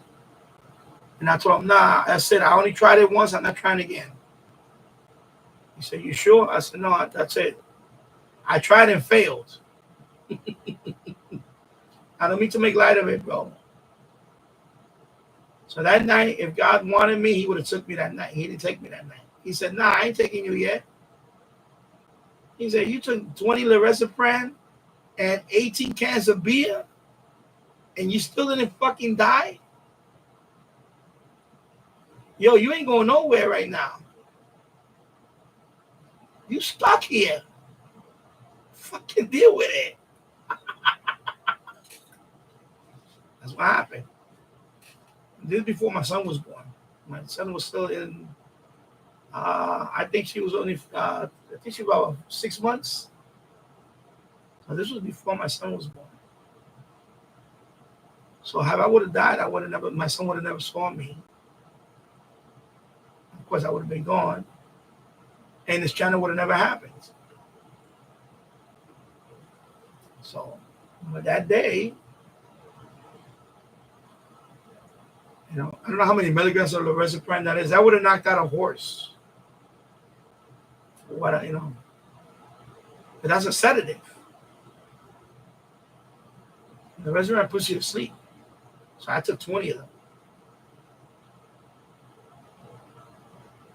I took 20.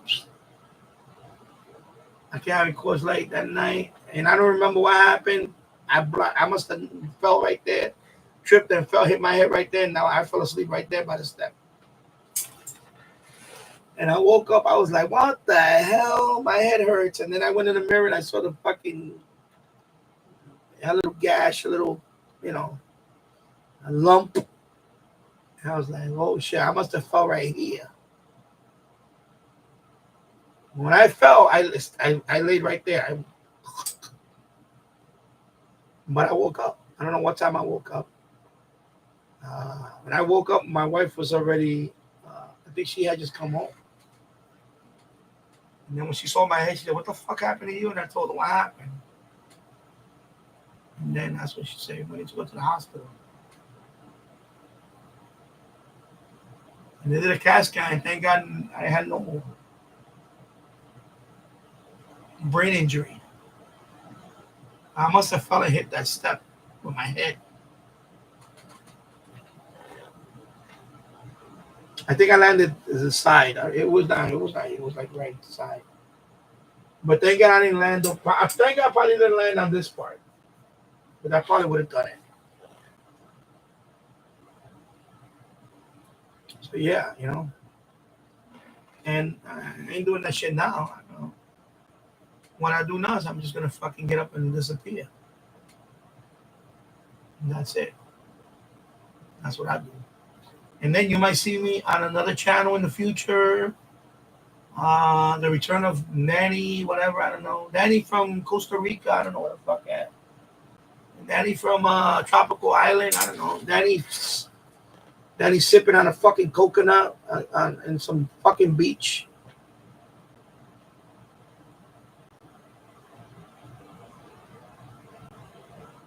You know?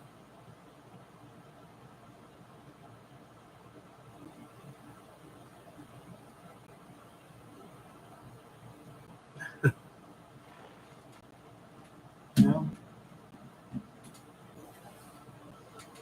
One thing I learned about myself over the year, I'm a survivor, bro. I'm a survivor.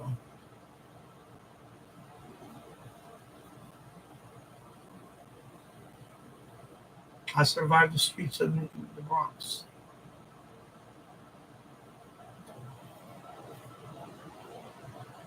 You know, I survived a lot of shit, man. I survived beat down by 20 fucking black kids. Black kids. I got beat down by 20 and so a mob of black kids. And they didn't knock me down. They pummeled me. I got up and stumbled out of there. I got kicked in the head a few times and all that shit. I got out of there and stumbled out of there. And I'm still here today. I fucking fought guys twice my size. I mean, you know, I got him on a headlock, got me on a headlock. Stronger than me. Fucking guy was a fucking bull. A week later, that man came up to me and shook my hand.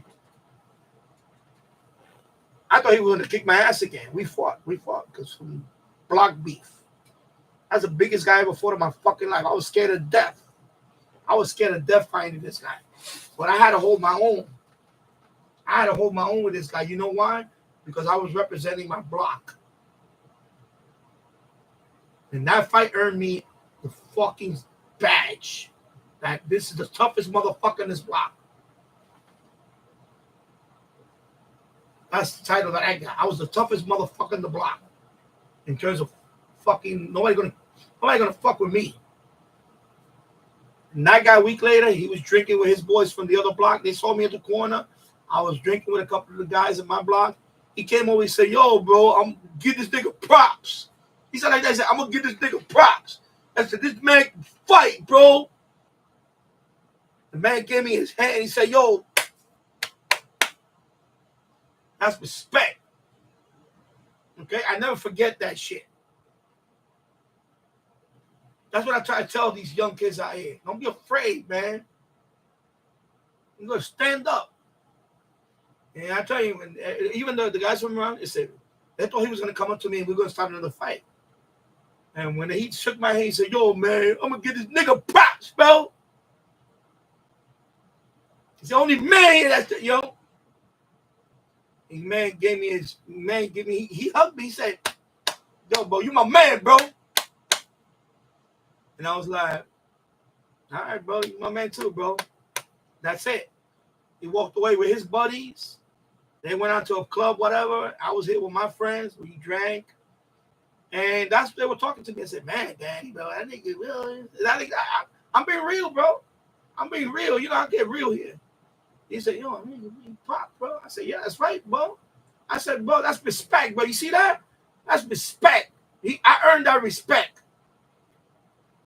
Even though I had a black eye, I had a cut, bruised up all over my face, and I broke his nose.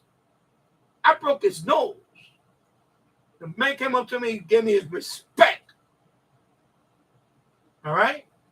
He gave me his respect. I wore that shit like a fucking badge.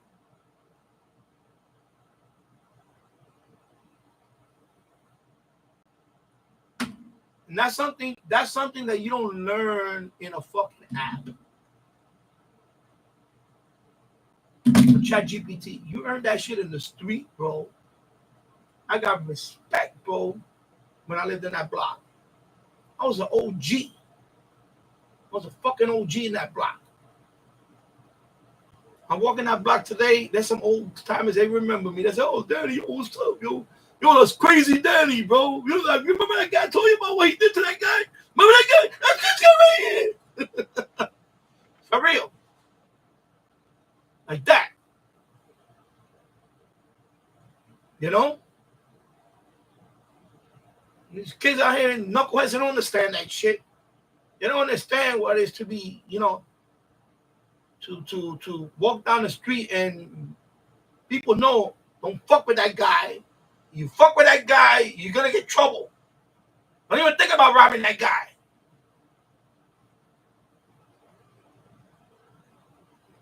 And I was not part of no mafia, none of that. I'm just saying, you know, I was as close as I could be. Without being there, without being one of them. I was close. That's what I'm trying to say. I could have easily been and probably done well for a while until you know they had their own retirement plan. They had their own retirement plan. You know how that goes with their own retirement plan. 6 feet under, 25 to life. That's the retirement plan for that. So yeah, I would tell me, yo, bro, I want you to be my, you know, I'm gonna tell you, you need to hang out with us. You know, I want you to look, watch my back, cause he's drinking, partying. You know, he's like, yo, here, bro, hook you up, here you go, bro. You want to drink? Want to drink? Yeah, for protection. That was it, protection. It's protection. Because they knew I don't take shit for nobody. I fucking pummeled somebody to death after. I was like that, bro. It was like,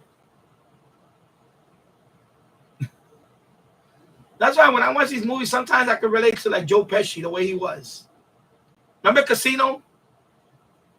I don't know if you watched Casino. This part I love. It's funny. It's a funny part. If you see Casino, say you see Casino. I'll tell you what the part is. I want to do spoiler alert. Anyway, go look it up on YouTube. The banker, right? You know, Joe Pesci is going to meet with Robert De Niro at his house, but they cannot meet in public. So he has to go to the golf course behind. So when he goes in there, he sees his banker. He sees the investment guy. And he's like, look, I've been trying to track you, Joe Pesci. I've been trying to track you down for a while. I say, what's going on with my money? And the banker looks at him. He says, you know, there's risk involved in every investment. You know. And he said, listen, you're going to get my money. No, he says, the part that's funny, he says, listen, you know, I don't want no whatever, you know, problem, whatever. And then he goes, and then Joe Pesci said, you know what the fuck I do? He says, you know what the fuck I do? I don't give a fuck about people. What he says, you know what I do in my line of work? He's like, he says, I don't give a fuck about people. He said, people like you, I put you to fucking sleep or some shit like that. He said, for any little, he said, I can get stupid on you today and you wind up in a hospital for 6 months or whatever. You're coming out with a straw. And you know what's going to happen if you don't have my money when you come out? I'm going to put your ass back to fucking sleep. So shit. I don't know how he says it. It's funny as fuck. Because he said, that's my line of work. You know what my line of work is? He says, I don't give a fuck about people like you. So he told him, listen, you put my money to sleep. He said, you better wait. You better get my money or I'm going to put your ass to sleep. And the banker was like scared and he ran out of there. And then Robert De Niro tells him, bro, what you just did? You know he's going to run to the FBI and tell them that. He said, I don't give a fuck. So he reminded me of that's what I was. I was like, I could be hot-headed. Well, you know that. I'm still kind of hot-headed. But that's what he was. He was like, you know what my line of work is? He says, I don't give a fuck about people. He said, I take people like you and I put them in a fucking hospital. And then if you don't have my money, by the time you come out of the hospital, guess what? I'm going to come back and I'm going to put you back in the fucking hospital.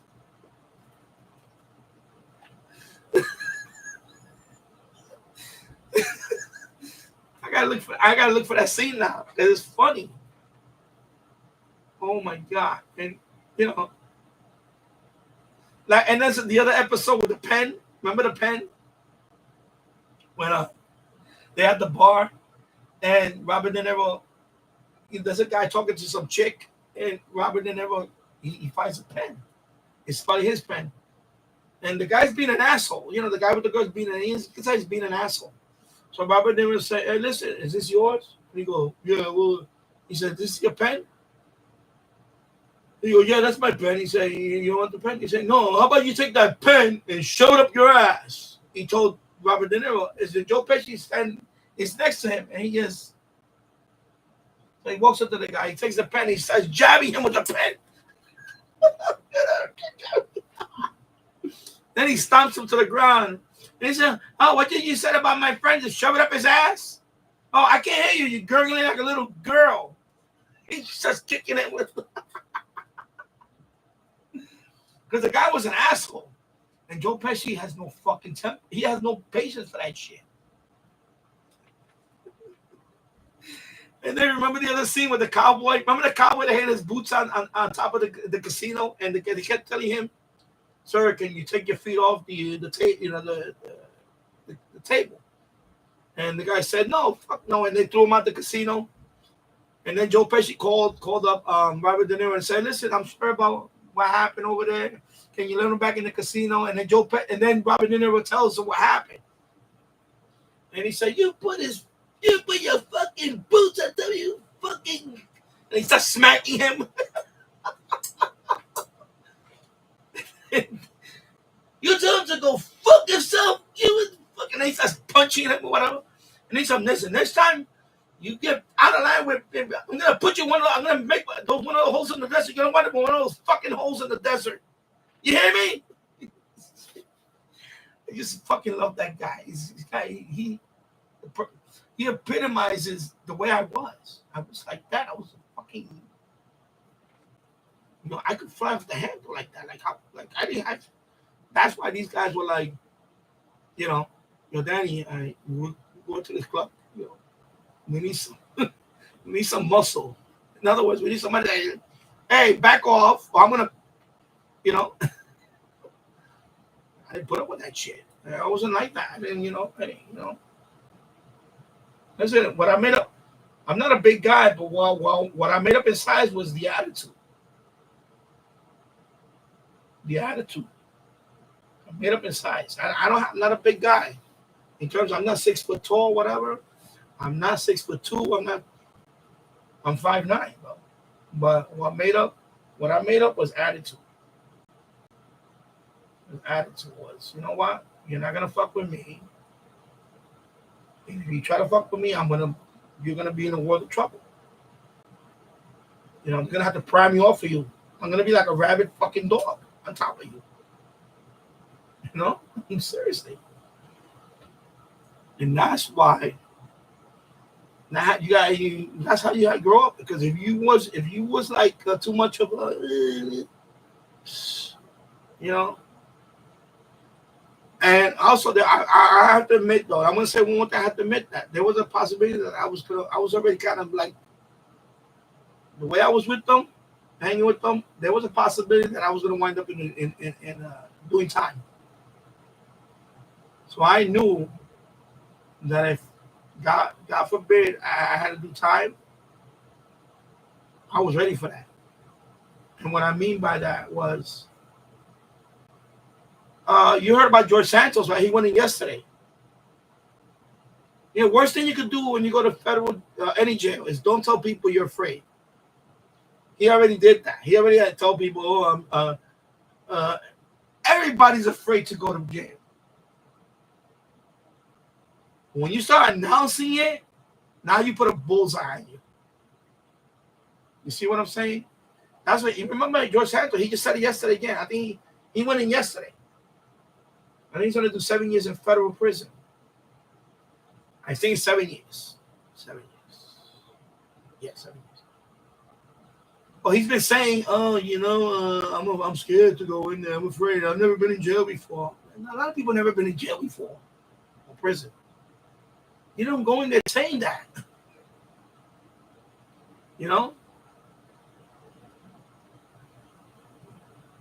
So in my mindset, I was already prepared for that. That one day I'm gonna get hit with a charge about something, and then I'm gonna want to do it maybe a couple of years or who knows what.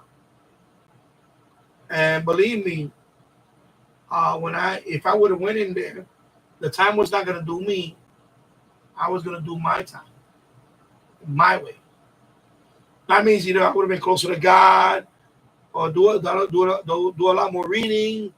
Maybe, of course, I would have. Of course, I would not be drinking beer and all that crap. I would probably have been a lot healthier. I would have been a lot leaner. I would have taken all these other things. Also, I'm not gonna be nobody's bitch. That's a big one. I'm gonna be nobody's bitch. I was gonna make sure that one, even if it would earn me a few more months or whatever, I definitely was not gonna be somebody's bitch. You know what I mean? So, and that is something you don't teach. You have to, over time, either you're going to stand up or you're not going to stand up or you're going to, whatever.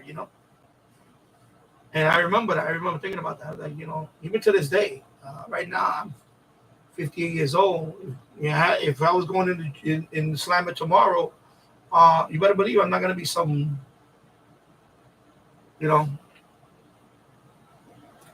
bitch or some pussy in there. No.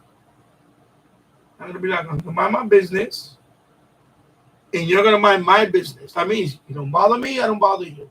You bother me, I stick a fork in your eye, and I'll eat it as an olive. I don't mean to sound like that. I'm just saying, you want to get really crazy, and then that'll really, then the rest of the people will go, okay, yeah, leave this guy alone. Let him eat. Leave him in the cafeteria. Let him, don't mess with it. Sometimes you got to do things that are like out there, like so other people notice and they say, don't mess with the guy. Yeah, Danny's Tropical Channel. No, I've been thinking about it. I've been thinking about more. If this thing ever ends in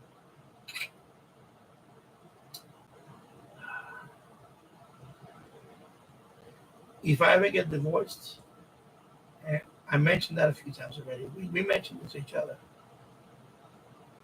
I'm not gonna stay in New York. I'm gonna live the rest of my days where I wanna, I want my final resting place to be somewhere other than New York.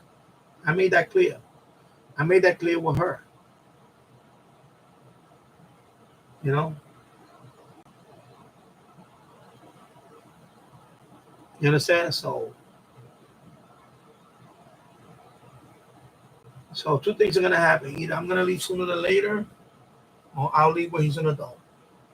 By the time he's an adult, then I'm definitely gonna be out of it. I don't see myself being here. I don't see myself being here way beyond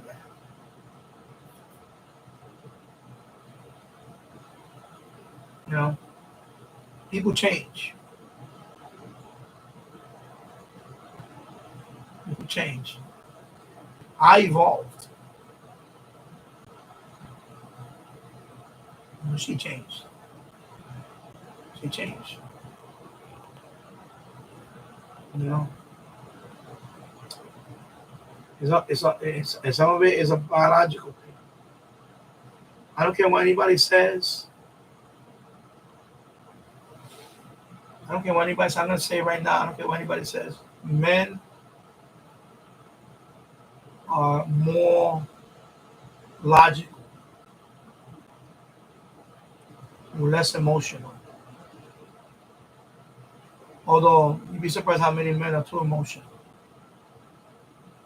Women are too emotional when it comes to decisions.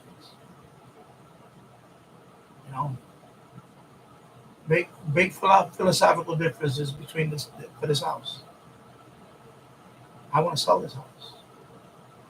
For years, I want to sell the house. She emotional. But that's a fundamental disagreement right there. You know, I think this house is a fucking money pit. You know, she doesn't think so. See what I'm saying? I'm not a fan of this neighborhood. I think this neighborhood is another fucking future ghetto. He's not ghettoish right now, but it's getting there fast. It's getting there fast.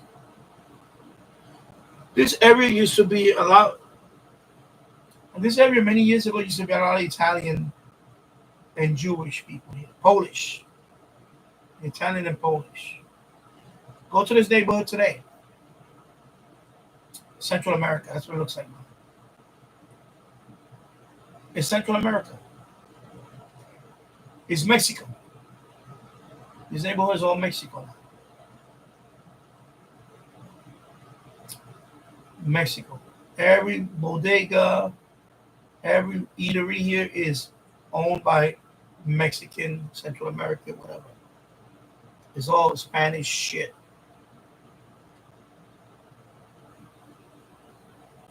You know? It's just overloaded of Mexican shit. There's only one Chinese restaurant blocks away. There's a few further out, but everything here is Mexican food. One Dominican restaurant all the way up there, another Dominican restaurant here, I guess. It's all Mexican, Central American shit. That's what I call it. I call this shit Mexico City. And then, of course, every Mexican has a fucking all these vehicles from out of state plates. So they all gaming the system. They all gaming the system. Pennsylvania plates, Connecticut plates. They're gaming the system. When you see Mexicans living in a neighborhood and have out of state plates a lot, they're gaming the system. That means they're probably collecting in their state, and the wifey live in this state, and so they're collecting on both. They're doing shit like that. They're scamming the system. So the hubby is like what is it, New Jersey plates. He has a truck with New Jersey plates. Even though they've been living here for years, for like 4 years now. So they definitely both of them are collecting over there in some apartment that they're using. Probably another family is using an apartment over there, and they're using the same apartment for welfare benefits over there. Then they come here, she applies over here for Westchester County benefits. New York benefits. So he's collecting over there, and she's collecting here, and they're collecting. Or she's collecting in 2 states. Shit like that. And he's working. He has a job. It's not like he's not working. He's working for some landscape shit. Fucking sloppy ass. Fucking always littering over there. All the empty cans of beer and all that shit. These fucking guys, they just milking the system dry, milking it dry. You know? You got homeless fucking people out there that are veterans and shit like that. And these fucking people milking the fucking scamming the system. And you see a lot of that shit here. You see with people with vehicles that are they're not cheap. You know how much a Ford F-150 costs? Ford F-150 is not a cheap fucking truck. And then these fucking guys have two cars. They have an F-150. And they have he has all these different cars he's been trading in and out, like selling and buy another one. Like, how the fuck this guy has so much cash to buy all this shit? So you know what they're probably doing too, right? He's probably drug dealing.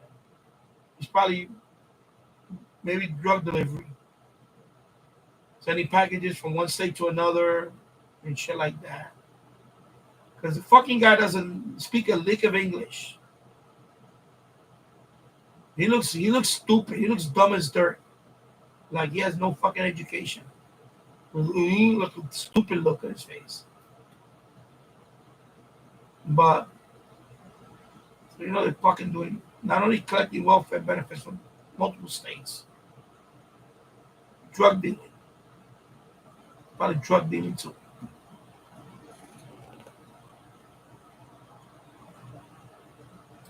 So this one upstairs doesn't want to fucking understand that this neighborhood is already fucking in decline. You know, that's my biggest argument with her. The biggest fucking argument is this neighborhood is already fucking in decline. She doesn't fucking know it, you know, she's just fucking dumb.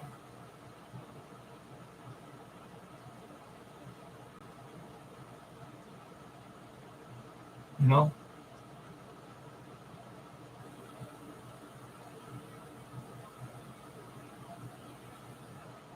Well, I don't know what God plan he has for me, but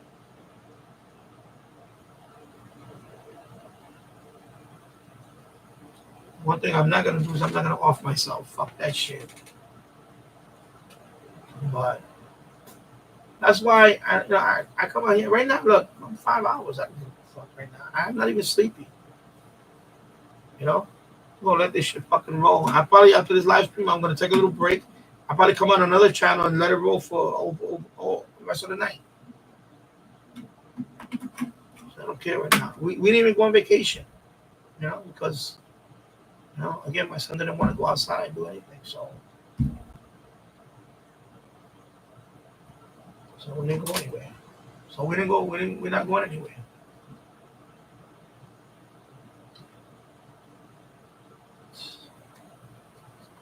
And now I sent a couple of resumes out yesterday. I'm gonna send out a couple of them tomorrow. Well, not tomorrow. Now it's Saturday. It's Saturday. But, then I'm gonna do one local shop right.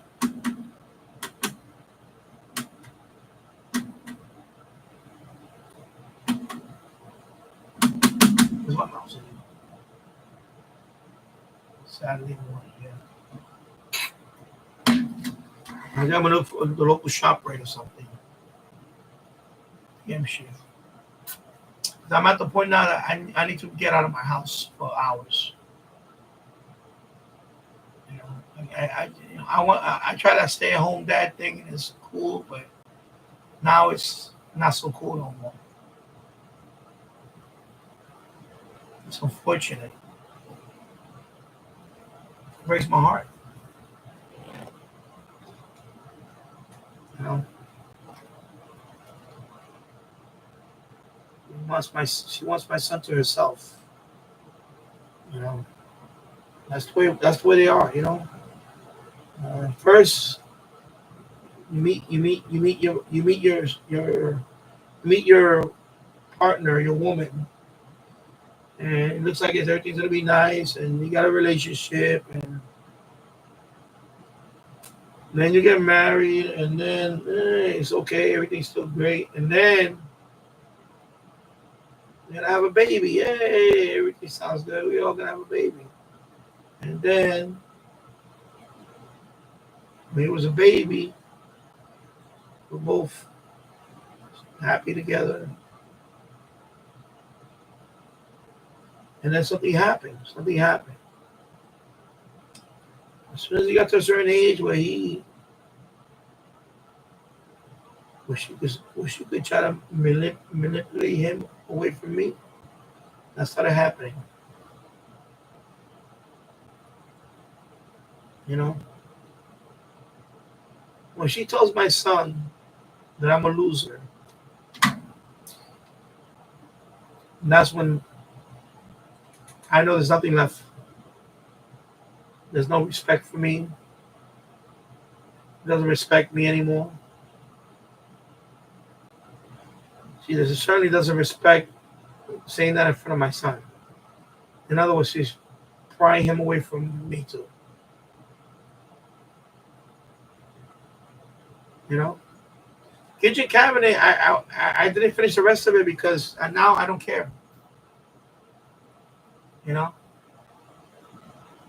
At some point I will finish it. In fact, I'm probably going to order the valves. I was going to do it tonight, actually. I was going to order 2 valves. Because I have the soldering paste right here. So I got the soldering paste right here. See, I got this a few days ago. You see, a few days ago, I got the soldering thing ready.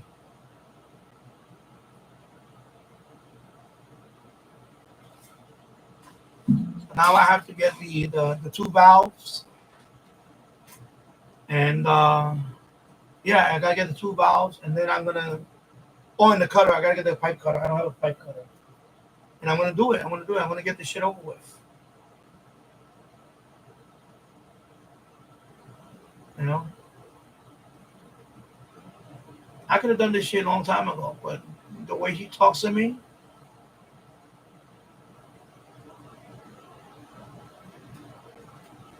you know. One time I told her this months ago. I told her, listen, the way you talk to me, um, you would have spoken to me like that 40 years ago. The police would have came and get me because that would have been it. Everything would have been over after that. I would have been. Is there am I saying that that's the right thing to do? No, of course not. But I knew how I was back then. 40 years ago, 35 years ago, yeah, I didn't put up with that shit. You talk to me a certain way,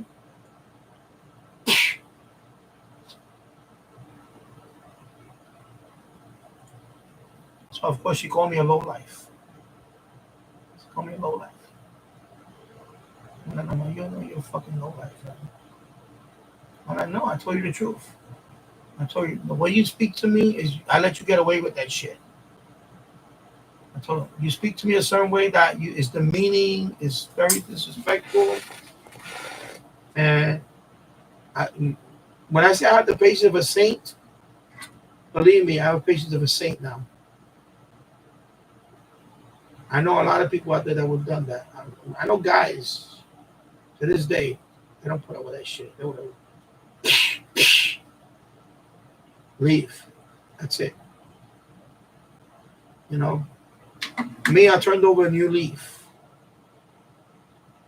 You know, that's why I rather disappear. I'd rather disappear.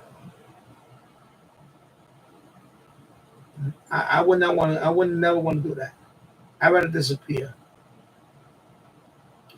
Maybe this will be all evidence one day to exonerate me if God forbid something happens. But yeah, I'd rather disappear when they get to that point. Because I've been doing that for years. And every time I turn around and leave. I did that in my previous relationship too.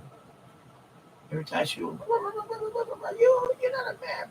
I said, all right, well, I turn around and leave. I would just turn around and leave. Rather than, you know, it's not worth it.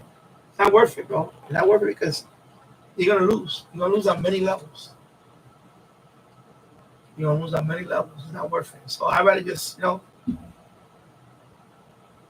rather just and leave. See, that's why I evolved. I evolved.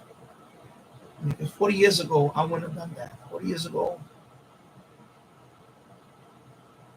you would have said the things that she says to me now, the things that she says to me now, 40 years ago, I wouldn't have let her get away with that language. You know? That's why I know I evolved. You know? I evolved.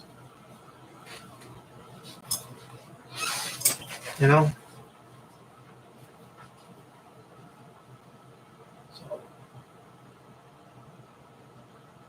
but yeah, I said that a few months ago. I said, listen, the way you talk to me, a lot of men out there would have went.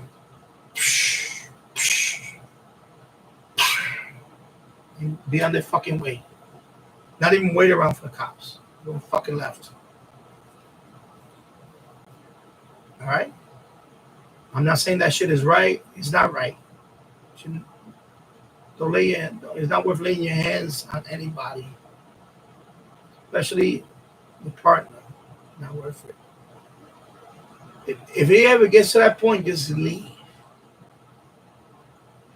I see too much crime shit and people stuck around too long. I've seen that shit. Too much crime shit out there. People just hung around too long and then it exploded to the point where, you know. So yeah.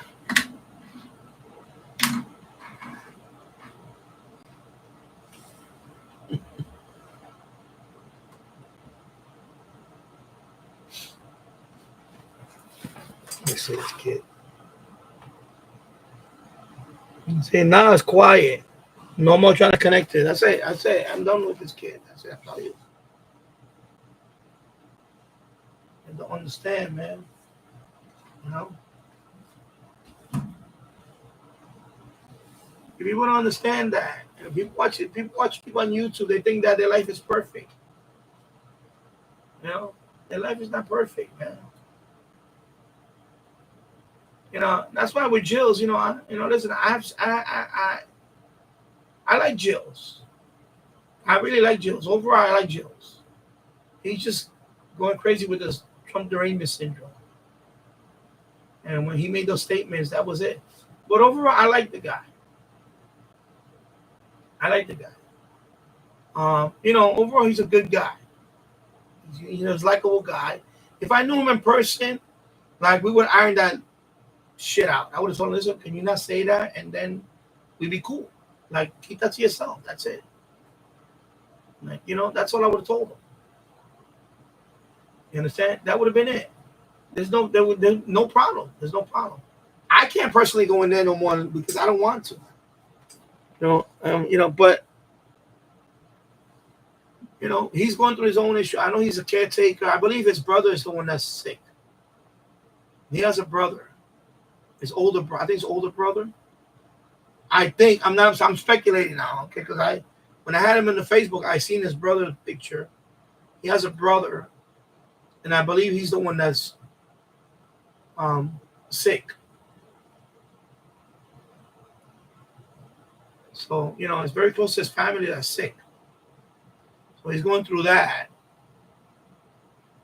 And that will, when you're caretaking, that alone was just stressful. Especially someone close to you. Especially when at that point, you already lost your mom. He lost his sister. You got to remember, he lost people around him. I think his brother's the last member of his family. And please, people, I'm speculating a little bit at this point. But I saw the Facebook, and I think the brother's the one that, because he doesn't look well in the picture. I think he's a lot bigger. I think he's confined. He can't walk much. I think he has a.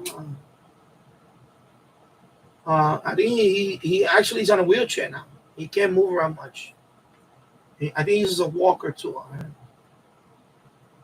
So, that explains the wheelchair. By the way, someone I know, the person is very confined, homebound, basically. Homebound. What I mean by that is they can't get up and do anything themselves. They need help. That means they cannot get up and walk without assistance, or they cannot walk at all. Okay, so that's very stressful for anybody. So that's why I understand all that. I wish, I wish I could help him in any way. I feel bad for that. You know, and that's why not everybody is human. Listen, not every YouTuber. I remember this other guy. I used to follow his channel, and he left. I think it was Signal Search. The guy's channel name, Signal Search or something. He's a ham radio guy. He actually followed my channel for a while and things like that. And then one day he was gone. I didn't see him for a couple of years. Then he came back and he started talking about what happened to him. And in his case, he was very depressed. He was going through depression to the point, I think, that he tried to commit suicide. I believe he tried. Of course, tried and failed because he's still around. And then, of course, he's drinking. He said he's sober now and things like that. And he said that it got to the point where things got to him, like even the channel and all the things. So he had to just cut everything off. So, I understand, because we all, people see us they think as a personality, but they don't know that we all have real lives behind this camera. Like, my marriage. I'm going through this marriage thing right now, and I don't know if it's going to last even in the summer.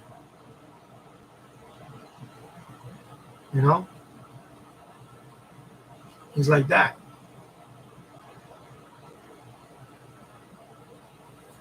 That's why I was hoping we'd go away together, but that didn't happen. I see the body language when I'm around her. Well, I know she's probably seeing someone else by now. I don't want to know that. Maybe she is. Maybe there's someone else in her life now. And if there is, there is. What are you going to do? I'm definitely not going to stick around. Not going to stick around for that. So we all have we all have a real life behind this camera.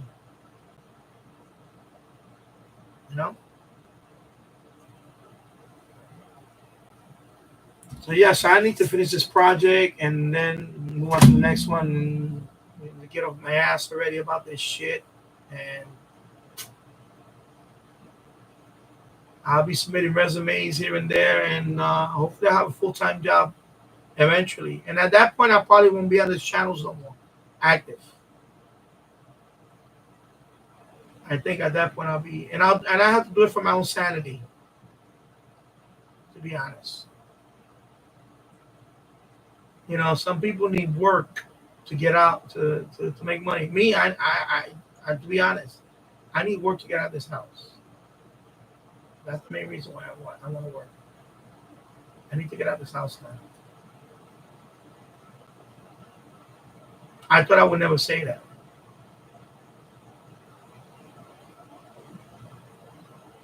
I would never say that. I remember years ago, I used to work with this technician, Kawasaki. And he was a good guy. He's a funny guy. He used to always say, I don't want to go home to my wife. The 800-pound gorilla. He would say the 800-pound gorilla. I never understood why he would say that, but I understand now. I understand he's probably he was probably in a home where they probably fought all the time, and that's what it's getting. It's getting to that point here. You know? I don't want to be upstairs when she's upstairs. She's working tomorrow. She's gonna be gone all day. I'll be upstairs tomorrow when she's not there. I'll spend time with my son tomorrow when she's not there. And when she comes home, I come right down here.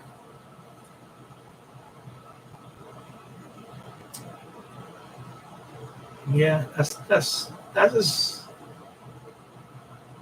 real as it's gonna get. It's just not there. Oh, for all I know, maybe she's seeing somebody else. Me, I'm not seeing anybody else. I'm not interested in her. Actually, when we met, I pretty much given up relationship. I was in my 30s when I met her. And after my second daughter's mother breakup and all that, I was not gonna settle down with anybody at that point. At that point, I just didn't want to have no relationship. And then she came along. In fact, I had plans to move. I was gonna leave New York City. I was gonna find somewhere else to start a new life. My mom my mom was getting older back then. She already was having health problems. I didn't want to be in the Bronx anymore. I thought about moving to China. I thought about moving around the world. I thought about just, I don't know, find my way to China and start a new life in China. Seriously. That was one of my destinations at first. Go to China, struggle, learn the language, learn Chinese, have a nice apartment in Beijing or Shanghai or somewhere like that. I don't know. Or move to Thailand or Ho Chi Minh City, Vietnam, somewhere. $300 a month, you get a beautiful apartment in Ho Chi Minh City. Very tech city now. I would have been speaking Vietnamese. Maybe I would have done a live stream from Ho Chi Minh City, Vietnam. Live from Ho Chi Minh City.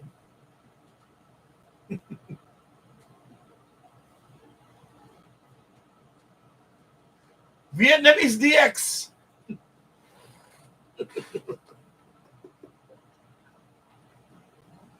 You know? Yeah, I thought about globe trotting. Now those travel channels, I travel all over the world. I thought about, but instead of traveling, I would just live somewhere else. Then from there, I would travel to different places. I think I would have been pretty good. I'm good with people, so I would have walked around different places. Walk in the streets. I watch those videos and people walk down the streets and they talk to the local people, and sometimes they invite them to have a beer or something. Well, I can see myself doing that, local. Go to, like, for example, in Vietnam, Ho Chi Minh City, and you go to Da Nang. They got beautiful beaches in Vietnam. Oh my God, you need beautiful. Thailand. Same thing in Central America. Of course, Central America, I speak Spanish, so I would definitely, I would be like in the Costa Rica or, here and there. Some of these islands too. I was this close. And then I settled down with her. And, here I am now. Altered my history.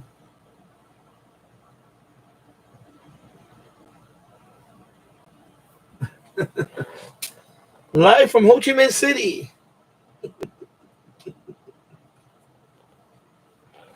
You're gonna give me super chat in dong. 10,000 dong donation. There we go. That's like $2, right? That's 10,000 dong. Let me see what's 10,000 dong. Yeah, I do it on the computer. Let me see. Where's my mouse? Mouse. I'll tell you right now.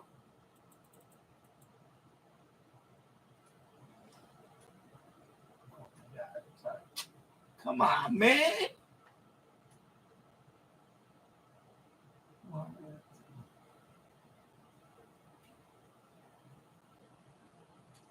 Oh, that's not even $1.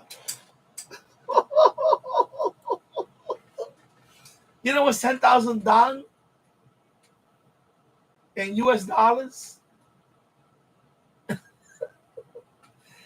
Thank you for the 10,000 dong donation. That's 38 cents.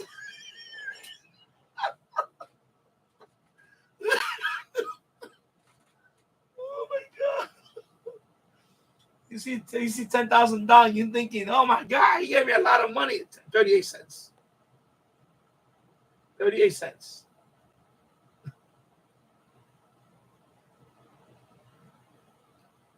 38 cents.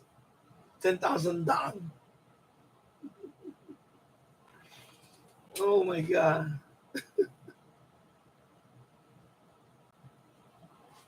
Let's see. And now nobody's on. That's it. I ended that shit. I told you, bro. When this kid don't understand, bye-bye. That's it. I tried, bro. Yeah, so I bought this. This is not cheap. It's like $30 for this whole thing.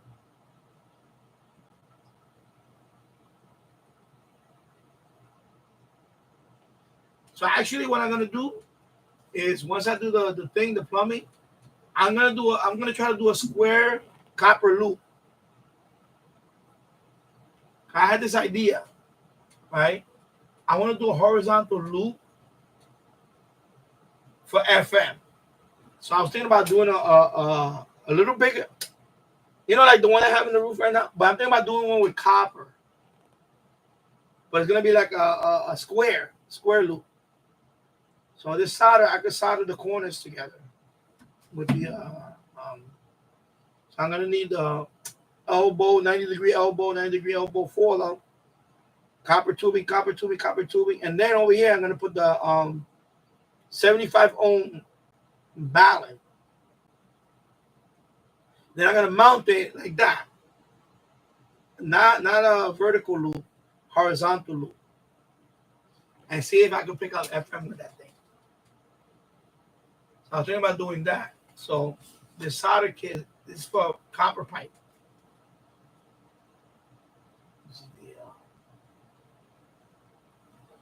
So you got the flux, and this is the actual solder. It's not lead, by the way, it's lead free. This is the flux. So I was thinking about that build a Yagi with copper. Well, element, was kind of a Yagi, but yeah, like a 5-element periodic with copper tubing, and maybe that can outperform this one. Copper tubing. I'm thinking about that. After I do the sync thing, whatever. So, maybe get the copper. Well, yeah, I'm gonna be looking around, man. I'm looking around. I'm going to ShopRite. At this point, I'm ready. Even ShopRite can take me right now. Because unfortunately, bro,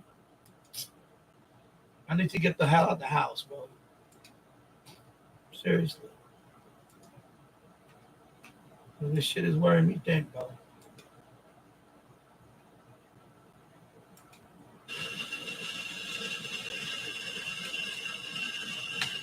Philadelphia, WNJM Manahawkin, WNJN FM Atlantic City, Philly. WNJC Cape May Courthouse, See, late night comes in like this. And WHYY.org. WHYY. It's 1:59 a.m. I'm Mary Cummings Jordan. There's more of the BBC ahead on WHYY. Stay tuned. See?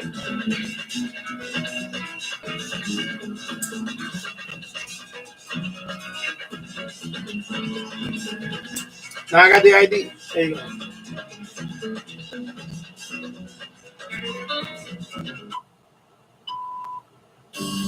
BBC World Service, it's 6 hours GMT. Welcome to Weekend with Julian Warwicker. Coming up, cross-border fighting between Thailand and Cambodia is continuing for a third day. Quite a significant escalation from the small exchanges of fire between soldiers has really changed the mood here. You can probably just hear some of My hand is shaking too much, sorry. Now. A new play opens in Los Angeles about one man left on an island to die as punishment for being gay.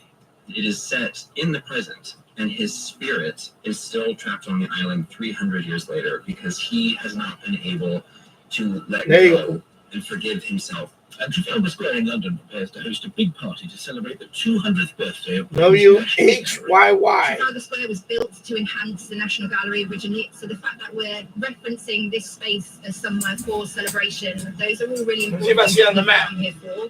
That's all on Weekend. Old news. There you go, the map. See? This is the BBC News with Fiona MacDonald. Cross-border fighting between Thailand and Cambodia is continuing for a third day. The Thai military says the Cambodians attacked in a new area near the coast in the south, but were pushed back by the Navy. Jonathan Head sent this report from the Thai side of the border. This brings the fighting between the countries to a new area, as early diplomatic efforts to end the conflict make little headway. At an emergency meeting of the UN Security Council, Cambodia requested a ceasefire. There you go. That's Philly. An attempt by Malaysia's Prime Minister Anwar Ibrahim to end So hostilities was also WHYY in Philly. 90.9 FM. The deaths of 13 civilians. I was going to tune it from here. What am I doing? I need to tune it over there. Thai artillery positioned along the main roads near the border is firing almost constant salvos at Cambodian positions. More than 30 people have been killed. I hear music. I think that's Q102 out of Philly. 102.1 is Q102 music station. You hear the music. That's Philly.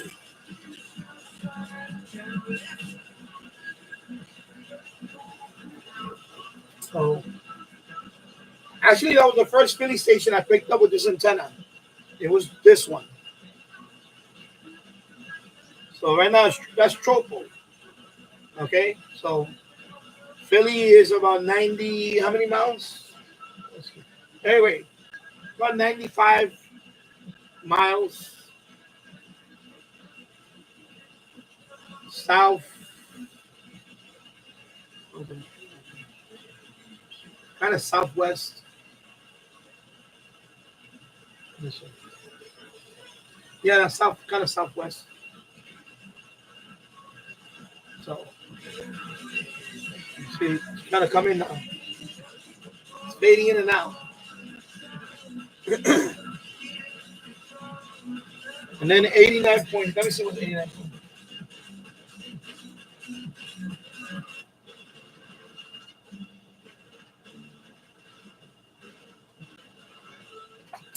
$89.7, but right now it sounds a little.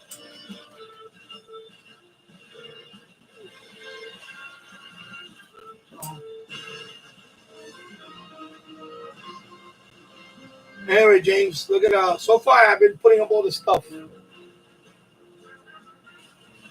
All this stuff.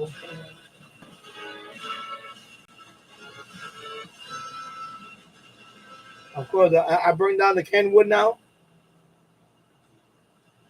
The scanner's right there. I need to hook that up. Of course, my Zaigu and my. And then, of course, over here, I got all this going on over here.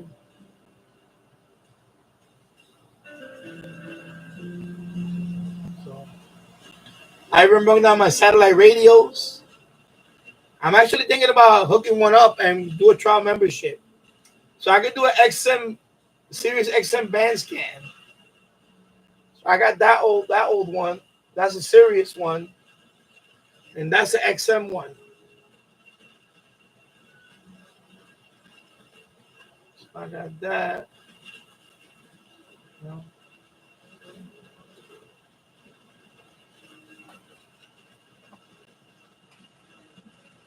So I was thinking about that. You know, get a trial membership and then do a Sirius XM band scan. Every station. That'll be a long video. But it still works. I got the antenna. I hook it up. It asks you if you want to do a trial subscription. So they'll still work with today's satellite.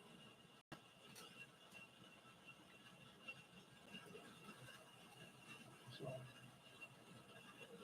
see, it's a Sirius. And then of course you gotta plug. You plug it in. Or it even came with a cigarette one. When you put it in the car, you just put this with a cigarette lighter. Then the antenna, I have two of them. I have one that's magnetic that goes. It's about 50 feet of wire. Then I have one that's shorter. It's 25 feet, I believe. It's over there somewhere. Oh, it's right here. This is the antenna for satellite radio.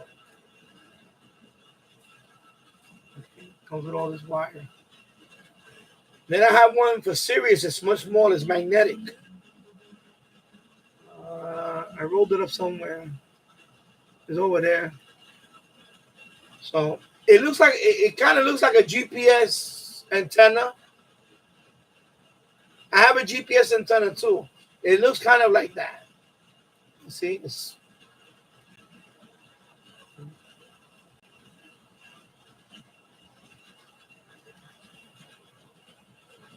Now I don't know what frequency this is on. I don't know what frequency. I didn't look. I should look it up. But this is for satellite radio antenna.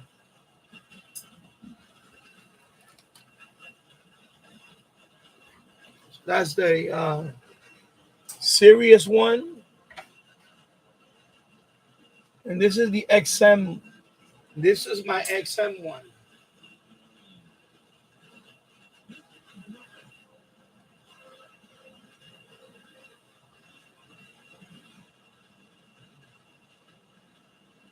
And then there's the back of it. So you see there's the antenna connection right here.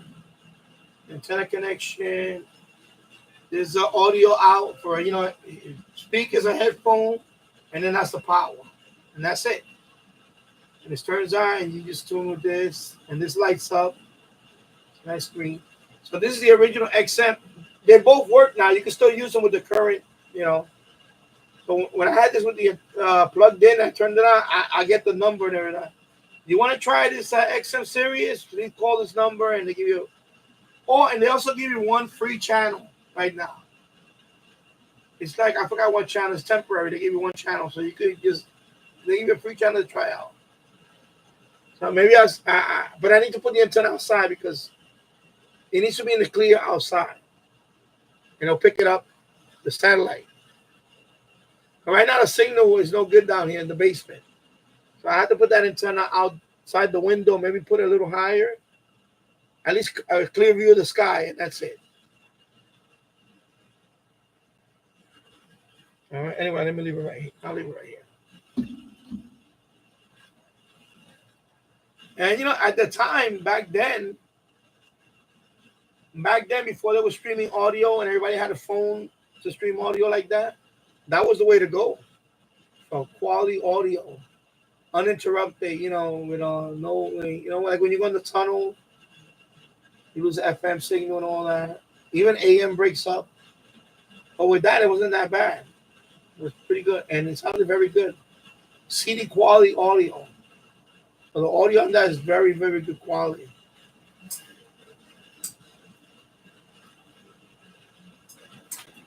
So, of course, my first one was Sirius.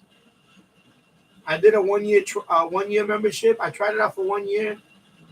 I used to listen to Howard Stern. Of course, whatever they had on the series.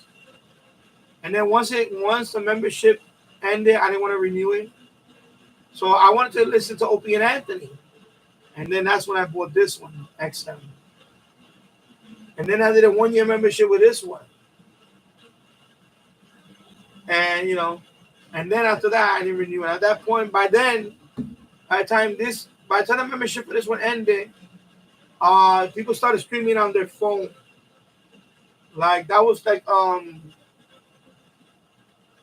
after this one, the beginning of MySpace happened.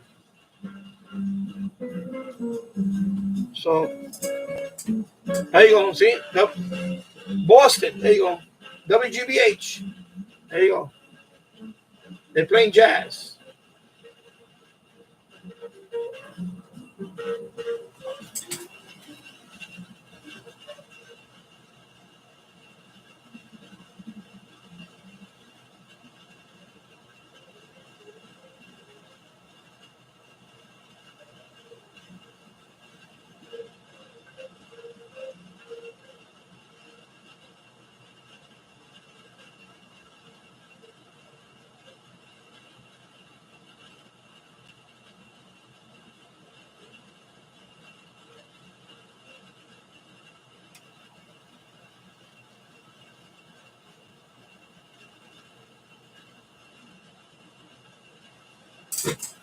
All right. So I go from. So this antenna can go all the way up to Boston, Tropo, all the way down to Philly. That's a lot, right? The antenna's pretty good. It's doing the job. It's a good antenna for FM. You can't ask no more than that. For what this antenna's doing right now, it's doing a good job. So right now at night, I'm getting Philly and Boston. It's pretty good.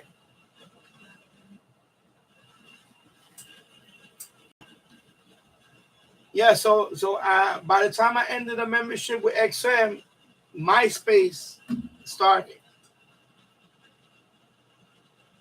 And social media was started.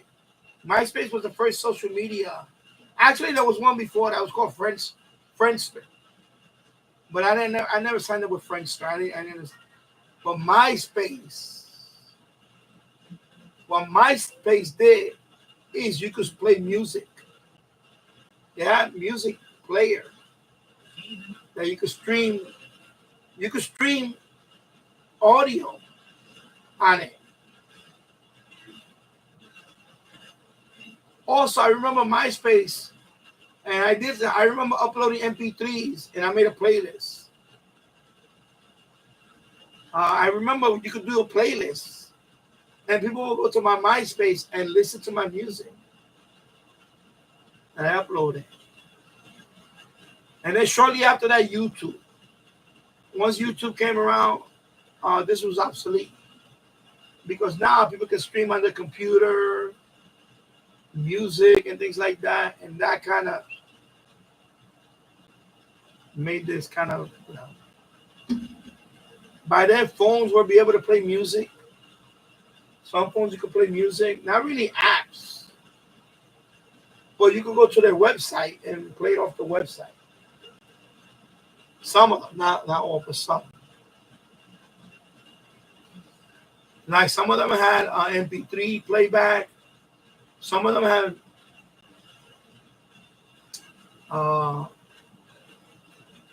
what is it? Wave playback, WAV playback, or AAC playback. Also, remember right after that was right before around MySpace on the iPod. The iPod made it easy for people to listen to music. People could download to the iPod and listen to everything. That's what I had. I had the original iPod. Then I had the iPod Mini. Then I had the Nano. Then I had the Touch. The show. So, remember that? So the original iPod had a big clunky hard drive in there. And then we had the mini, which is smaller. Hey, they're playing jazz now. Look, this kick is booming now. Man. Booming now.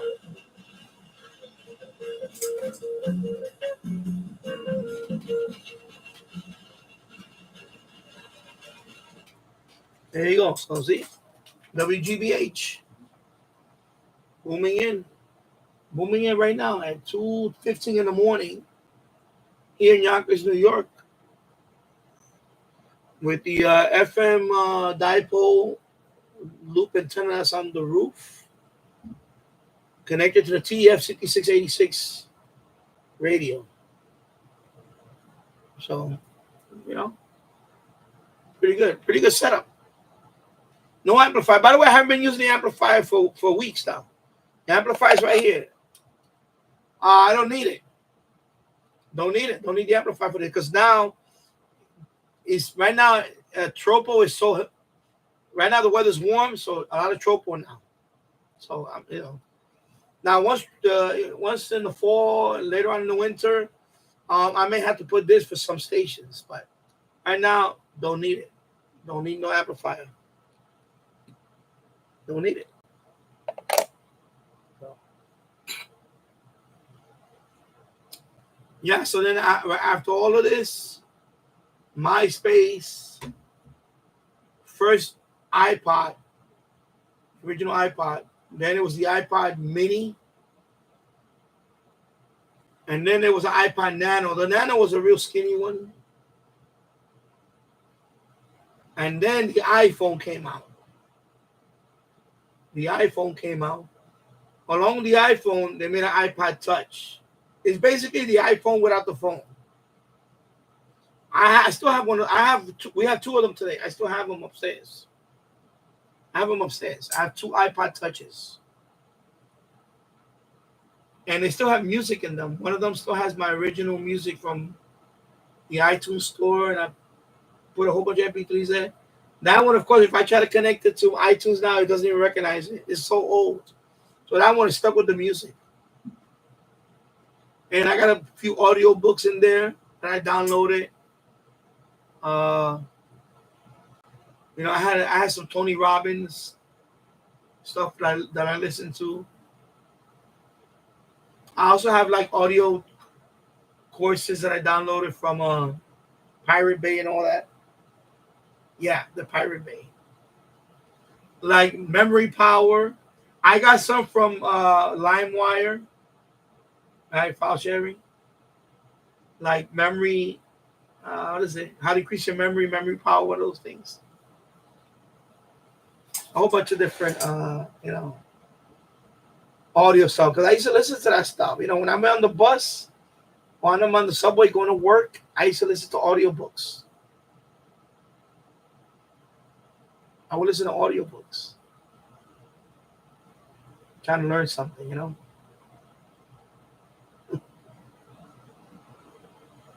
Anyway, folks, I'm going to sign off now. It's going to be about 6 hours. 2 more minutes for 6 hours. So I'm going to 2 more minutes and then I'm going to sign off. So I want to say thank you for watching. And, what happened earlier, whatever, I'm done with that, Please don't bother me with what happened tonight, kiddo. We're done. We're done with that. Wish you luck. I'm done. Sorry. Just, I tried. And thank you, James Farley, for stopping by and participating in the chat. This is a long one today, too. So tomorrow, I'm going to see what happens. I don't know what we're going to do. Well, anyway, she's going to work tomorrow. So I'm going to try to set up my retro gaming tomorrow. I don't know how I'm going to do it on this side. I'm going to have to do it on that side. Or I really have these screens for that. Originally, I wanted to do this screen. Set up the retro gaming here, but I don't know what computer I want to stream with. Or maybe I have a separate computer for Danny Retro Gaming. I don't know yet. So I might test it out tomorrow. Because I want to be on that channel quite a bit. I really, I would like to do a live stream every other day at least for the summer, for the rest of the summer. I'm Danny Retro Gaming. Because that one is over 1,000 subs, and that one I would like to get that one monetized. But it's a long way to get monetized. But anyway, because right now the way it's going here, I gotta take it, But I definitely want to. I'm already completing here. This is the last thing I need to complete, and then some storage over there, and that's it. And then I'll be done with this room, more or less. And then I gotta dismantle the server rack and move it around to the other side. That's gonna be a whole afternoon doing that. The server rack. And that's a mess. So anyway, 6 hours. There you go. So thank you for watching, everybody. Have a good night or good morning. And I'll see you soon. Take care. Bye-bye.